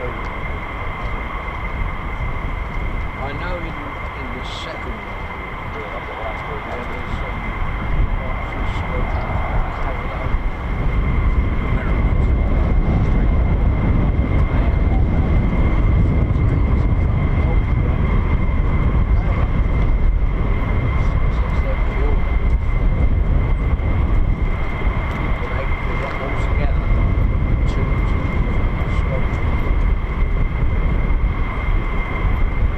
You are, Barry. and that's the other thing. History's always written wrong. Now you read everywhere, but we won't back the book.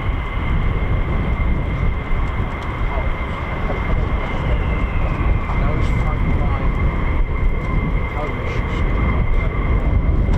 now one certain idea.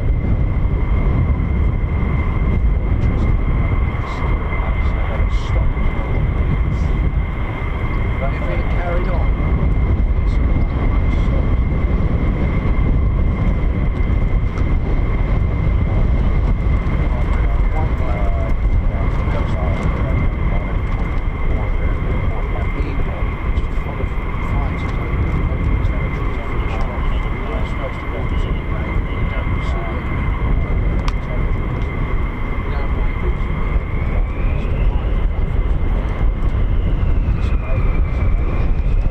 So, hot pitting complete.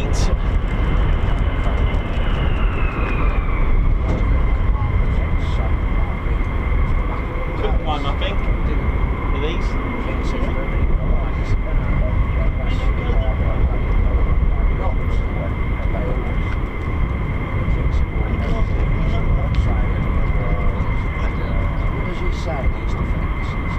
Turn left on course as well, so it's going to go this way. I think.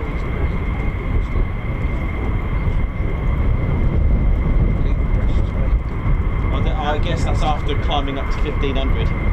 15,000 feet, sorry. Okay, here we go. I'm pretty sure I had a quick climb.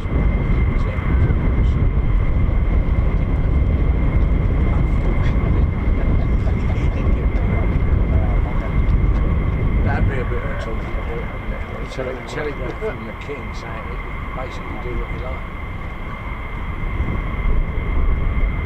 So we got any 35s imminent or?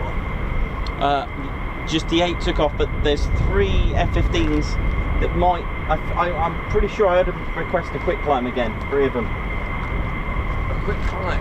Mm. That's like that.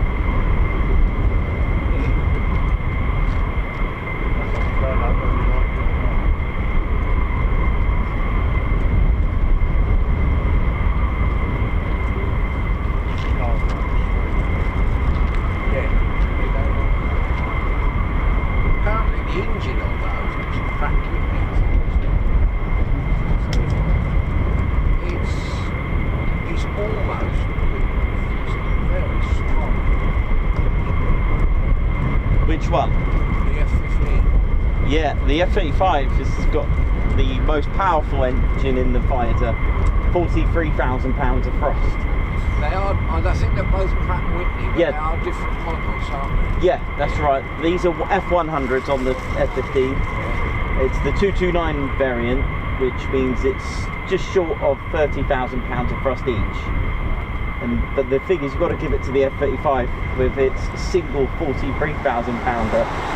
That's a little bit special.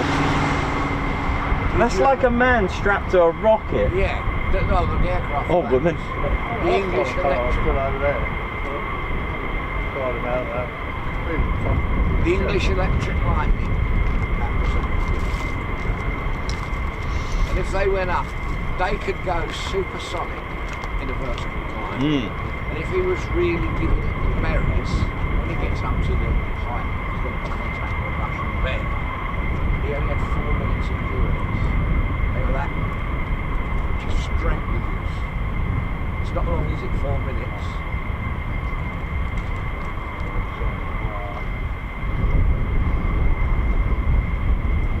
Well, you always get a nutter, don't you? There's a, I don't know if he got killed.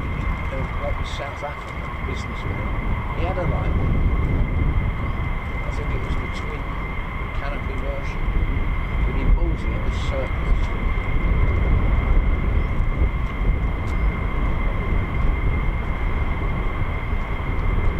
Well, he says I love it. That's too close. He built a Spitfire. He blew it like every year. Didn't he build a Spitfire? Build a Spit, Yeah. Bampo or make sure he blew the other end.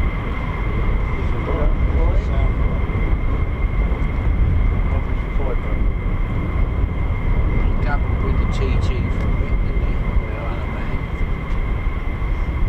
Yeah,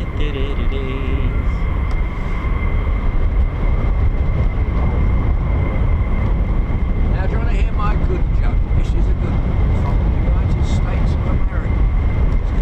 Have you heard, before we go on with the joke about entertainment, have you heard of the Texan puts out, Red and Dead puts out oil fires? Well, these two blokes from the pub, and one from a speech he read, and his mate says to him,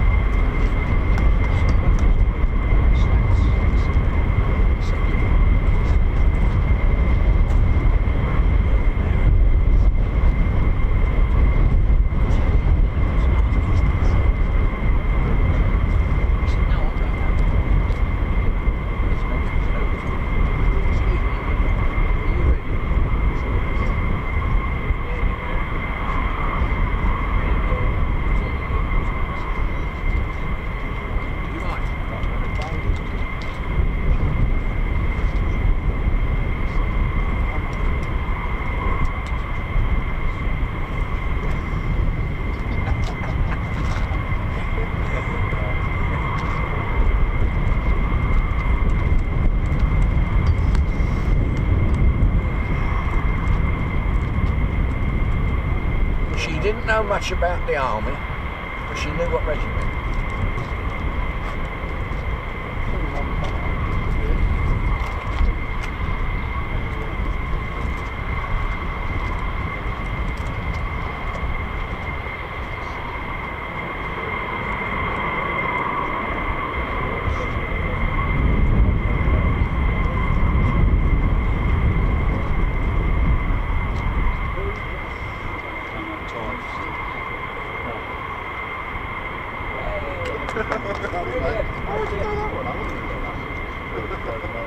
No, that's true. That is very true.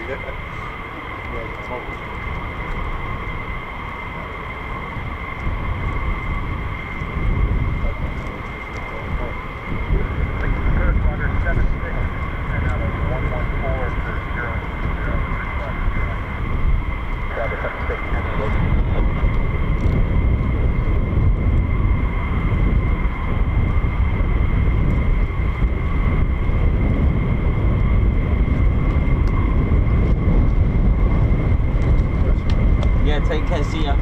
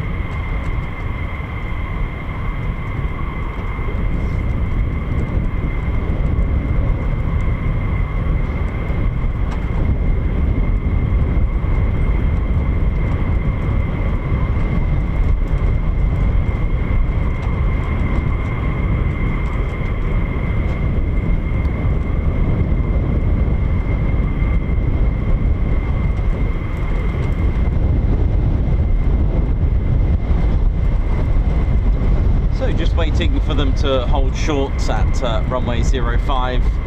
Just waiting for this F-15 Strike Eagle to finish hot pitting as well.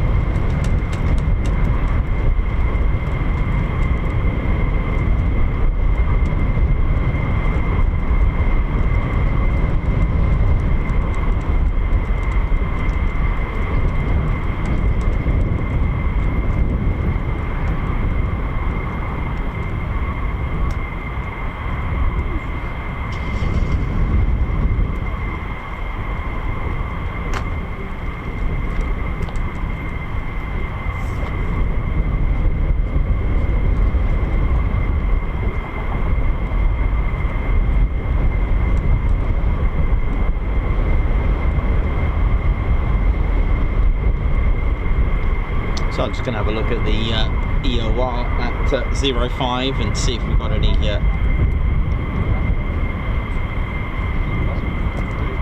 actually haven't got anything there at the minute. It might be waiting for this one. So we'll just hold fire for a minute.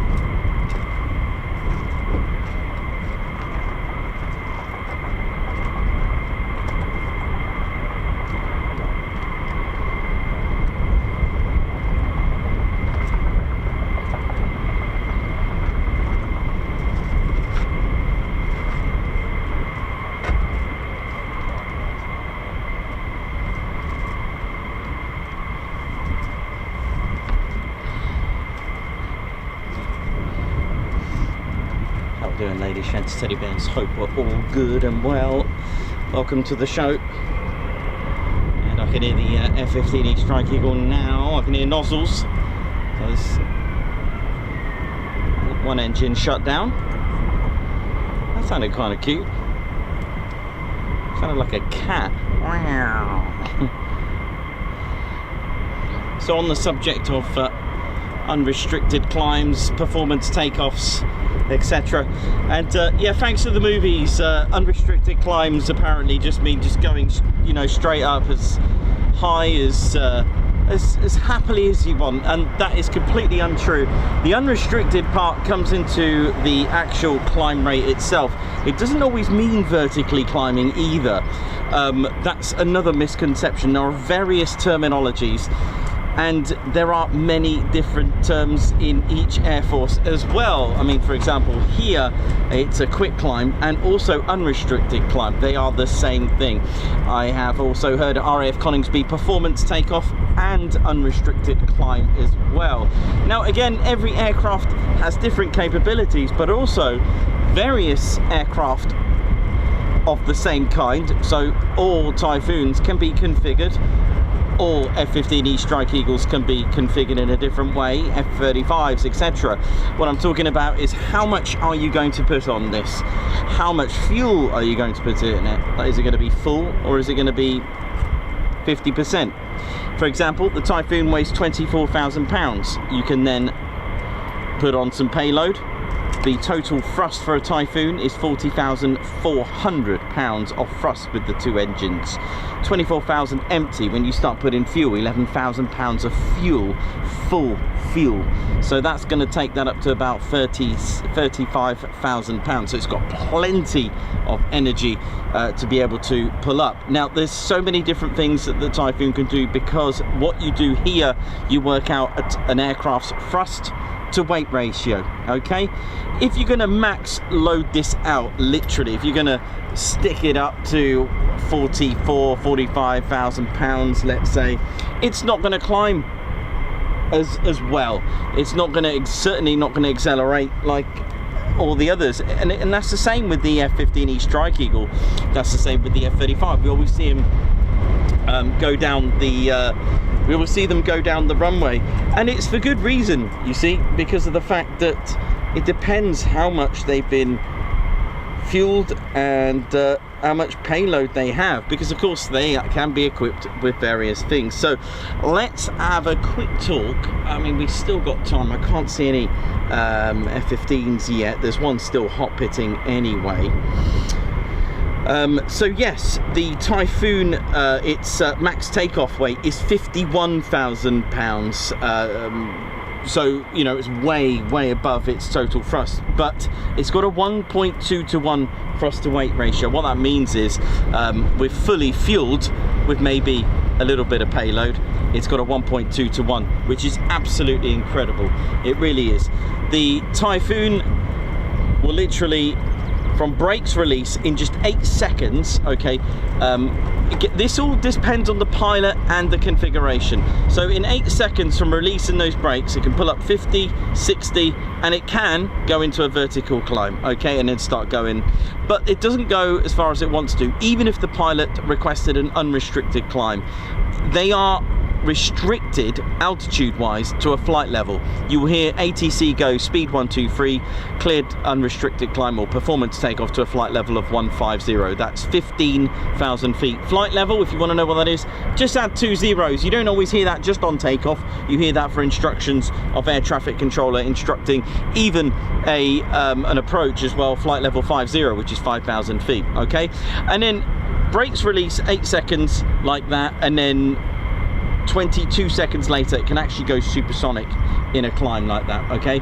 Performance takeoffs, QRA takeoffs, they don't always go vertical. We hear performance takeoffs and it's just going like a conventional takeoff, but going very quickly. It depends what it wants to achieve and do. I've seen QRA takeoffs, so they don't, because of the amount of payload, they do have weapons on them. They're a lot heavier. You'll see them, they don't really go up vertically like that. They go up at a real crazy angle, and we've seen a bit of a barrel roll on one of them, or an aileron roll as well. I think it looked more like a barrel roll on that. But again, unrestricted climbs and quick climbs here, the reason why they do it like that is because they are not a thrust to weight ratio of 1:1 or more. Goodness me. They are 0.97 on the F-35A, and probably around about that on the F-15. When you're heavy like that, you need to gain speed. If these two aircraft tried to do a performance takeoff, 185 miles per hour, gravity is going to win. So what it needs to do, it needs to clear the runway, and the idea here is to get speed behind you. You're going to gain in a lot of energy. You're going to have a lot of load there in the energy wise and speed. You're going to reach speeds of around 420, 450 miles per hour. Now you can pull up and you can climb. You are being helped and assisted by speed, velocity, because the fact that you have so much weight, you're going to need the speed to do that, okay? So if this was going 100 miles per hour and tried to do that, it's not going to be very happy. But the Typhoon can accelerate vertically, okay? And that's the difference. Thrust to weight ratio is all that. Now, how many G's pulled in a Typhoon's performance takeoff? Well, you'd be surprised. Maximum, if they even get that, is just 2G, and that's probably on the turnout. Whereas the F-15E and the F-35 on their way of takeoffs, they pull about 5 to 7, because they're going 450 miles per hour, and then you really get aggressive on that stick and climb. Again, they're restricted regardless of what the movies tell you. They are restricted to a flight level. It could be flight level 200, that's 20,000 feet. Okay, so I hope that's cleared it up. Performance takeoff, it could be really bad weather and the pilot needs to get a lot of power to clear. It might be quite heavy. It might be just overloaded with a lot of payload, so still needs to call out a performance takeoff. So that's what that means. Performance takeoff means literally just putting the afterburners on, and the climb rate is going to be different. Why does it need to be cleared? Because pilots can't just go out and do a quick climb. They can't just go out and do a performance takeoff. It has to be cleared. Why? Because you've got so many aircraft in the skies, you've got so many airliners, you've got so many other military aircraft doing their thing. Air traffic controllers need to make sure that the aircraft is going to be able to go unrestricted safely, and even on QRA takeoffs as well, they need to make sure that one, they get to the interceptor the rogue aircraft and intercept it in the most direct route, and also try to find the safest route for the pilot to get through as well. So there's a lot of work to be done when they call out quick climbs here, and that's why they need to be requested, because of course you've even got Mildenhall nearby. So yeah, unrestricted is literally relating to the climb rate itself. That's another engine shut down. So there we go. Maybe they are shutting one engine down for the hot pitting. Maybe they're not going out till later. Maybe there are issues, who knows. So I hope that made a little bit of sense there now.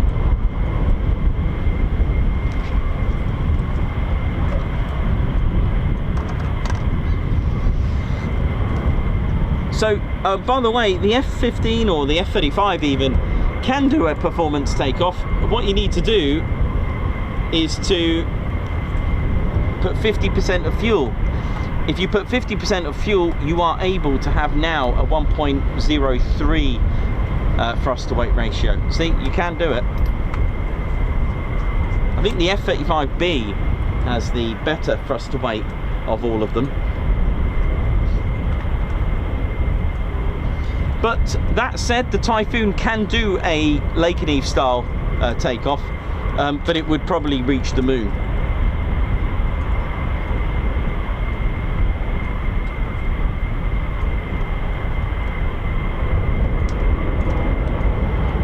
So the F-35 has a thrust to weight of 0.87, but if it has 50% of fuel is 1.07. Naturally, fully fueled, the F-35B is 0.9, where 50% of fuel is a plus 1.04. So very different there. The F-35C, as far as I know, even with 50% of fuel, doesn't have anything higher than a 0.97, even with half the fuel.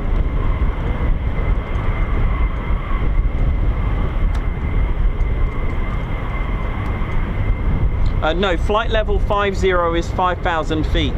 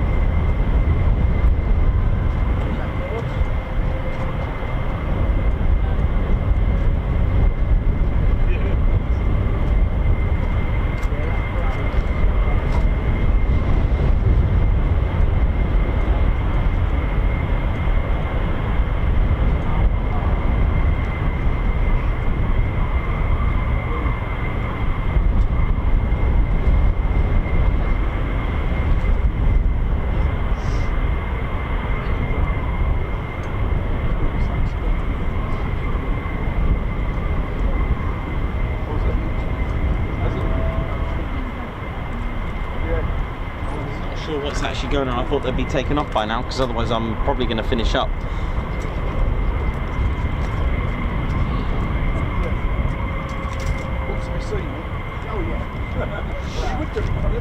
Yeah, we could just finish up now actually. I don't know what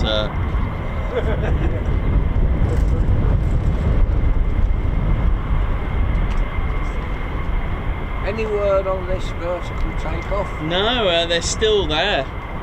Is that the engines I can hear running? Yeah, they're hot pitting, so they're refueling with the engines running. Oh, why? Because it's quicker. Really? Yeah. 10 minutes, 10 to 12 minutes to hot pit refuel. Which is... What's it called? A hot? Hot pit. Hot Hot pit. pit. See, you learn something every day. Yeah, it's quicker for two reasons. One, if you shut down the whole aircraft, you then have to go through the whole process of the startup. Really? That takes time. And then the engine pumps are running, so it's a lot easier for it to digest. And what is it they actually use? Just the ordinary avgas? Is it J? I've seen it on there. Yeah, it's like a... Which is basically, for me and you, it's a version of paraffin. So,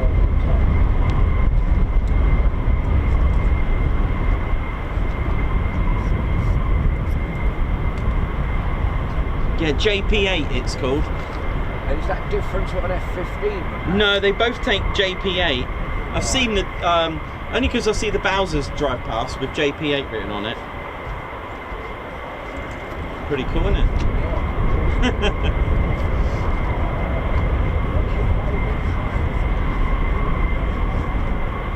Good old Barry.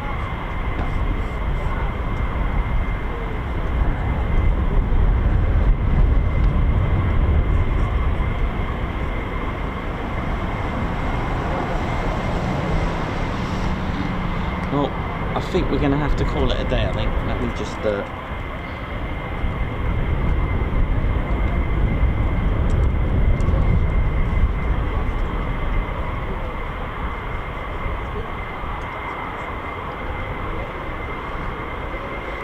I hope you've all enjoyed it.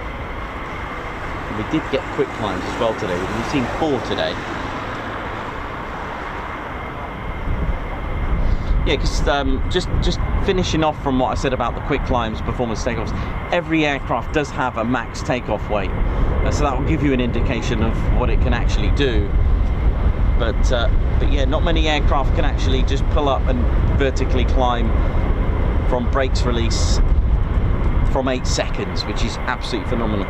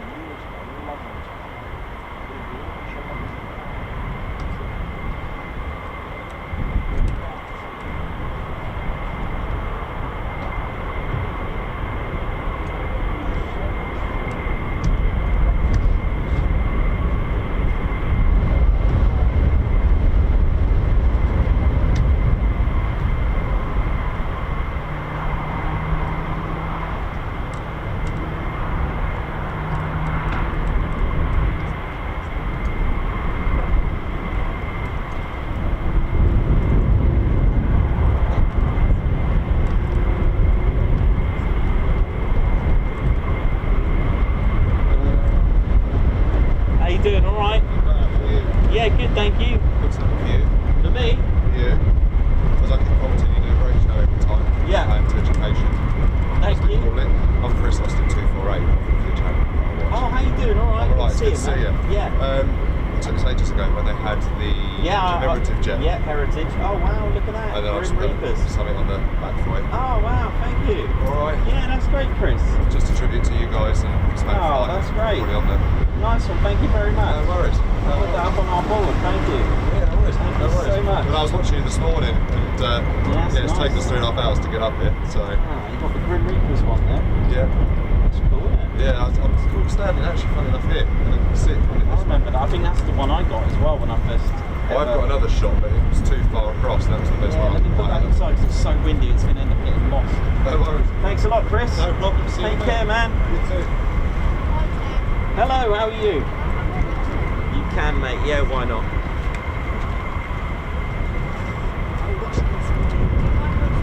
Oh, thank you.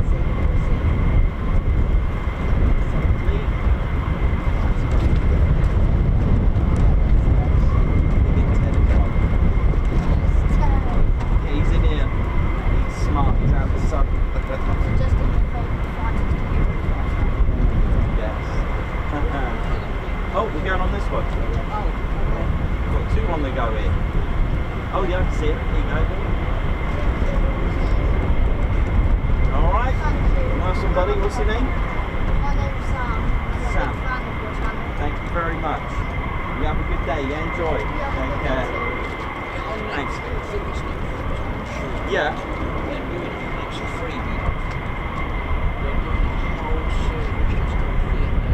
Alright. Oh right, actual footage as well. Cool. Okay, I'll have a look.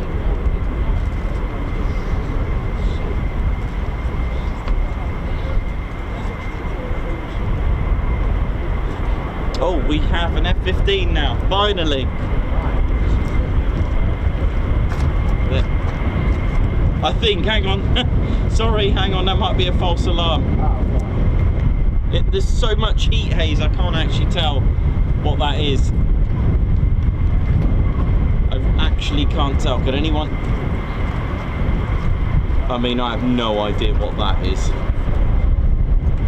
I mean, looking at that, it looks like an F-117. I don't. Oh, maybe not. I think that's a false alarm. I don't know what that is. I'm seeing aircraft now. Great. I mean, it might mean it's time to go. It's a mirage. Yeah, yeah. Mirage. It is definitely. Can you tell what that is? There's so much heat haze, I can't tell. It's parked up at the EOR, 100%.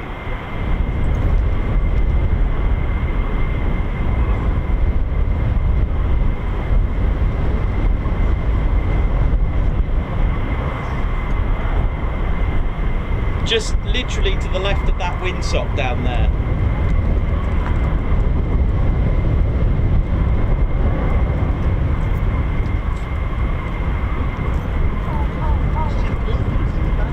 Do you think? Yeah, it could be. Yeah, I'm going to say no to that. I don't think it is. No. Oh well. You know, building F-15, same thing, innit? You know. Oh dear. They're keeping us waiting for a while, aren't they?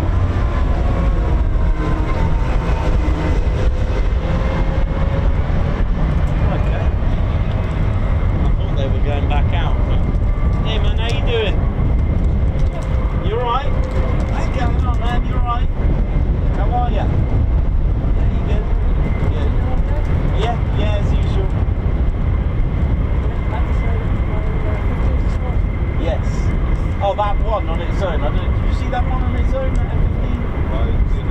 Oh my word, just cleared that fence. Oh, after the 3 took off. Yeah, the one on its own. Yeah, I did.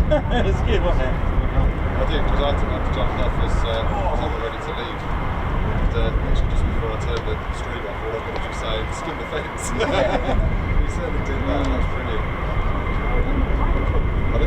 It actually was, yeah. Wow. I forgot to mention that, yeah, it was. Not appropriate wind speed. Oh yeah, the call sign was speed as well. Speed 1-2, because I always use that as my generic call sign when I'm doing an example. You said speed 1, 2, 3 or 1, 3. Yeah, and then one came a whole beach. But they don't say 1, 2, 3, it's 2 digits. But still. Oh, it sounds like it's on the move and it's not. Just a few days. Yeah. What was it? Oh, well, there was a few flights, wasn't there? There were a few different flights. There was a 6 and then another day, another 6 and then 3 on their own. Yeah. Yeah.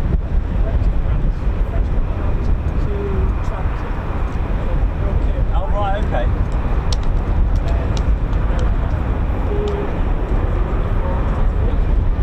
All right.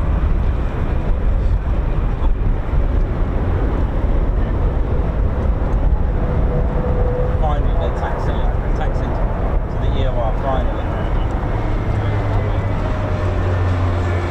Yeah.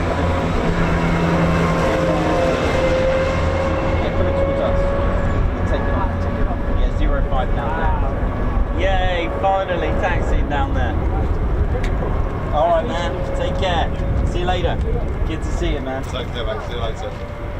So yeah, the first time I met you, I was down. It was freezing cold actually.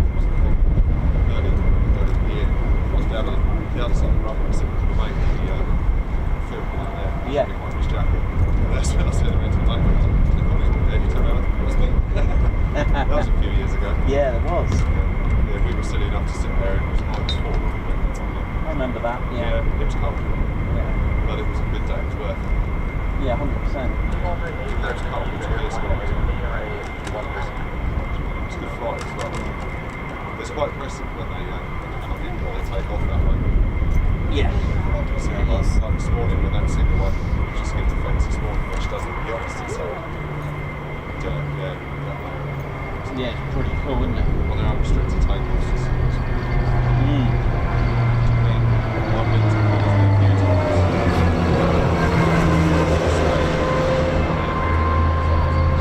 Like literally on flight path, I think me and watching them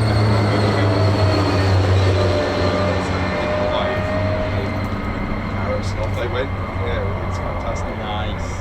Brilliant. Yeah, we'll get one today. See what's going on. Yeah, they might, I'm pretty sure they might be doing another set of quick might be doing quick climbs these 3 though. Nice.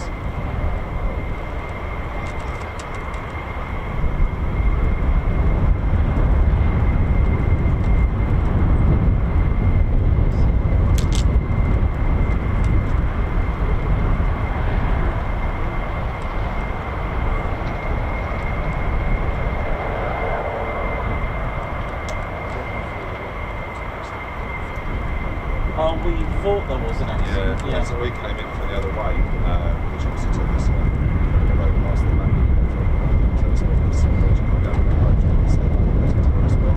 Yeah. It was just there, so area was that. Oh, has it? It had, yeah. It was, Oh, that's why the ATC was saying about that area over there. It's restricted because of the air ambulance. yeah, it's in the field. So, yeah. We were looking at this one. Yeah, I'm going back that way. Yeah, so I don't know if anybody's listening, if they're just to let them know that the roads are shut for because it's totally off on the traffic lights. So people are coming forward there. Don't line up and wait. Well, enjoy the picture. Thank you. See you later. Let's go. Thank you, mate. I'll see you later. See you, man. It was a... Okay, It was an F-15, but I think, or was it? Yeah, well, it was an F-15, eh? There's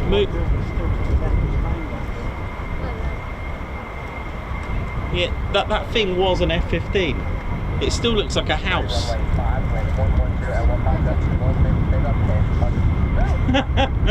Let's see if it quick climbs. If it does, I'll stay on for the others. But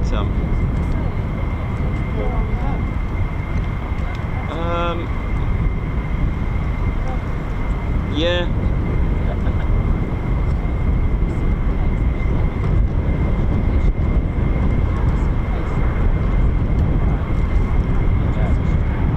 Oh no, no, it was a building. I don't know. I think I'm seeing things.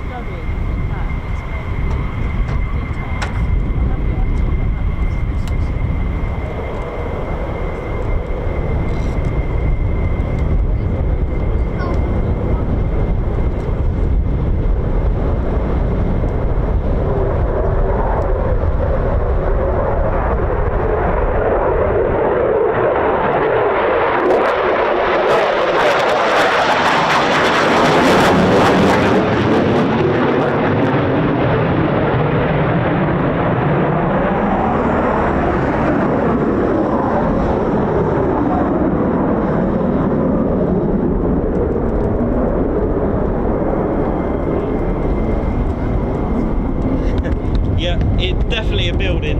It's still there. Over there? Oh, is it?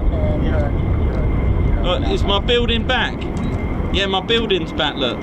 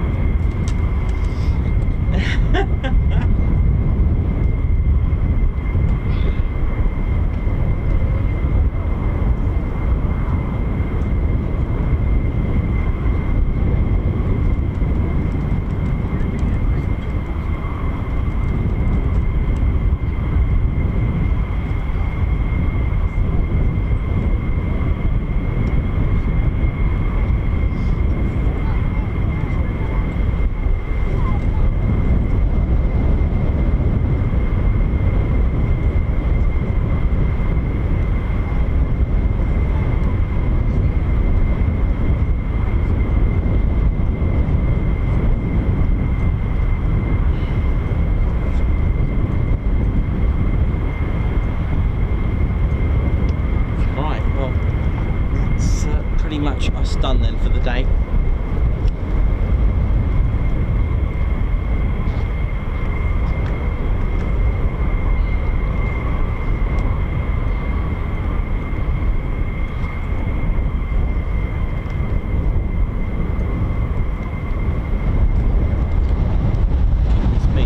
Yeah, so yeah, we can't have the flag with that wind. Ted will actually take off.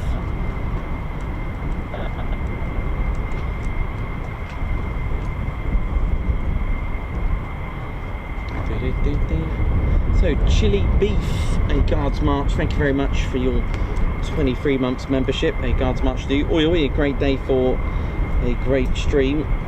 Thank you, and thank you as well, Carl Smith, for 36 months. Well, congratulations, 3-year milestone, wherever has that gone. Thank you very much, Carl Smith. Thank you very much for your super. A high five for that one. Thanks, Nikos and Ted, for all your hard work you put in and giving us some great memories along the way. It's been a pleasure being part of watching you grow from under 10k members to where you are today. Thank you so much. Chris White as well, high five and a Guards March to you for the Tea and Salmon Fund. Thank you so much. Ange Baker with 32 months, love this channel, love you back, thank you very much. Sarah Ram, 12 months of being a TCS member, best decision I made. Thank you very much. A Guards March to you, thanks for the super. And DR 2002 member for 23 months, oi oi, and an oi oi to you. Rob Hall 82, 32 months, still loving it, best aviation channel, thank you very much, and a Guards March. Right, I think we're going to call that a day for us.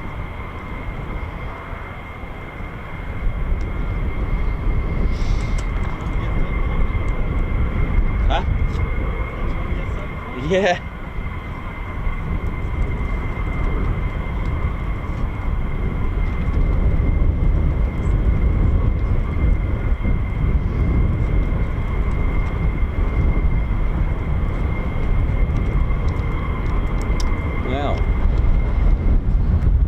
How we doing, ladies, gents, teddy bears? Ted and I are gonna get out the sun now. We're gonna finish up for the day. Thank you very much for tuning in today. I hope you enjoyed the Thursday and of course our 2-day back-to-back here at RAF Lakenheath. Hope you all enjoyed it. It's been good fun. So for the 48 Fighter Wing, thank you so much for what you do, and of course all our members as well and our viewers, thank you so much for tuning in and supporting the channel. Hope you all enjoyed. Don't forget, we still got our Ted Coningsby Ted Foon t-shirts with Ted Coningsby call sign on the back. They're available online. I do have some merch with me as well, so if you're tuned in and before I go, come and say hello, give us an oil and have a photo. Right, hope you enjoyed it, and we'll see you tomorrow. My name's Nikos, I've been your cameraman, historian and commentator. This is Squadron Leader Ted Coningsby, and I hope you've enjoyed today's show here at RAF Lakenheath. So for the last time for today, it is see you soon, wish you well, see ya.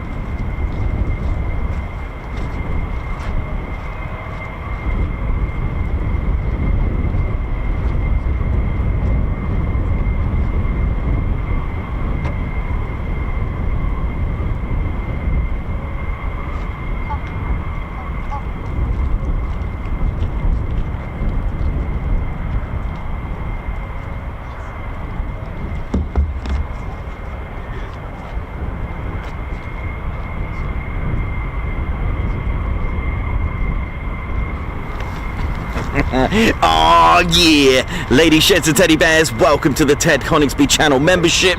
I'm Nikos, I'm your cameraman and commentator. This is our squadron leader, Ted Coningsby. Just want to say a massive thank you to all our members. Guns up, and oh yeah. Take it away, Ted. Ladies, gents and teddy bears, we want to say a massive thank you to all of our subscribers for getting us to where we are today. We have gone all over the country, from as far as Lossiemouth to Bryce Norton, and military areas such as air weapons ranges, low flying areas, heritage centres and special flights for TED 2. We cannot do this without your support, and your support will be rewarded.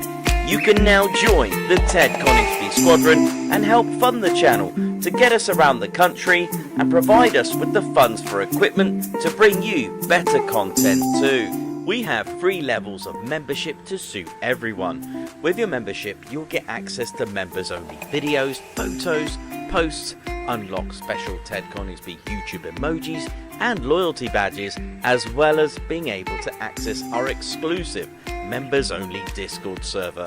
All membership levels reward you with discounts to our online store. Our top level Fighter Squadron was inspired by many of our fans who supported the channel massively. This is more of a personal experience with me and Ted, giving you exclusive live streams and content from behind the scenes photos, special info and updates, as well as a free Ted Coningsby Fighter Squadron patch for joining.